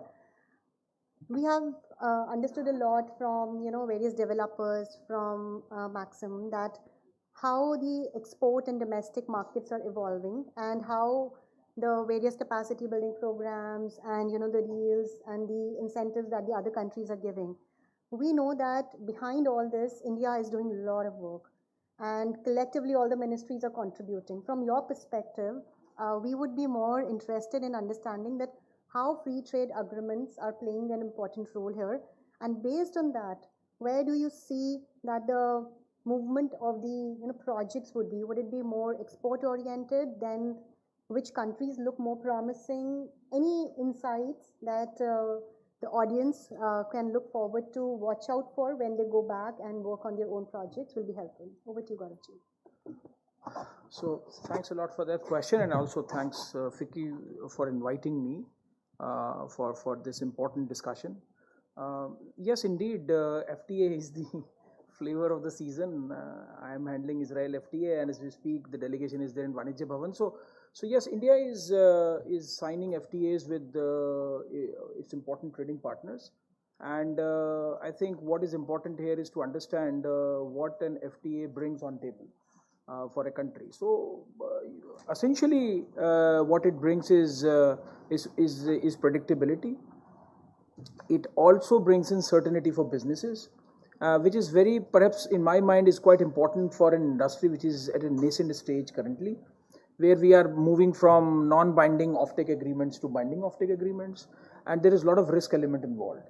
I was reading a report wherein I think it is kind of, when you project it to 2050 kind of a thing, so the kind of price that green hydrogen would be fetching today would be going into 2050, that will be much lower.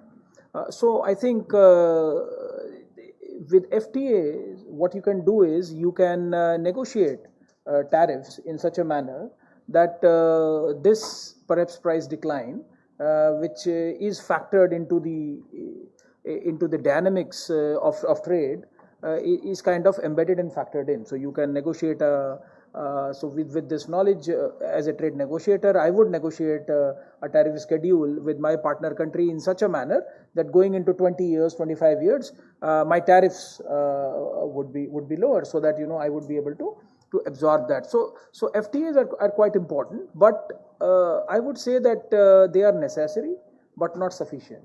Now, what goes hand in hand, I think we give a lot of importance to market access discussions and a lot of importance to tariff reduction. They are important. I'm not denying that. But what is also equally important is alignment on standards, right? Because the divergence in standards, increase cost for businesses, and we see that not only in green hydrogen but in other sectors also. Which is equally true here also. I think here the cost is perhaps more than other sectors. So what I'm trying to say is that if I have a green hydrogen standard, a credit standard, is that acceptable in EU also? Correct. So I think this is an important area. We are not yet there, but we aspire to be there, going ahead. And same with UK and EU and Japan and other markets. So I think that is an important bit, and similar is perhaps be it on the CBAM front or EU's other regulations, be it indeed. So EU has multiple regulations, and each and every regulation increases cost for my businesses. So through an FTA, what is important is that am I able to negotiate a pathway wherein there is if not alignment but at least harmonization, so that my standards are accepted by them. What is green in India is accepted by them as well. It should not so happen that my producers here take that, yes, this is what is green in India is blue or gray in EU. So I think FTA from a policy perspective creates that enabling pathway on which our businesses can take that forward.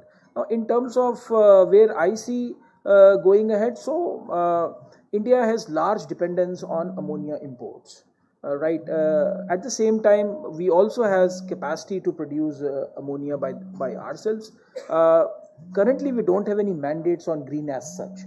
Right, it's voluntary. So I think what is important currently is some kind of a subsidy gap. Then industry looks towards government to really offset the cost between the two. So what is brown, which I can kind of produce through natural gas and other sources, the cost could be a fraction of what would be for producing green hydrogen, right? So currently I think it is quite dependent on the policy interventions in various manners. But going ahead, what I foresee is that in terms of net exports, perhaps it's a kind of a neck to neck kind of a situation.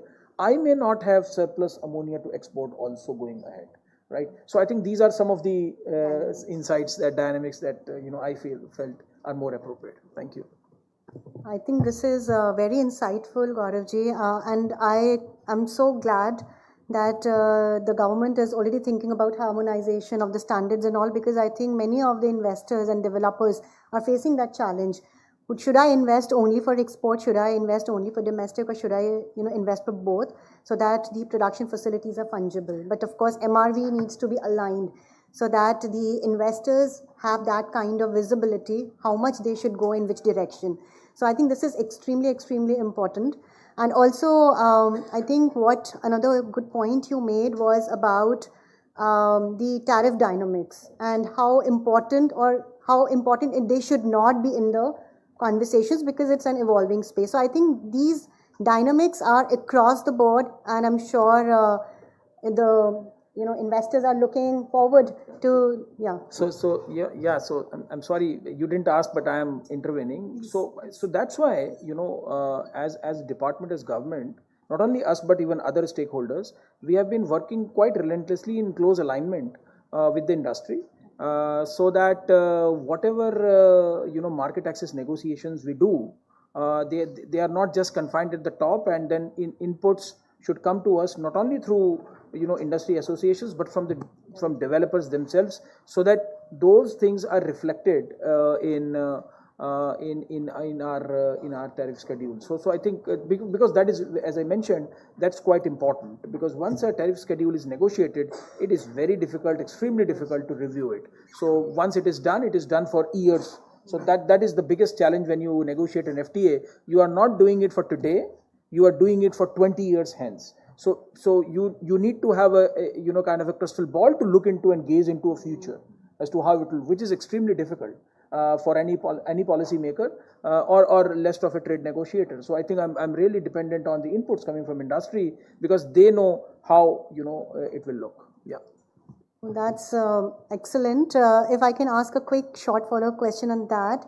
So probably majority of you know, but some of you may also not know how to give the feedback to you or be involved in those discussions. How would people approach MOC? Right. So yeah. So I mean, that is there is already a very good mechanism for that. So FICCI, CII, SOCHAM, and other industry bodies from various sectors, they reach out to us. We also do proactively hold industry consultations, and whatever negotiations are done, they are broadly in line with the feedback that we get. So if I am getting a feedback from my industry that we should not open this sector, or we should have a kind of a gradual schedule where there is a graded opening of my market spread across 10 years, 7 years, 5 years. So what you see eventually happening is in line with that. I mean, it's quite rare that we muzzle through and we buckle down, and that's why you see these negotiations take time. So we are, and it has been kind of validated by world leaders also, that we are not easy negotiators. Yeah. No, great. I think we all have got some nuggets of important pieces of information from the panelists. Now let me open the floor for the audience to ask questions, and I hope you have some questions ready. Yes, please, sir. Hello. I am Pankaj Agarwal from Jindal Stainless. So we just heard about Mr. Rahul about green chemical hub in Andhra Pradesh. Then also on the policy from Mr. Pundir. Recently there was a lot of push on the coal gasification also. As Mr. Pundir mentioned that maybe tomorrow I don't have ammonia to export. But with the syngas from the coal gasification, the abundant ammonia can be produced, which can be exported and which could be used domestically also for fertilizer and other applications. Also, like you are doing and this is for Mr. Rahul, like you are doing it in Andhra, because Andhra is not having coal to that extent as we have in Chhattisgarh or other parts of the country. So can you not open a hub through NTPC or similar kind of public sector units who can have a carbon capture valley or something like that? And there on the coal gasification part, you can have a full-fledged downstream sector to cater to the variety of end uses instead of one particular use. So this is what I wanted to understand. Yeah, thank you for your question. Just to clarify, I mean, in our hub also we have this carbon capture because we are also having methanol as part of the chemical that we want to export.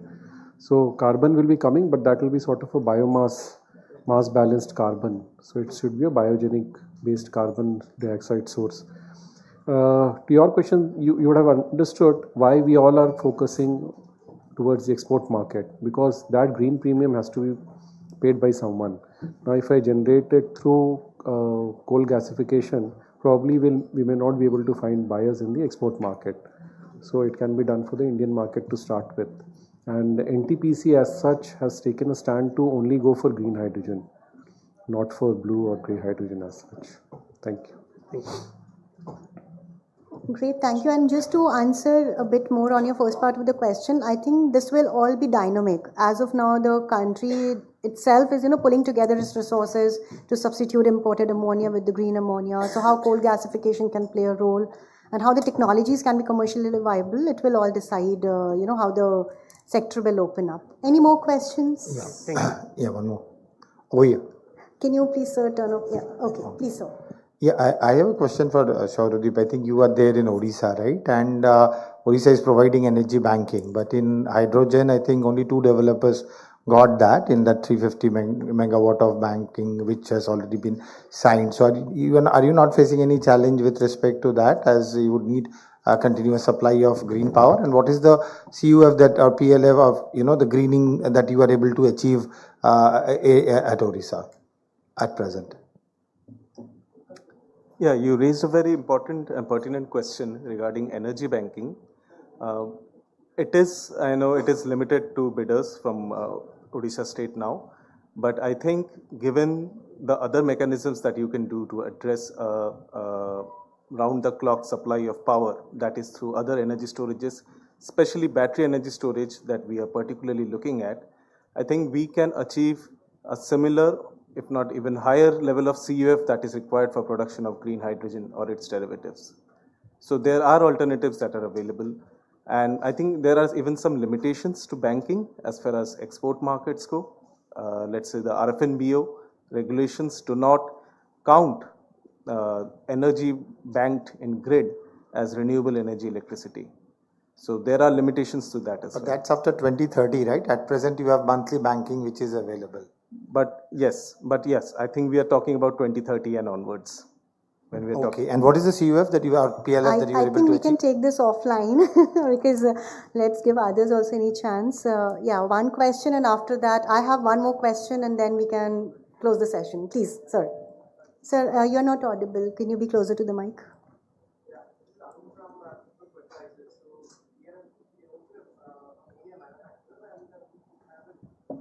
I think, sir, your voice is not audible. Do you mind coming to the front or just standing up and speaking some? Yeah, I think there is a problem with that mic.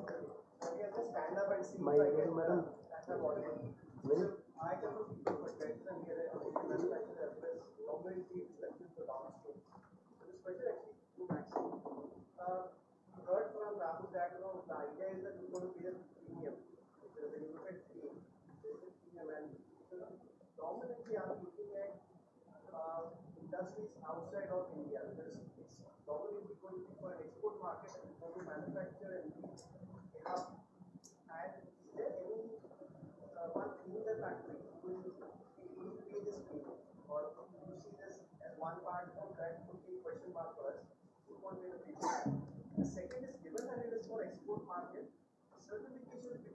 automatically what is the you want to be very sure that this is coming from the green source. So what is the work happening on the certification side? Yeah, thank you very much. Generally, I think that we already see some offtake in the green ammonia space, which is a very good thing. On how things develop, we'll need to see, right? We already talked about carbon pricing under CBAM, RFNBO. There are quite ambitious goals when it comes. I mean, I'm just speaking from the European perspective. At some point, with growing carbon prices, it will be economically viable, and the offtakes are already taking place. So, yeah, we'll need to see how things evolve. But theoretically, we're also very much positive, as Dr. Chapeka said before, right? There's a lot of offtake agreements expected to be found. I mean, the by far cheapest global price funding for green ammonia was here in India, and India is doing a lot on that front, and I think the journey goes on. Yeah, and on certification, I think that question also went to me. Yes, I mean, I'm part of a project that supports both the Indian and the German side and the European side to work on the certification front. Yeah, because it is also our understanding. It doesn't make sense to develop trade corridors and then the green hydrogen or derivatives produced here have other certifications than in Europe. Then it doesn't work out. So on several fronts there are undertakings going forward and develop those certification. Thank you. Thank you so much. And this brings to just one last question. I think we all are aligning towards the green hydrogen hubs, the export, and there is where the SEZs also play an important role. Rahulji mentioned about it that their project and AP will be SEZ, and we have the privilege of having Gauravji here from MOC. So any reflections on that, Gauravji, will be really helpful. And after that, we can close the session. Yeah, so thanks, Surbhiji, for that question. Yes, so I mean, I got one customer here, so I'm quite happy. I was not aware that they are coming into an SEZ, and I understand ECME is already there with us. So while I'm just selling my product to everyone here. But yeah, I understand there are a couple of challenges that we are facing in special economic zones, and there are certain industry demands that we have been trying to address and cater to. It spans from increasing the NFE obligation from 5 to 10 years. Also, the rate of amortization, to be rationalized with a particular business model that is being followed, and also reflective of the capital-intensive nature of projects. And also, I think one very big bottleneck that sunrise sectors like green hydrogen is facing is the minimum area requirement in special economic zones. While entities like NTPC might have large land banks on which they can develop, but for other clients, I think this is also a hurdle. So for sunrise sectors, I'm sure many of you must have seen, we had reduced this requirement from 50 hectares to 10 hectares for semiconductors and for electronics component manufacturing, and there has been some success stories on that front. So we have been working quite hard and in conjunction with the Department of Revenue on that, because we require their buy-in. But having said that, yes, we are quite keen, because SEZs are a ready solution. We see them as a ready solution, particularly for the export-oriented nature of the sector currently. One important challenge, and again, those who are really embedded in the nuances and nitty-gritties must have seen, is that there is another intervention called export-oriented units. So unlike SEZs, where you need to have a 50 hectare or a 10 hectare kind of an area, you are in a bonded area, you are confined by customs. EOUs can be established anywhere across the country. So that flexibility is there. So we must appreciate that an important part of what makes green green hydrogen or green ammonia is the source of power. So that source of power is invariably is either wind or solar.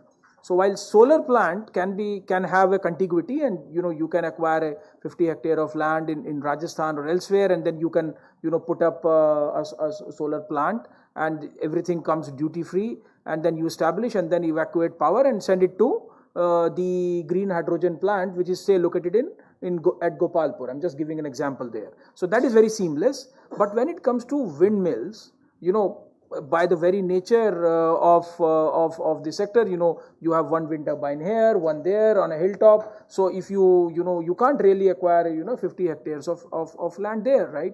So we basically are quite an advanced stage of that.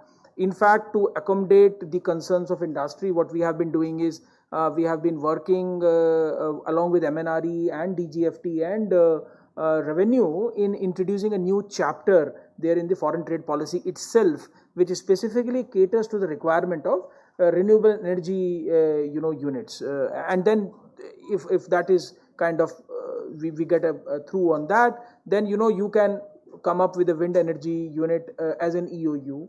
And then that EOU can in turn seamlessly give power to an SEZ unit.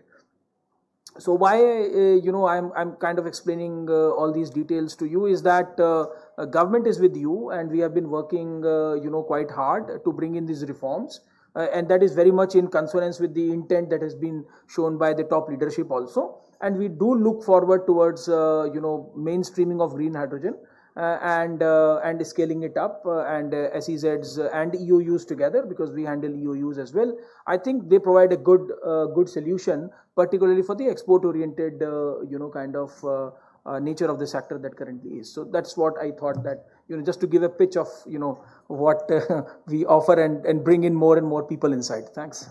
But that's extremely helpful. I think it's even more encouraging than your previous reply, and I think we all have something to look forward to and watch out for. With this, I would like to call it a day for this session, not for the conference, of course, and back to the organizers. But thank you so much, Vicky, for bringing us all together. I think it was very interesting panel discussion. I thoroughly enjoyed. Thank you. What a fantastic panel discussion that we just witnessed. Thank you so much to all our panel members and, of course, our moderator. With that, may I please request our moderator to felicitate our panel members with the mementos, starting off with Shri Gaurav Pundir. Thank you so much, sir. To Shri Maxim Modro. Thank you, sir. To Shri Gajendra Pratap Singh.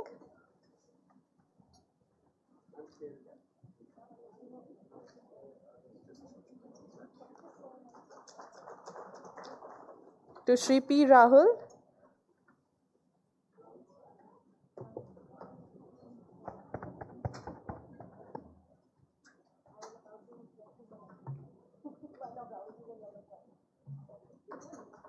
Thank you, sir. To Shri Sauradeep Guha.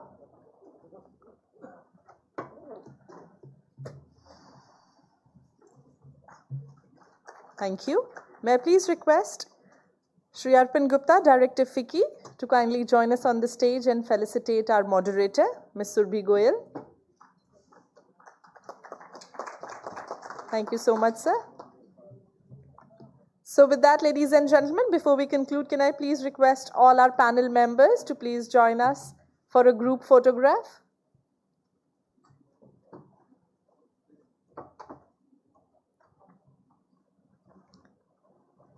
Thank you so much. So ladies and gentlemen, you were witnessing the panel discussion too, and on the stage we have with us today our moderator, Ms. Surbhi Goyal, our panel members, Shri Gaurav Pundir, Shri Maxim Modro, Shri Gajendra Pratap Singh, Shri P. Rahul and Sauradeep Guha. Thank you so much to all our panel members and of course our moderator for the brilliant panel discussion.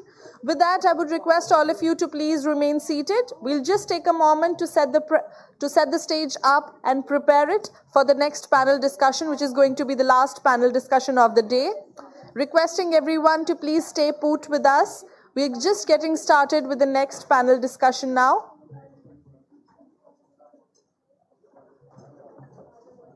कोई cancel तो नहीं है ना?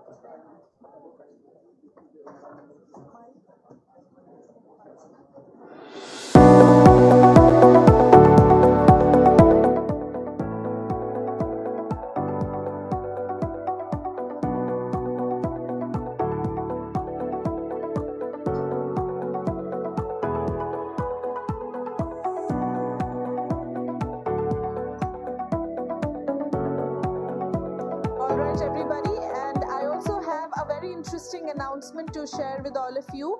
Post the third panel discussion, which is going to be the current panel discussion that we shall be starting off, we will have a knowledge draw, and there's a gift which is going to be a very interesting gift that we'll also be giving to the lucky winner of the knowledge lucky draw. So I would request all of you to please stay put with us for the third panel discussion, and post that we will be revealing the winner names for the knowledge draw. Thank you.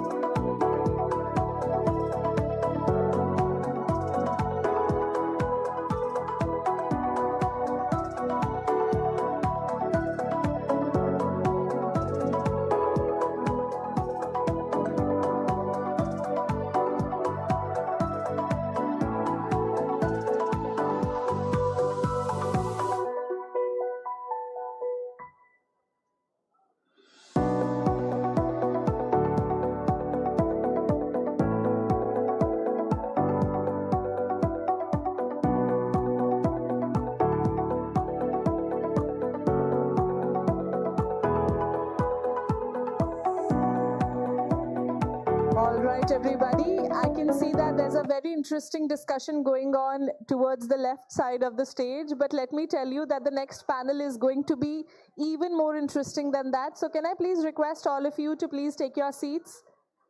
Can I please request all our attendees, our speakers, our panel members to please take your seats so that we can get started with the next panel discussion? I know we are the ones between your high tea and the conclusion of this conference, but then let's respect the next set of speakers who are here with us. So ladies and gentlemen, can I please request all of you to take your seats?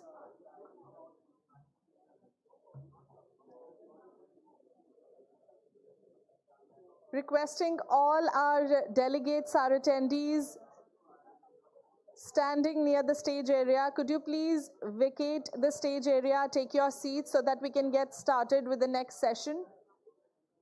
A humble request to all the delegates. सभी delegates जो stage के पास खड़े हैं, मेरी तहे दिल से दरख्वास्त है कि आप please बैठ जाइए.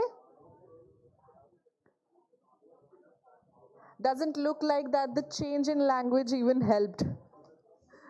Can I please request everyone to take your seats? I see there's a very thoughtful discussion going on, but probably we can take this discussion later as we have our speakers waiting for us. Can I please request all of you to take your seats, settle down, so that we can get started with the session?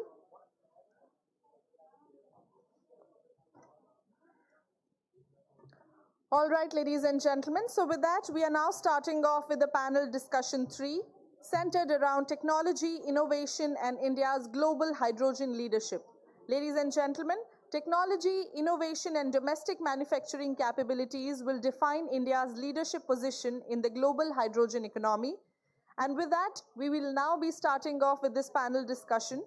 May I now request our distinguished panel members to please join us on the stage.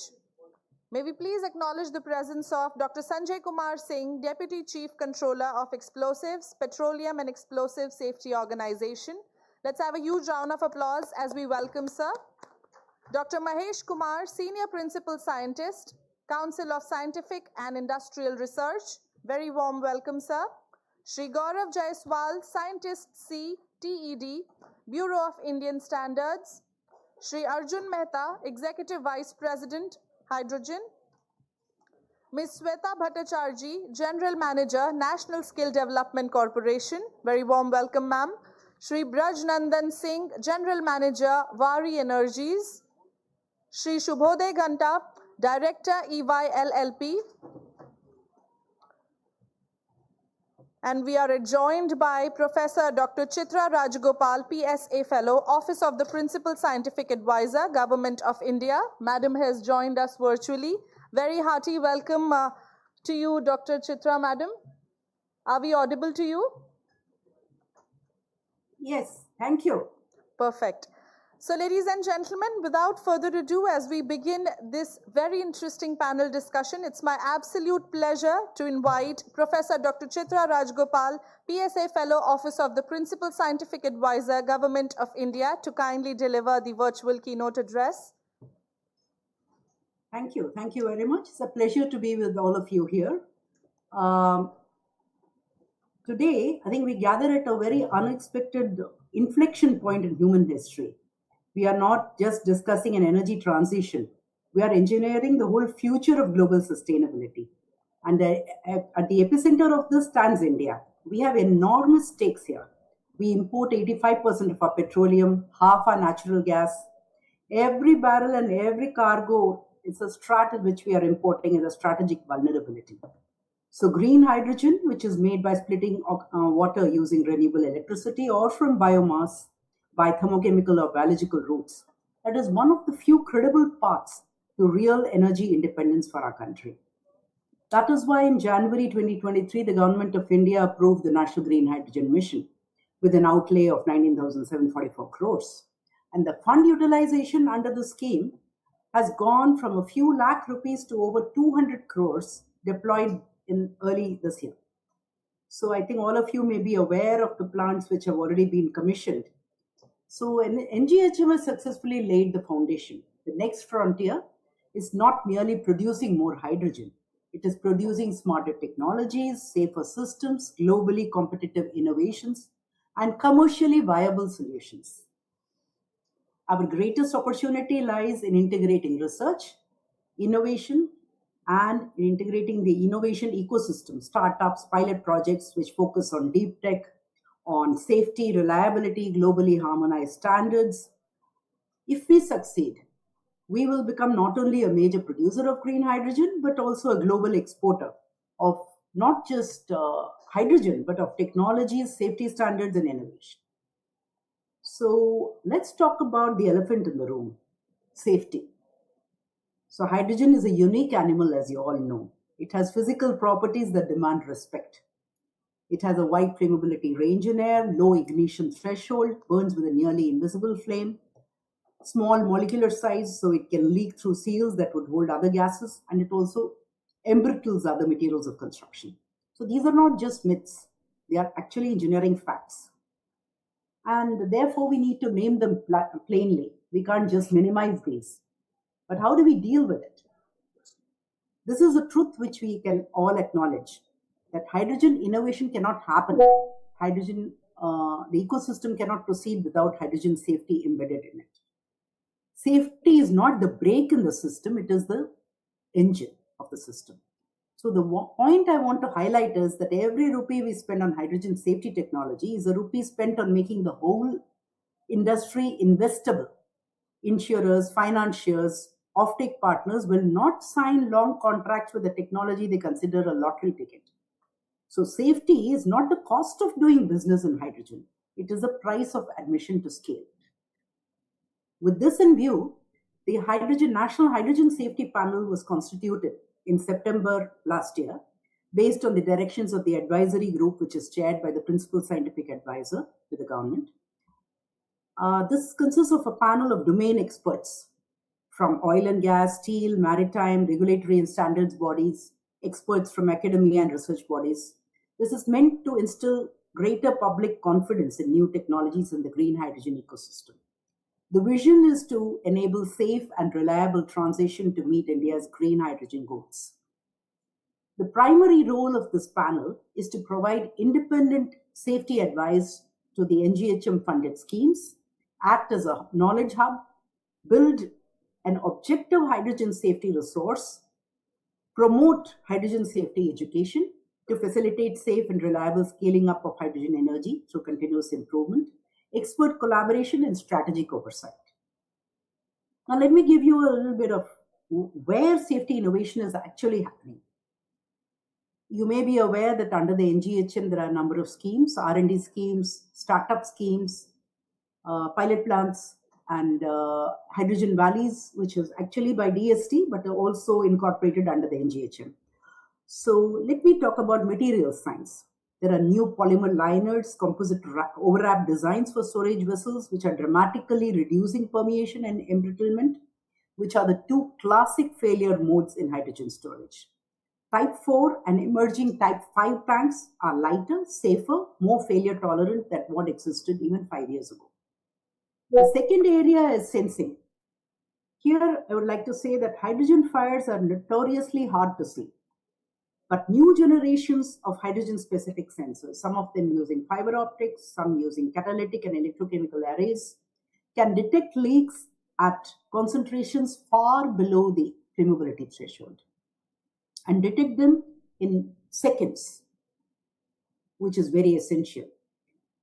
Thirdly, digital twins, AI-based monitoring, refueling stations, electrolyzer plants, pipeline networks, they are increasingly instrumented so that pressure anomalies, temperature drift, micro leaks, they get flagged automatically before they become incidents or accidents. This is the same philosophy that made modern aviation extraordinarily safe, not the absence of risk, but relentless engineering out of the pathways to failure.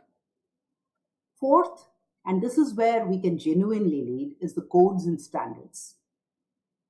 Every mature hydrogen economy needs a rule book for electrolyzer safety, storage, siting, transport, refueling, protocols, and emergency response. That rule book has to be built well and built to interoperate with global standards. So Indian equipment and Indian expertise can move across borders. It is also exactly the kind of work a country can lead the world if it starts early, and we have the institutional capacity to do so. Now, what should be the next frontiers? Move beyond electrolyzers. We must innovate across the entire hydrogen value chain with equal attention to storage, transport, end-use, digitalization, systems integration. Future R&D priorities, low-cost catalysts, next-generation membranes, high-temperature electrolysis, biomass to hydrogen, waste to hydrogen, photoelectrochemical hydrogen, and biological and offshore hydrogen. In the pilot and demonstration projects, these are the critical bridge between research and commercialization. They generate the operational safety and economic evidence needed for market confidence. So pilots are not the destination. They are the bridge between laboratory innovation and commercial confidence. So real-world operational deployments need to pave the way for commercial viability in hard-to-abate sectors. The other area is the standards and certification, which I had mentioned earlier. So our innovation has to be supported by Indian standards, test laboratories, certification setups, performance benchmarks and interoperability need to be the criteria. Without standards, commercialization will remain slow. Then the other important aspect is safety by design. Hydrogen safety should be embedded at the TRL level 3, not retrofitted at TRL 8. So safety by design, embedded design, standards, digital technologies such as AI, digital twins should be embedded from the earliest stages of R&D. accelerating both public acceptance and commercial deployment. Every startup should incorporate quantitative risk assessment, system safety analysis, AI-enabled leak detection, digital twins, predictive maintenance, RAMs, and cybersecurity, human factors engineering. Recently, NGHM had shared a safety checklist with all the applicants and all the startups and other people who have been funded. I had already talked of the deep tech, where you use AI, machine learning, IoT, edge sensors, autonomous inspection, robotics, drones. These are all the future of hydrogen. And we need to incorporate these as early as possible. Beyond refineries and fertilizer, future opportunities include hydrogen in cooking. There are already many startups who have come out with these designs. Cement, ceramics, glass mining, ports, aviation, railways. You have, of course, heard of the recent railway experiment with hydrogen between Jind and Sonipat. So now it's going to enter all other sectors as well. What has been done so far under NGHM, I think I don't need to bring out. Probably many speakers earlier might have brought out the R&D, the research ecosystem, how much has been funded there, the centers of excellence, the startup ecosystem, the test facilities, the pilot projects, and then how are the industrial decarbonization, the attempts to decarbonize the steel sector, the refineries, the fertilizer sector. In addition to that, there is a Hydrogen Valley innovation clusters which have come up in Jodhpur, Pune, Odisha, and Kerala. So with this, we have established an ecosystem. But then what is our path to global leadership? So I should say that the first one is becoming the low-cost, high-integrity producer. So our advantage isn't just cheap solar and wind, so that also matters quite a bit. It is the ability to pair this cheap renewable power with rigorous exportable safety and quality standards. The country that will dominate hydrogen exports in the 2030s won't be the cheapest. They'll be the cheapest that buyers in Japan, Korea, EU, etc. will actually trust. Number two, building the manufacturing base, not just the demand. The site programs, incentives for domestic electrolyzer manufacturing matter because they anchor supply chains and jobs inside India, rather than making India simply an assembly yard for imported components. These numbers, which we have projected about 6 lakh jobs and 8 lakh crore in investment, depend entirely on India manufacturing the hydrogen technology, not just consuming it. Thirdly, exporting expertise, not just electrons and molecules. And this is where I think we underestimate. The regulatory frameworks, the safety codes that we can formulate, the training programs for training hydrogen workforce, these are also exportable products in their own right. And a country that trains the engineers and writes the safety standards that Southeast Asia, Africa, and other nations can adopt. That is a form of leadership that outlasts any single export contract. Now, none of these are possible without safety being treated as a core infrastructure, not as a compliance afterthought bolted on at the end.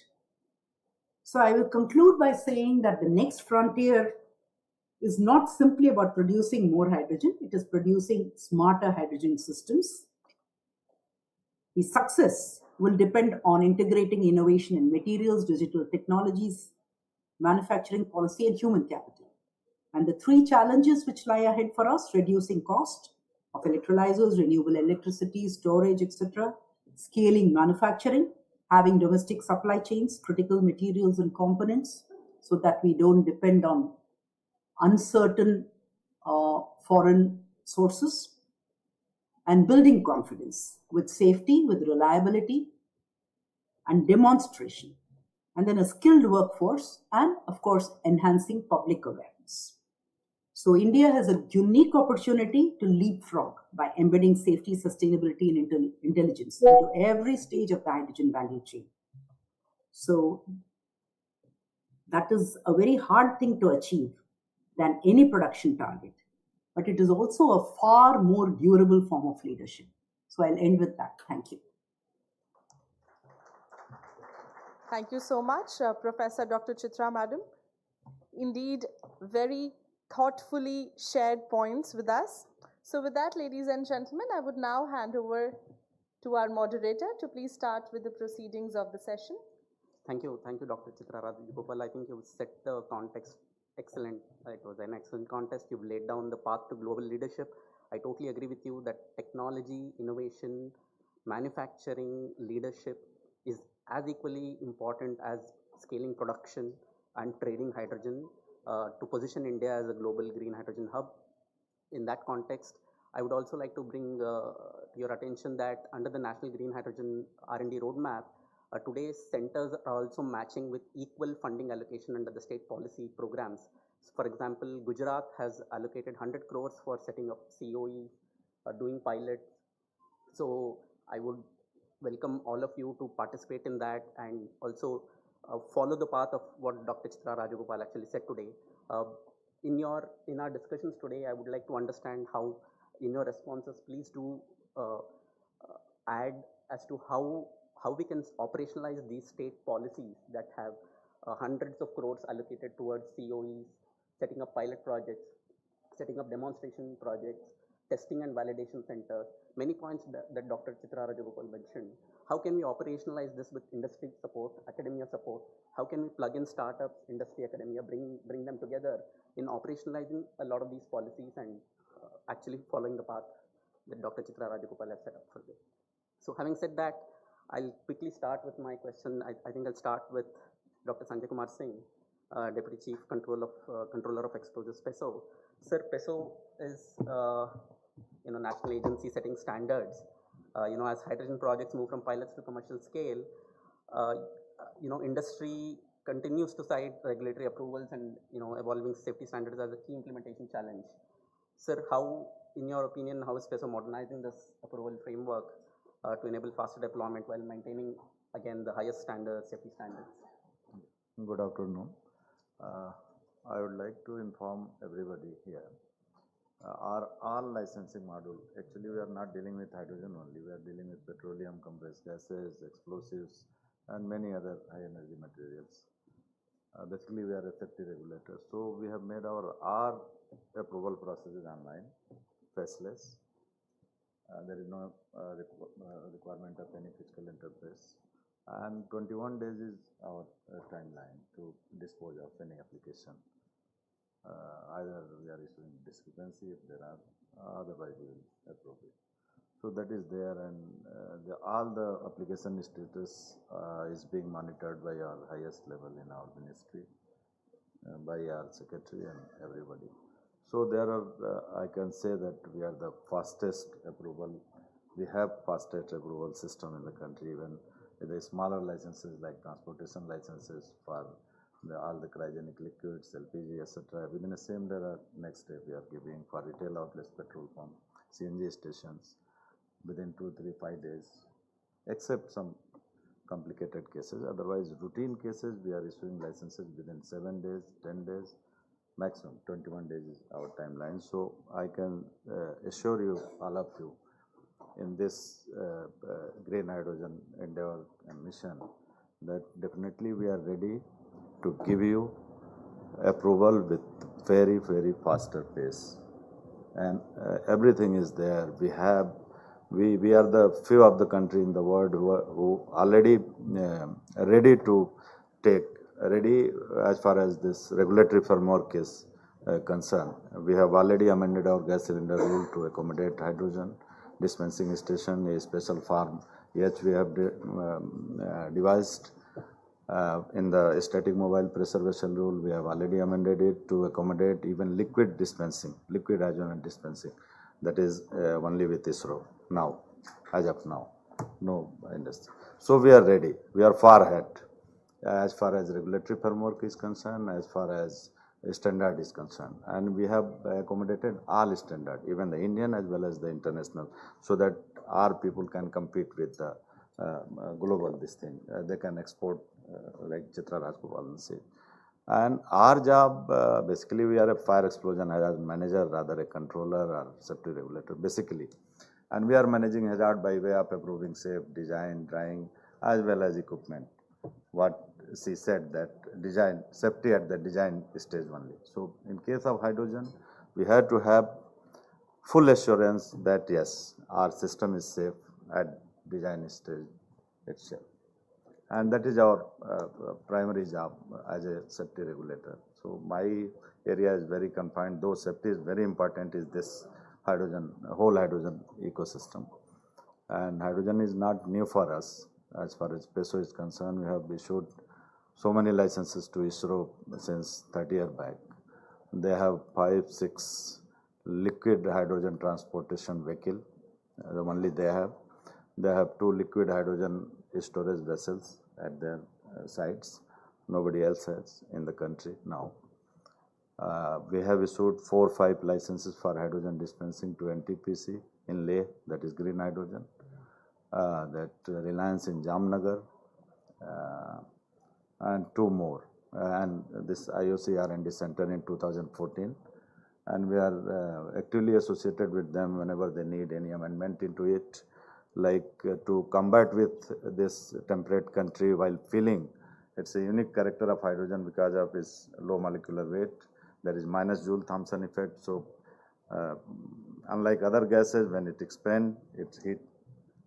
To combat it, we as a regulator, we advise them to put chilling facility, chilling units before that dispenser, so that before filling into vehicle, filling into any cylinder at the pressure of 700 bar, it will not heat it up to dangerous level.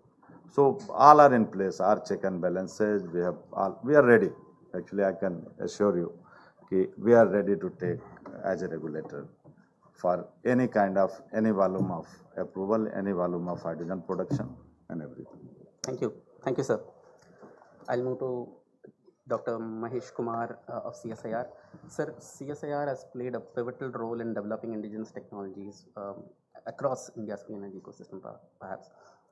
From your perspective, sir, which technology breakthroughs will be most critical, for India to be positioned as a technology innovation leader, as Dr. Chitra Rajagopal put it? What is your perspective on that, sir? First of all, thank you very much for inviting CSIR in this forum. As you know that CSIR has been investing in this hydrogen technology program for more than 2 decades. So we started this program by infusing the public-private partnership, where we have supported a lot of industries. And these industries have developed hydrogen technologies into the real-life, real-time applications, like they have launched the bus, then catamaran, you can see in Banaras, it is moving. So CSR is definitely upgrading and investing a lot of funds from their side in the R&D side. So basically we are working on the bench scale and lab scale technologies. So we are not capable of developing the industrial scale applications and the technologies. Of course, all the industrial scale applications and the real-time implementation of these technologies require a back-end support from the strong R&D. So CSR has a very strong backbone of R&D support. We are working in all kind of electrolyzers and fuel cells. So these electrolyzers and fuel cells have if you look at the complete technology, it is just a technology, but behind that there are a lot of components. So component level R&D is most important. CSR is coming up with their own indigenous membranes. They are developing more non-PGM based catalysts, which are less expensive, and they can be versatile, and we are trying to increase the working hours of the electrolyzers to higher side. We have invested funds from CSIR side in last 2 missions of hydrogen technology program, one which was ended in 2025, and subsequently we started another mission. And in the second mission, we are also taking up a few new concepts where India will definitely progress and will definitely lead the global world. First thing is the natural hydrogen exploration. So that is white hydrogen.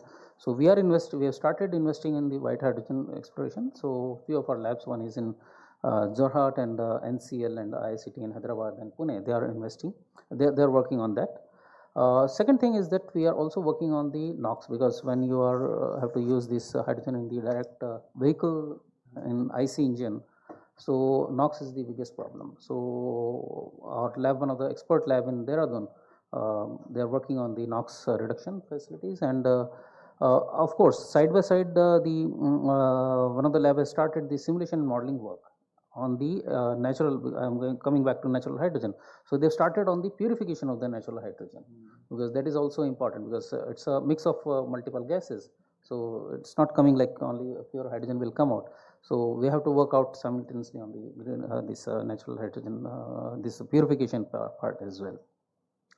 And of course, the as I said, that non-PGM based catalyst, these are very much required, and few of our labs are highly expert, and they have developed the catalysts which are giving better performance efficiencies than the available catalyst globally, and they have more than the benchmark performance for this catalyst.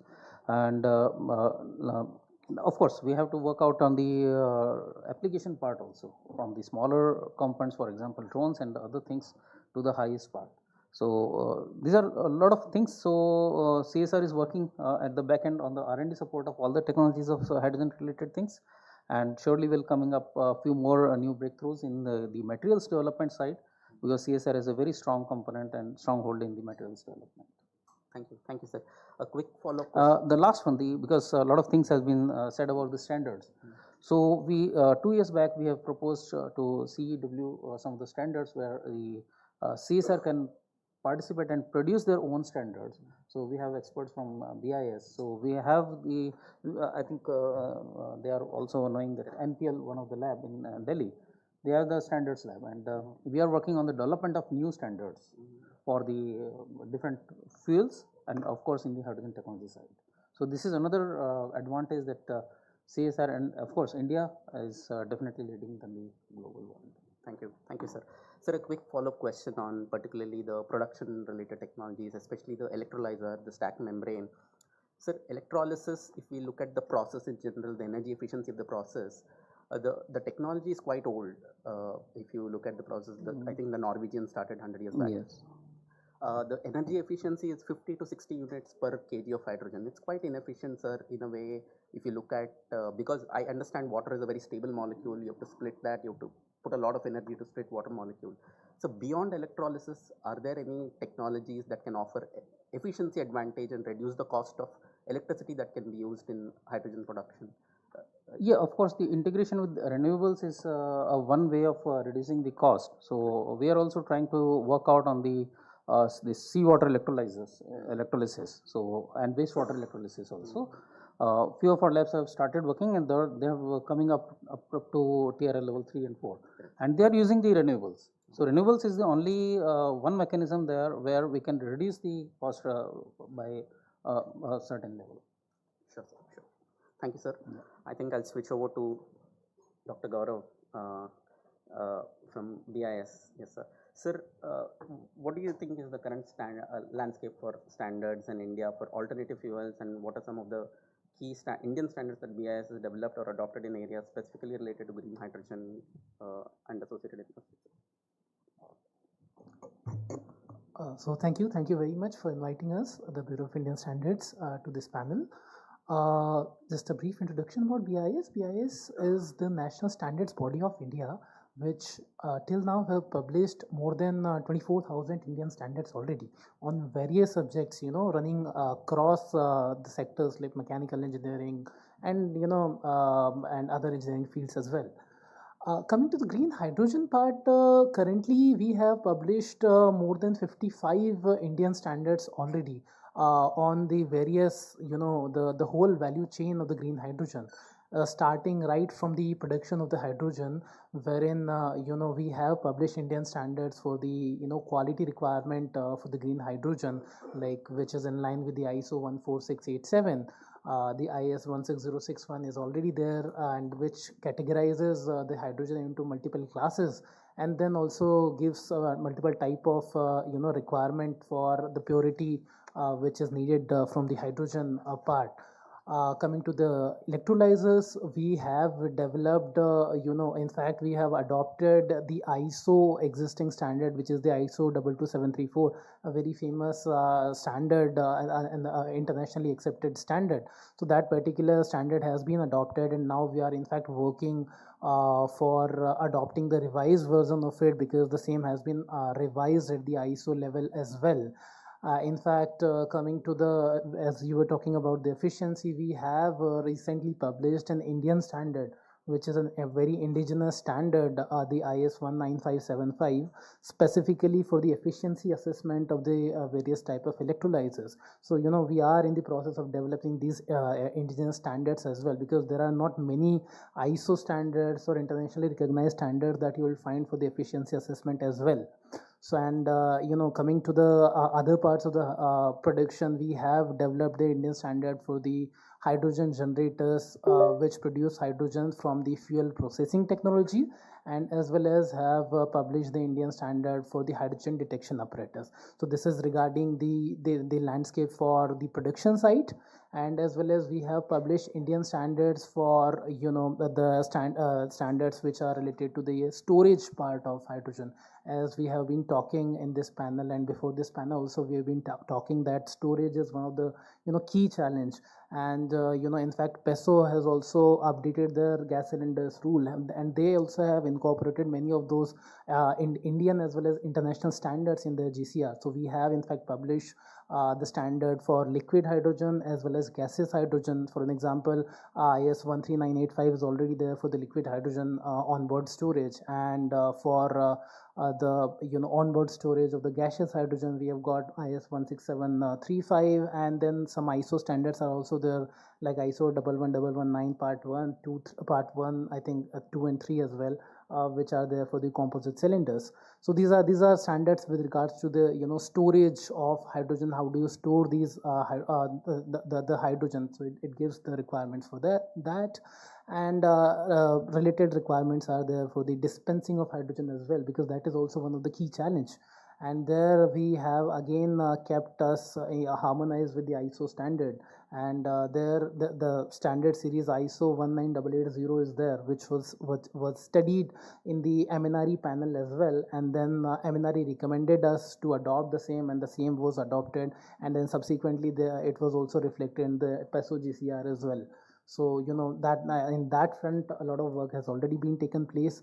Coming to the next part, which is utilization of hydrogen. So there in transport engineering division, we have developed Indian standard related to the components which gets fitted on top of the vehicle, and after cylinder also there are multiple components before the hydrogen reaches to the fuel cell or the IC engine. So we have developed those Indian standards, and we are also in the process of issuing a consolidated standard, so that all these components and referred standards are directly composed over there. So this is so around 55 Indian standards have already been published, and there are multiple standards which are under development also at this particular stage.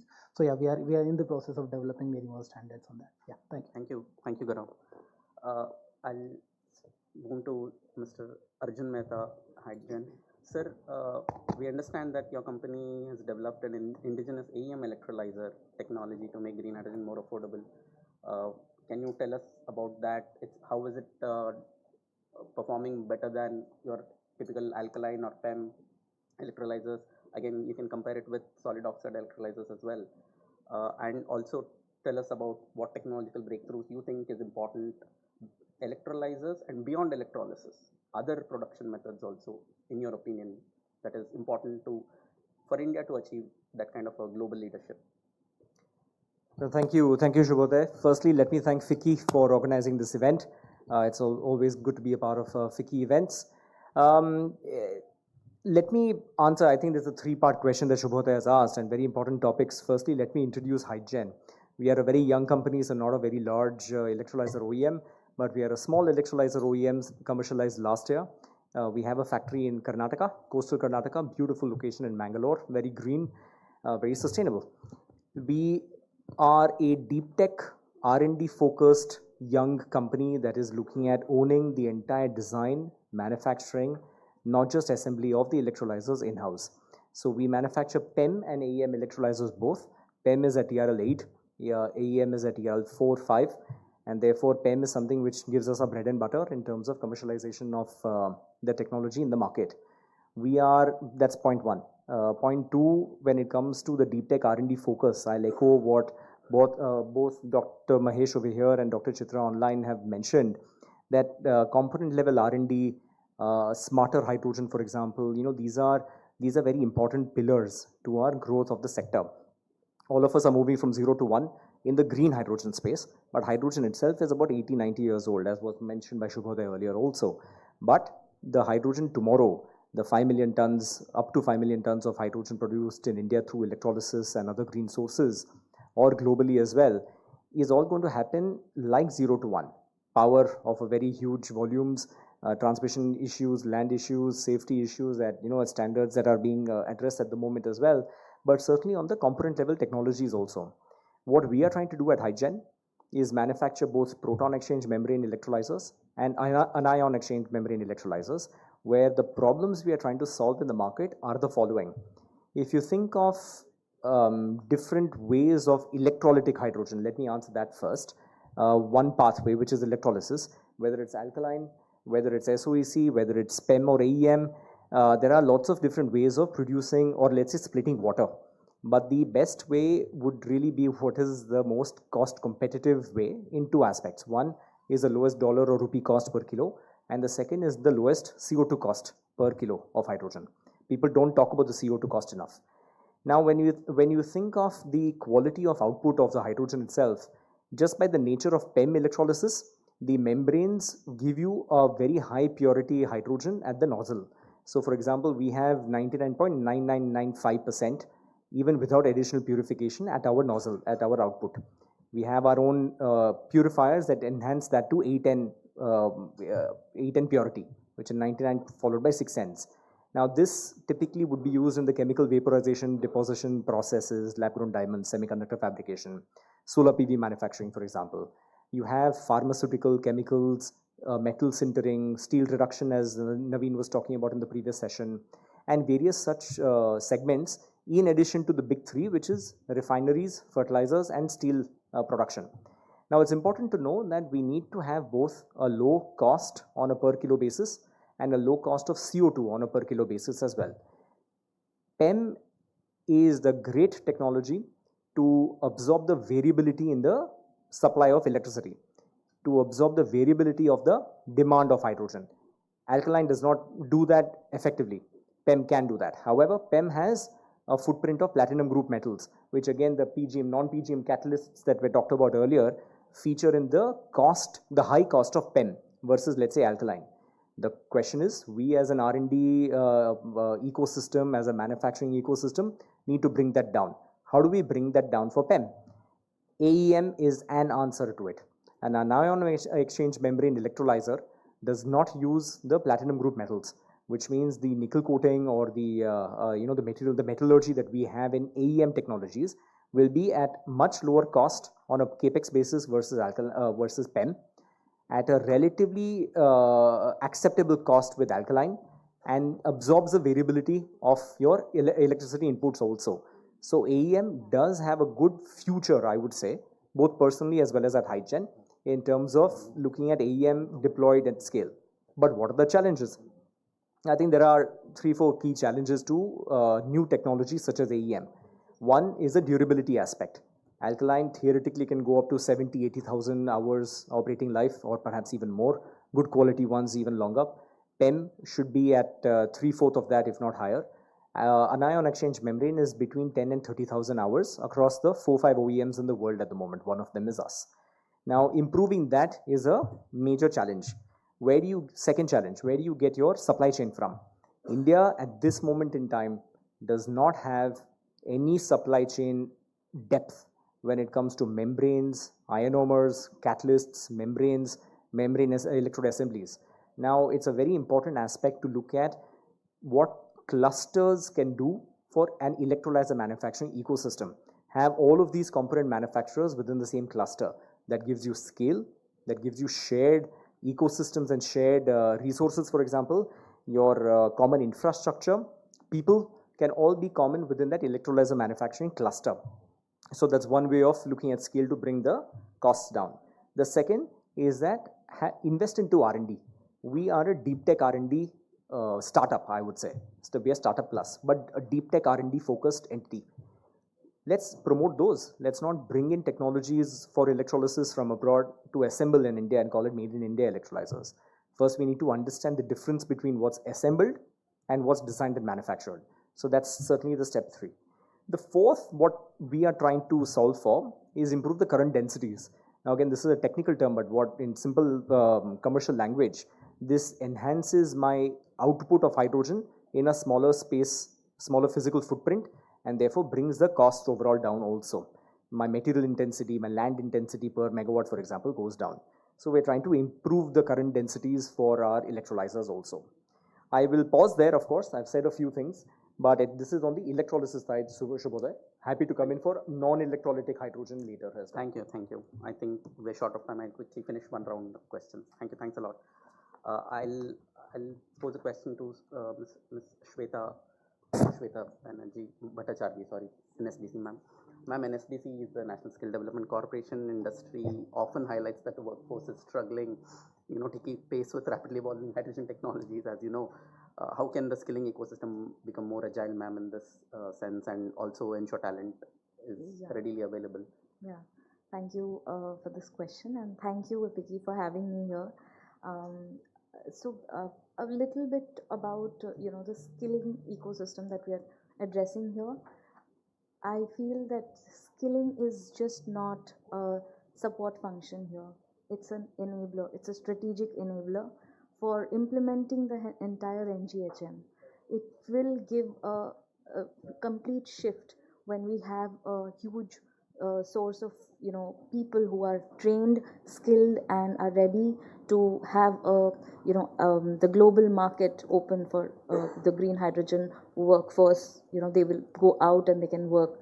So we have to look at it in that way. And when I'm saying this under the aegis of MSDE and MNRE, NSDC has been the project implementing agency for the skilling ecosystem. So far we have created we have reached to a section where we are inviting different stakeholders, which includes various industries, various academia. We want to bring and collaborate with everyone to actually also see that how every stakeholder plays a important role in terms of generating the work, the sensitization within the system, because we are doing recognition of prior learning trainings in the industry itself. So we need such trainers from the industry who would actually help in getting those kind of workforce who can start implementing the project. So just we are addressing through skilling, we are looking at all the stages where upstream, midstream to downstream. And you just covered all of it saying that we need storage, we need transportation, so who will be doing it? It will be the people who will be doing it. And if we don't see that and leverage, because India is right now positioned in a very unique way where we have that huge manpower, the source of people who will be getting trained under green hydrogen. It is a very good opportunity for us to see and talent pool. With NSDC, we have created the automation of tracking the candidates who will be trained under. We will have the repository of candidates who will be trained under this program. They will be having academic credit when they pass out from these training courses, and eventually they will be placed in different industries where you will see. And if we are inviting all the industries to come along and get us these workforce trained, we are also looking at the development of Center of Excellence, which comes under NGHM, and very shortly we will be in the place of announcing that. And we are looking at inviting, we have all the industries, IOCL, BPCL, everyone is looking forward to bringing that skilling ecosystem in place in the industry itself and beyond. Thank you. Thank you, ma'am. Mr. Brajnandan Singh, Wari Energies. I have a similar question to you as I've asked, our dear friend Arjun. Yeah. Sir, tell us about Wari's products, particularly where you're design and manufacturing, not just assembling. Right. That is the entire theme of the day. Yes, sir. Right. First of all, Wari is a known figure in the industry. In the hydrogen sector, we are coming with a 1 gigawatt hour manufacturing capacity at Valsad in Gujarat. The plant is under advanced stage of construction, and by the end of this year, we will roll out with the alkaline electrolyzer product, right from 250 kilowatt to 5 megawatt single stack. And the best part is, today when you go to any customer, they will ask for the testing, they will ask for the performance. We don't have any such at present in India. The electrolyzer stack of 1 megawatt testing, although L&T is coming up with that, they have their own, but except for that, nobody has the testing bed for a 5 megawatt single stack electrolyzer, which we will be coming up. We will showcase the product with all such type of performances what the customer needs in the industry. So that is the biggest challenge we are facing. We have R&D teams looking after every aspect. I don't want to go into details, but improvement in the catalyst, improvement in the flow paths, improvement in the surface area of the electrodes. A lot of things are there where the R&D is going on.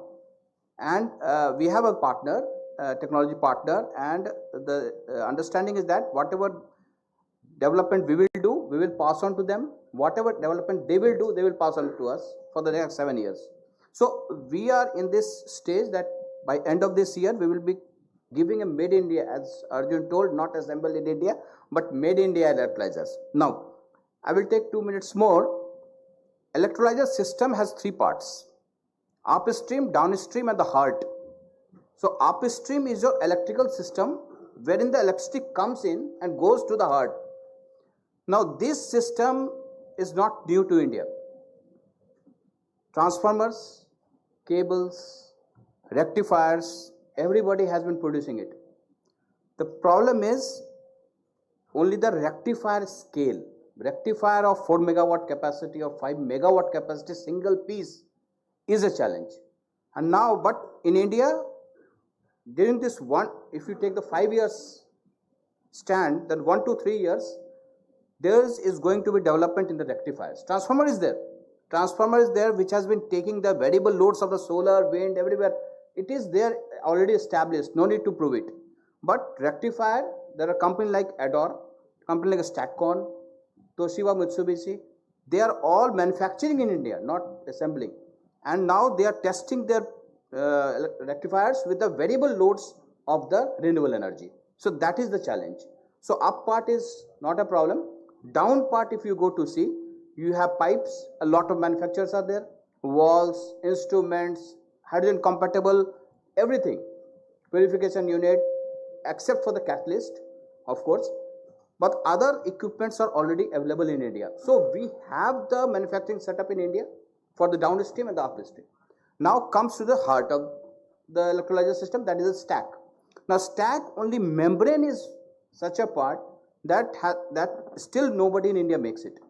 Has to be imported from other countries like Japan, Korea, or China, or wherever it is. Another part is the coating of the electrodes.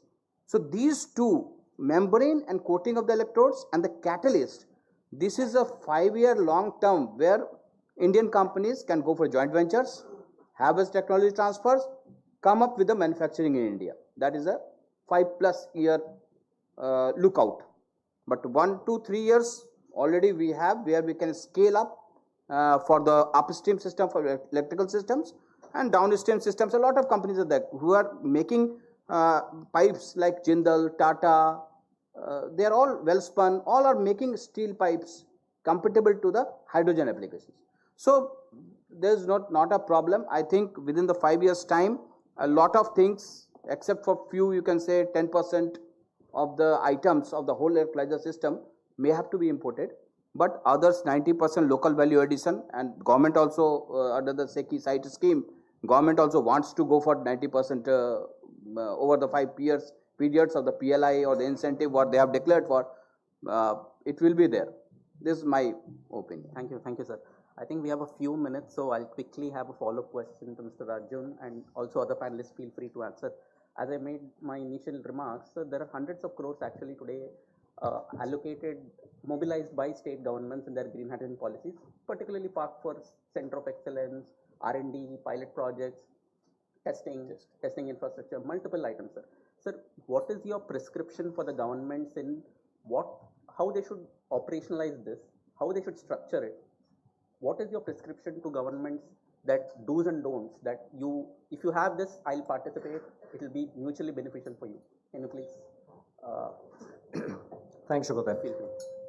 So on the policy front, let me try giving, for the paucity of time, perhaps 3 suggestions. There could be 30 as well. I'll stick to 3. One is I will repeat the point on clusters.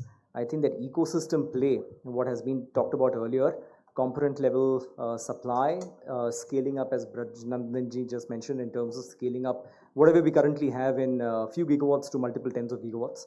So that scale up needs a cluster. Having multiple clusters is certainly one way of doing it. We have the Hydrogen Valley Innovation Clusters that is incentivizing production. We need another type of innovation clusters, for instance, one level upstream for the component level supply as well. So that's policy instrument number 1. This gives again common infrastructure, the people that Madam talked about, skilled labor, for example, all of that can be within clusters. The second would be very targeted, and I'm talking again about the heart of the the entire system, which is the electrolyzer stack, the balance of systems. Have targeted incentives for catalysts, MEAs, and membranes and the MEAs, the membrane electrode assemblies. Now again, these 3 components, I will echo what BN sir just mentioned, that we are dependent for the next 5 to 10 gigawatts for the next 3 years. We will be dependent on imports from neighboring countries, which we do not want to do too much of going forward. And therefore, targeted incentives for these specific types of components need to be done, because we are all going to move from 0 to 1 in India for these components. The third is, how should I say, let me move to demand. Again, the beast over here, the largest issue. Localizing demand, especially for a domestic content requirement, a DCR type of requirement based domestic demand aggregation by, let's say, a body like SECI, for instance, on the electrolyzer front. Like, for example, we have, I would say, a successful implementation of site for ammonia, going forward site for methanol. You have the hydrogen refinery tenders as well ongoing. Similarly, a third policy instrument could be the aggregation of domestic electrolyzers with a very high content of domestic value or value add that is there, right? Hopefully 60, 70 or 90%, not just from a site incentives perspective, but from a demand unlocking perspective as well. So I'll submit these 3 points on clusters, your localized demand, and targeted incentives for new type of components. Thank you, Arjun. I would also like to give other panelists 30 more seconds, a crisp answer to conclude and give your closing remarks and give your perspectives. See, my personal opinion is, I'm not talking of behalf of any company, or it's my personal opinion, that just like in solar, the government projects or the government incentivized projects calls for the DCR modules. Without DCR modules, today you cannot have the incentive from the government.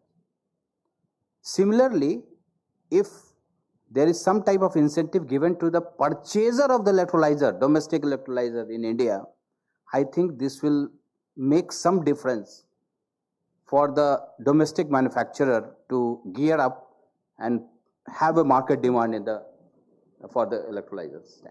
Thank you, sir. I think that story also goes for, we are also doing DCR in batteries. We have, not yet batteries, sorry, solar modules. I think we're anticipating a DCR content for batteries. That DCR content sort of regulations will be there for all emerging technologies, all critical emerging technologies. Today, rooftop solar, if you want to have the incentive, you have to go for DCR.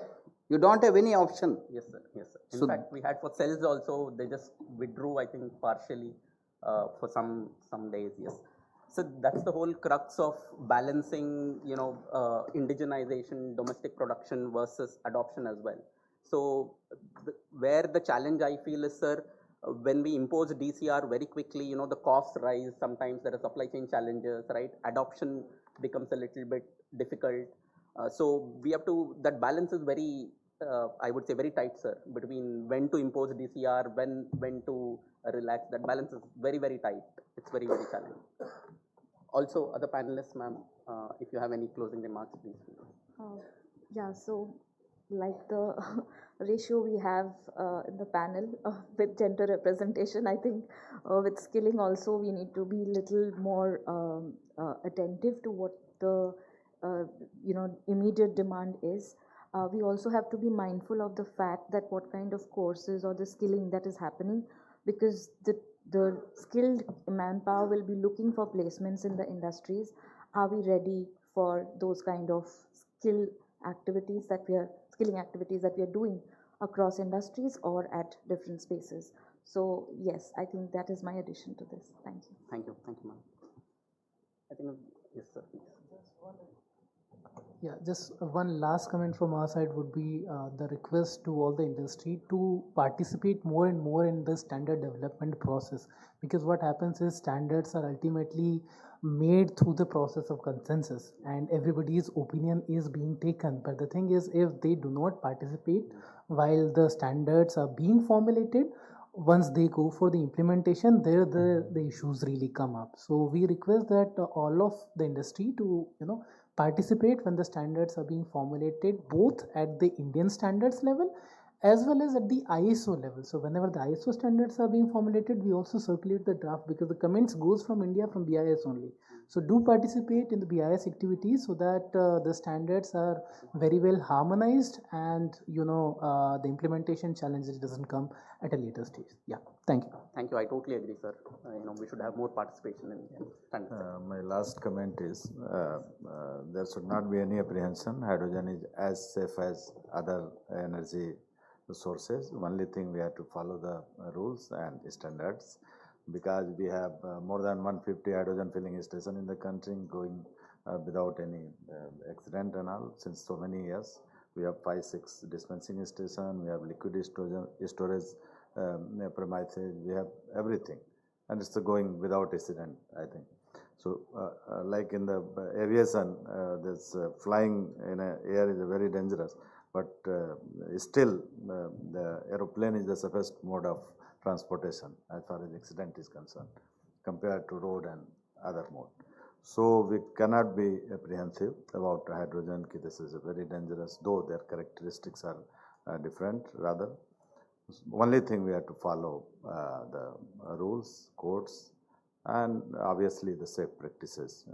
In our country, that is the most important thing. So people should be properly skilled, they will be properly sensitive, especially safety consciousness level. Their safety consciousness level should be more to when they are going to handle hydrogen. That's it. Thank you. Thank you, sir. That was an excellent analogy, actually. It's a bit counterintuitive when we see that we think some of the technologies we perceive that could be dangerous. For example, even nuclear energy, sir. Yeah, it's the most safest. Yeah. It is the most safest. In fact, there are passive safety designs that make nuclear the most safest technology in the world today. So, thank you, sir. I think we can close the panel. Thank you, sir. Thanks a lot.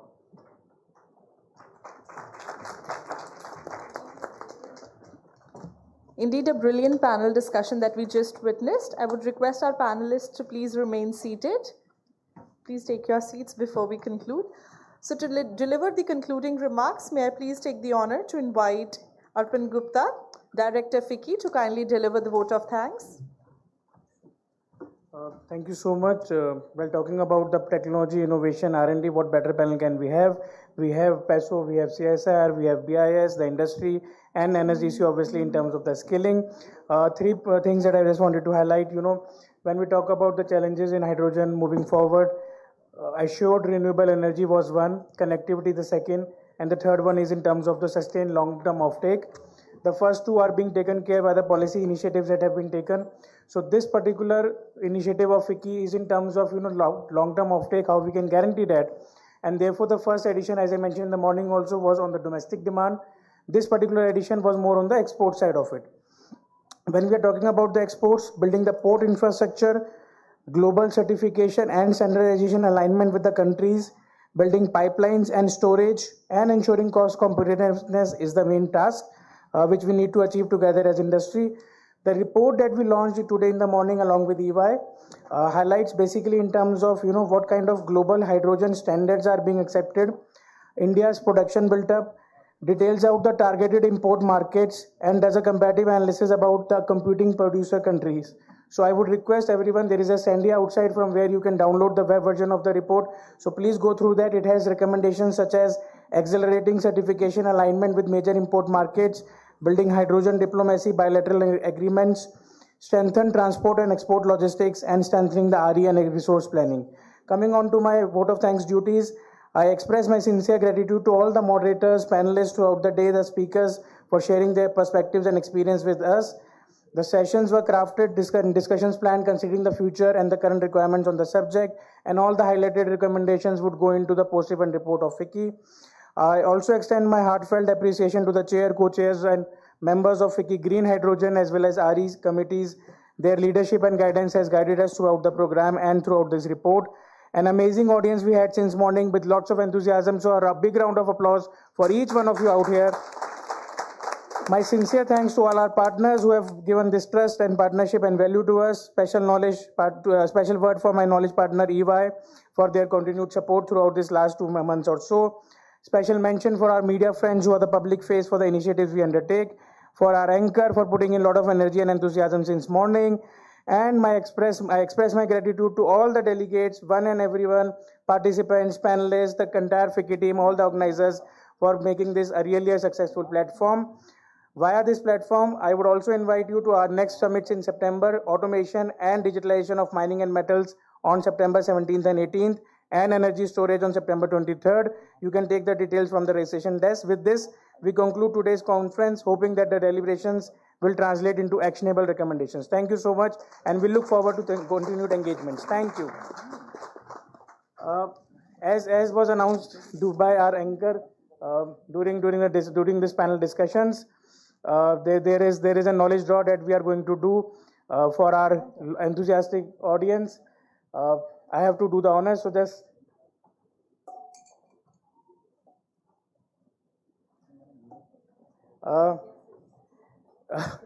I don't know how to conduct all these kind of ceremonies, so she would have been better, but I just wanted the paucity of time. Dr. Somnath Garai, is he here? Dr. Somnath Garaya, please.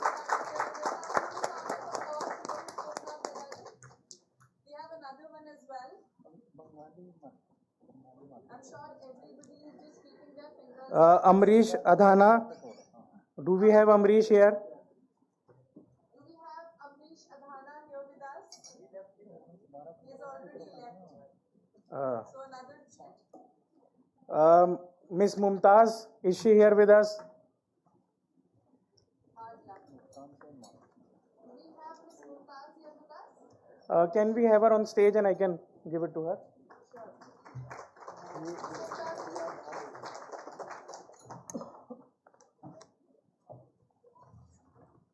Ms. Mumtaz, could you please join us on the stage?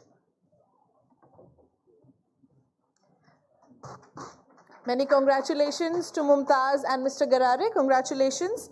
And before we conclude, I would now like to again request Arpan sir to kindly present the memento to our moderator.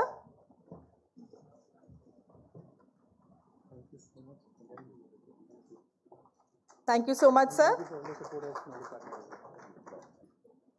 I now request our moderator to please present the memento to our panel members. Starting off with Dr. Sanjay Kumar Singh. Let's have a huge round of applause, ladies and gentlemen. To Dr. Mahesh Kumar. Let's have a huge round of applause. To Shri Gaurav Jaiswal.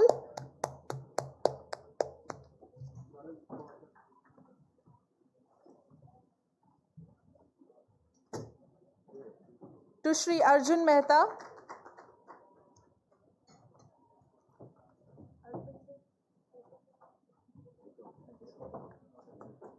to Miss Shweta Bhattacharjee,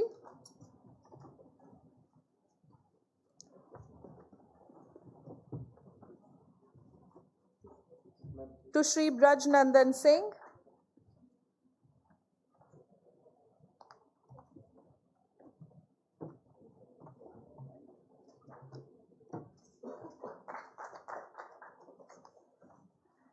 may I please request all our panel members to please rise up for a group photograph, and may I also invite Arpan sir to join us.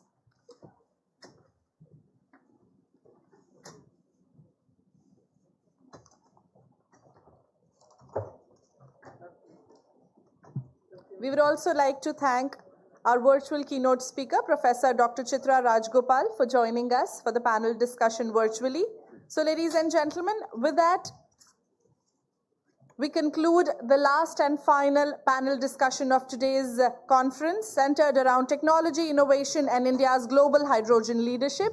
And on behalf of the entire organizing team of FICCI, I would like to thank all our panel members for joining us, and of course, all our delegates, our attendees, for their patient listening. And with this, we will now be concluding today's second summit. We'll see you again on 17th and 18th of September with the next set of series. Thank you and have an amazing evening. Please enjoy your networking tea. Thank you.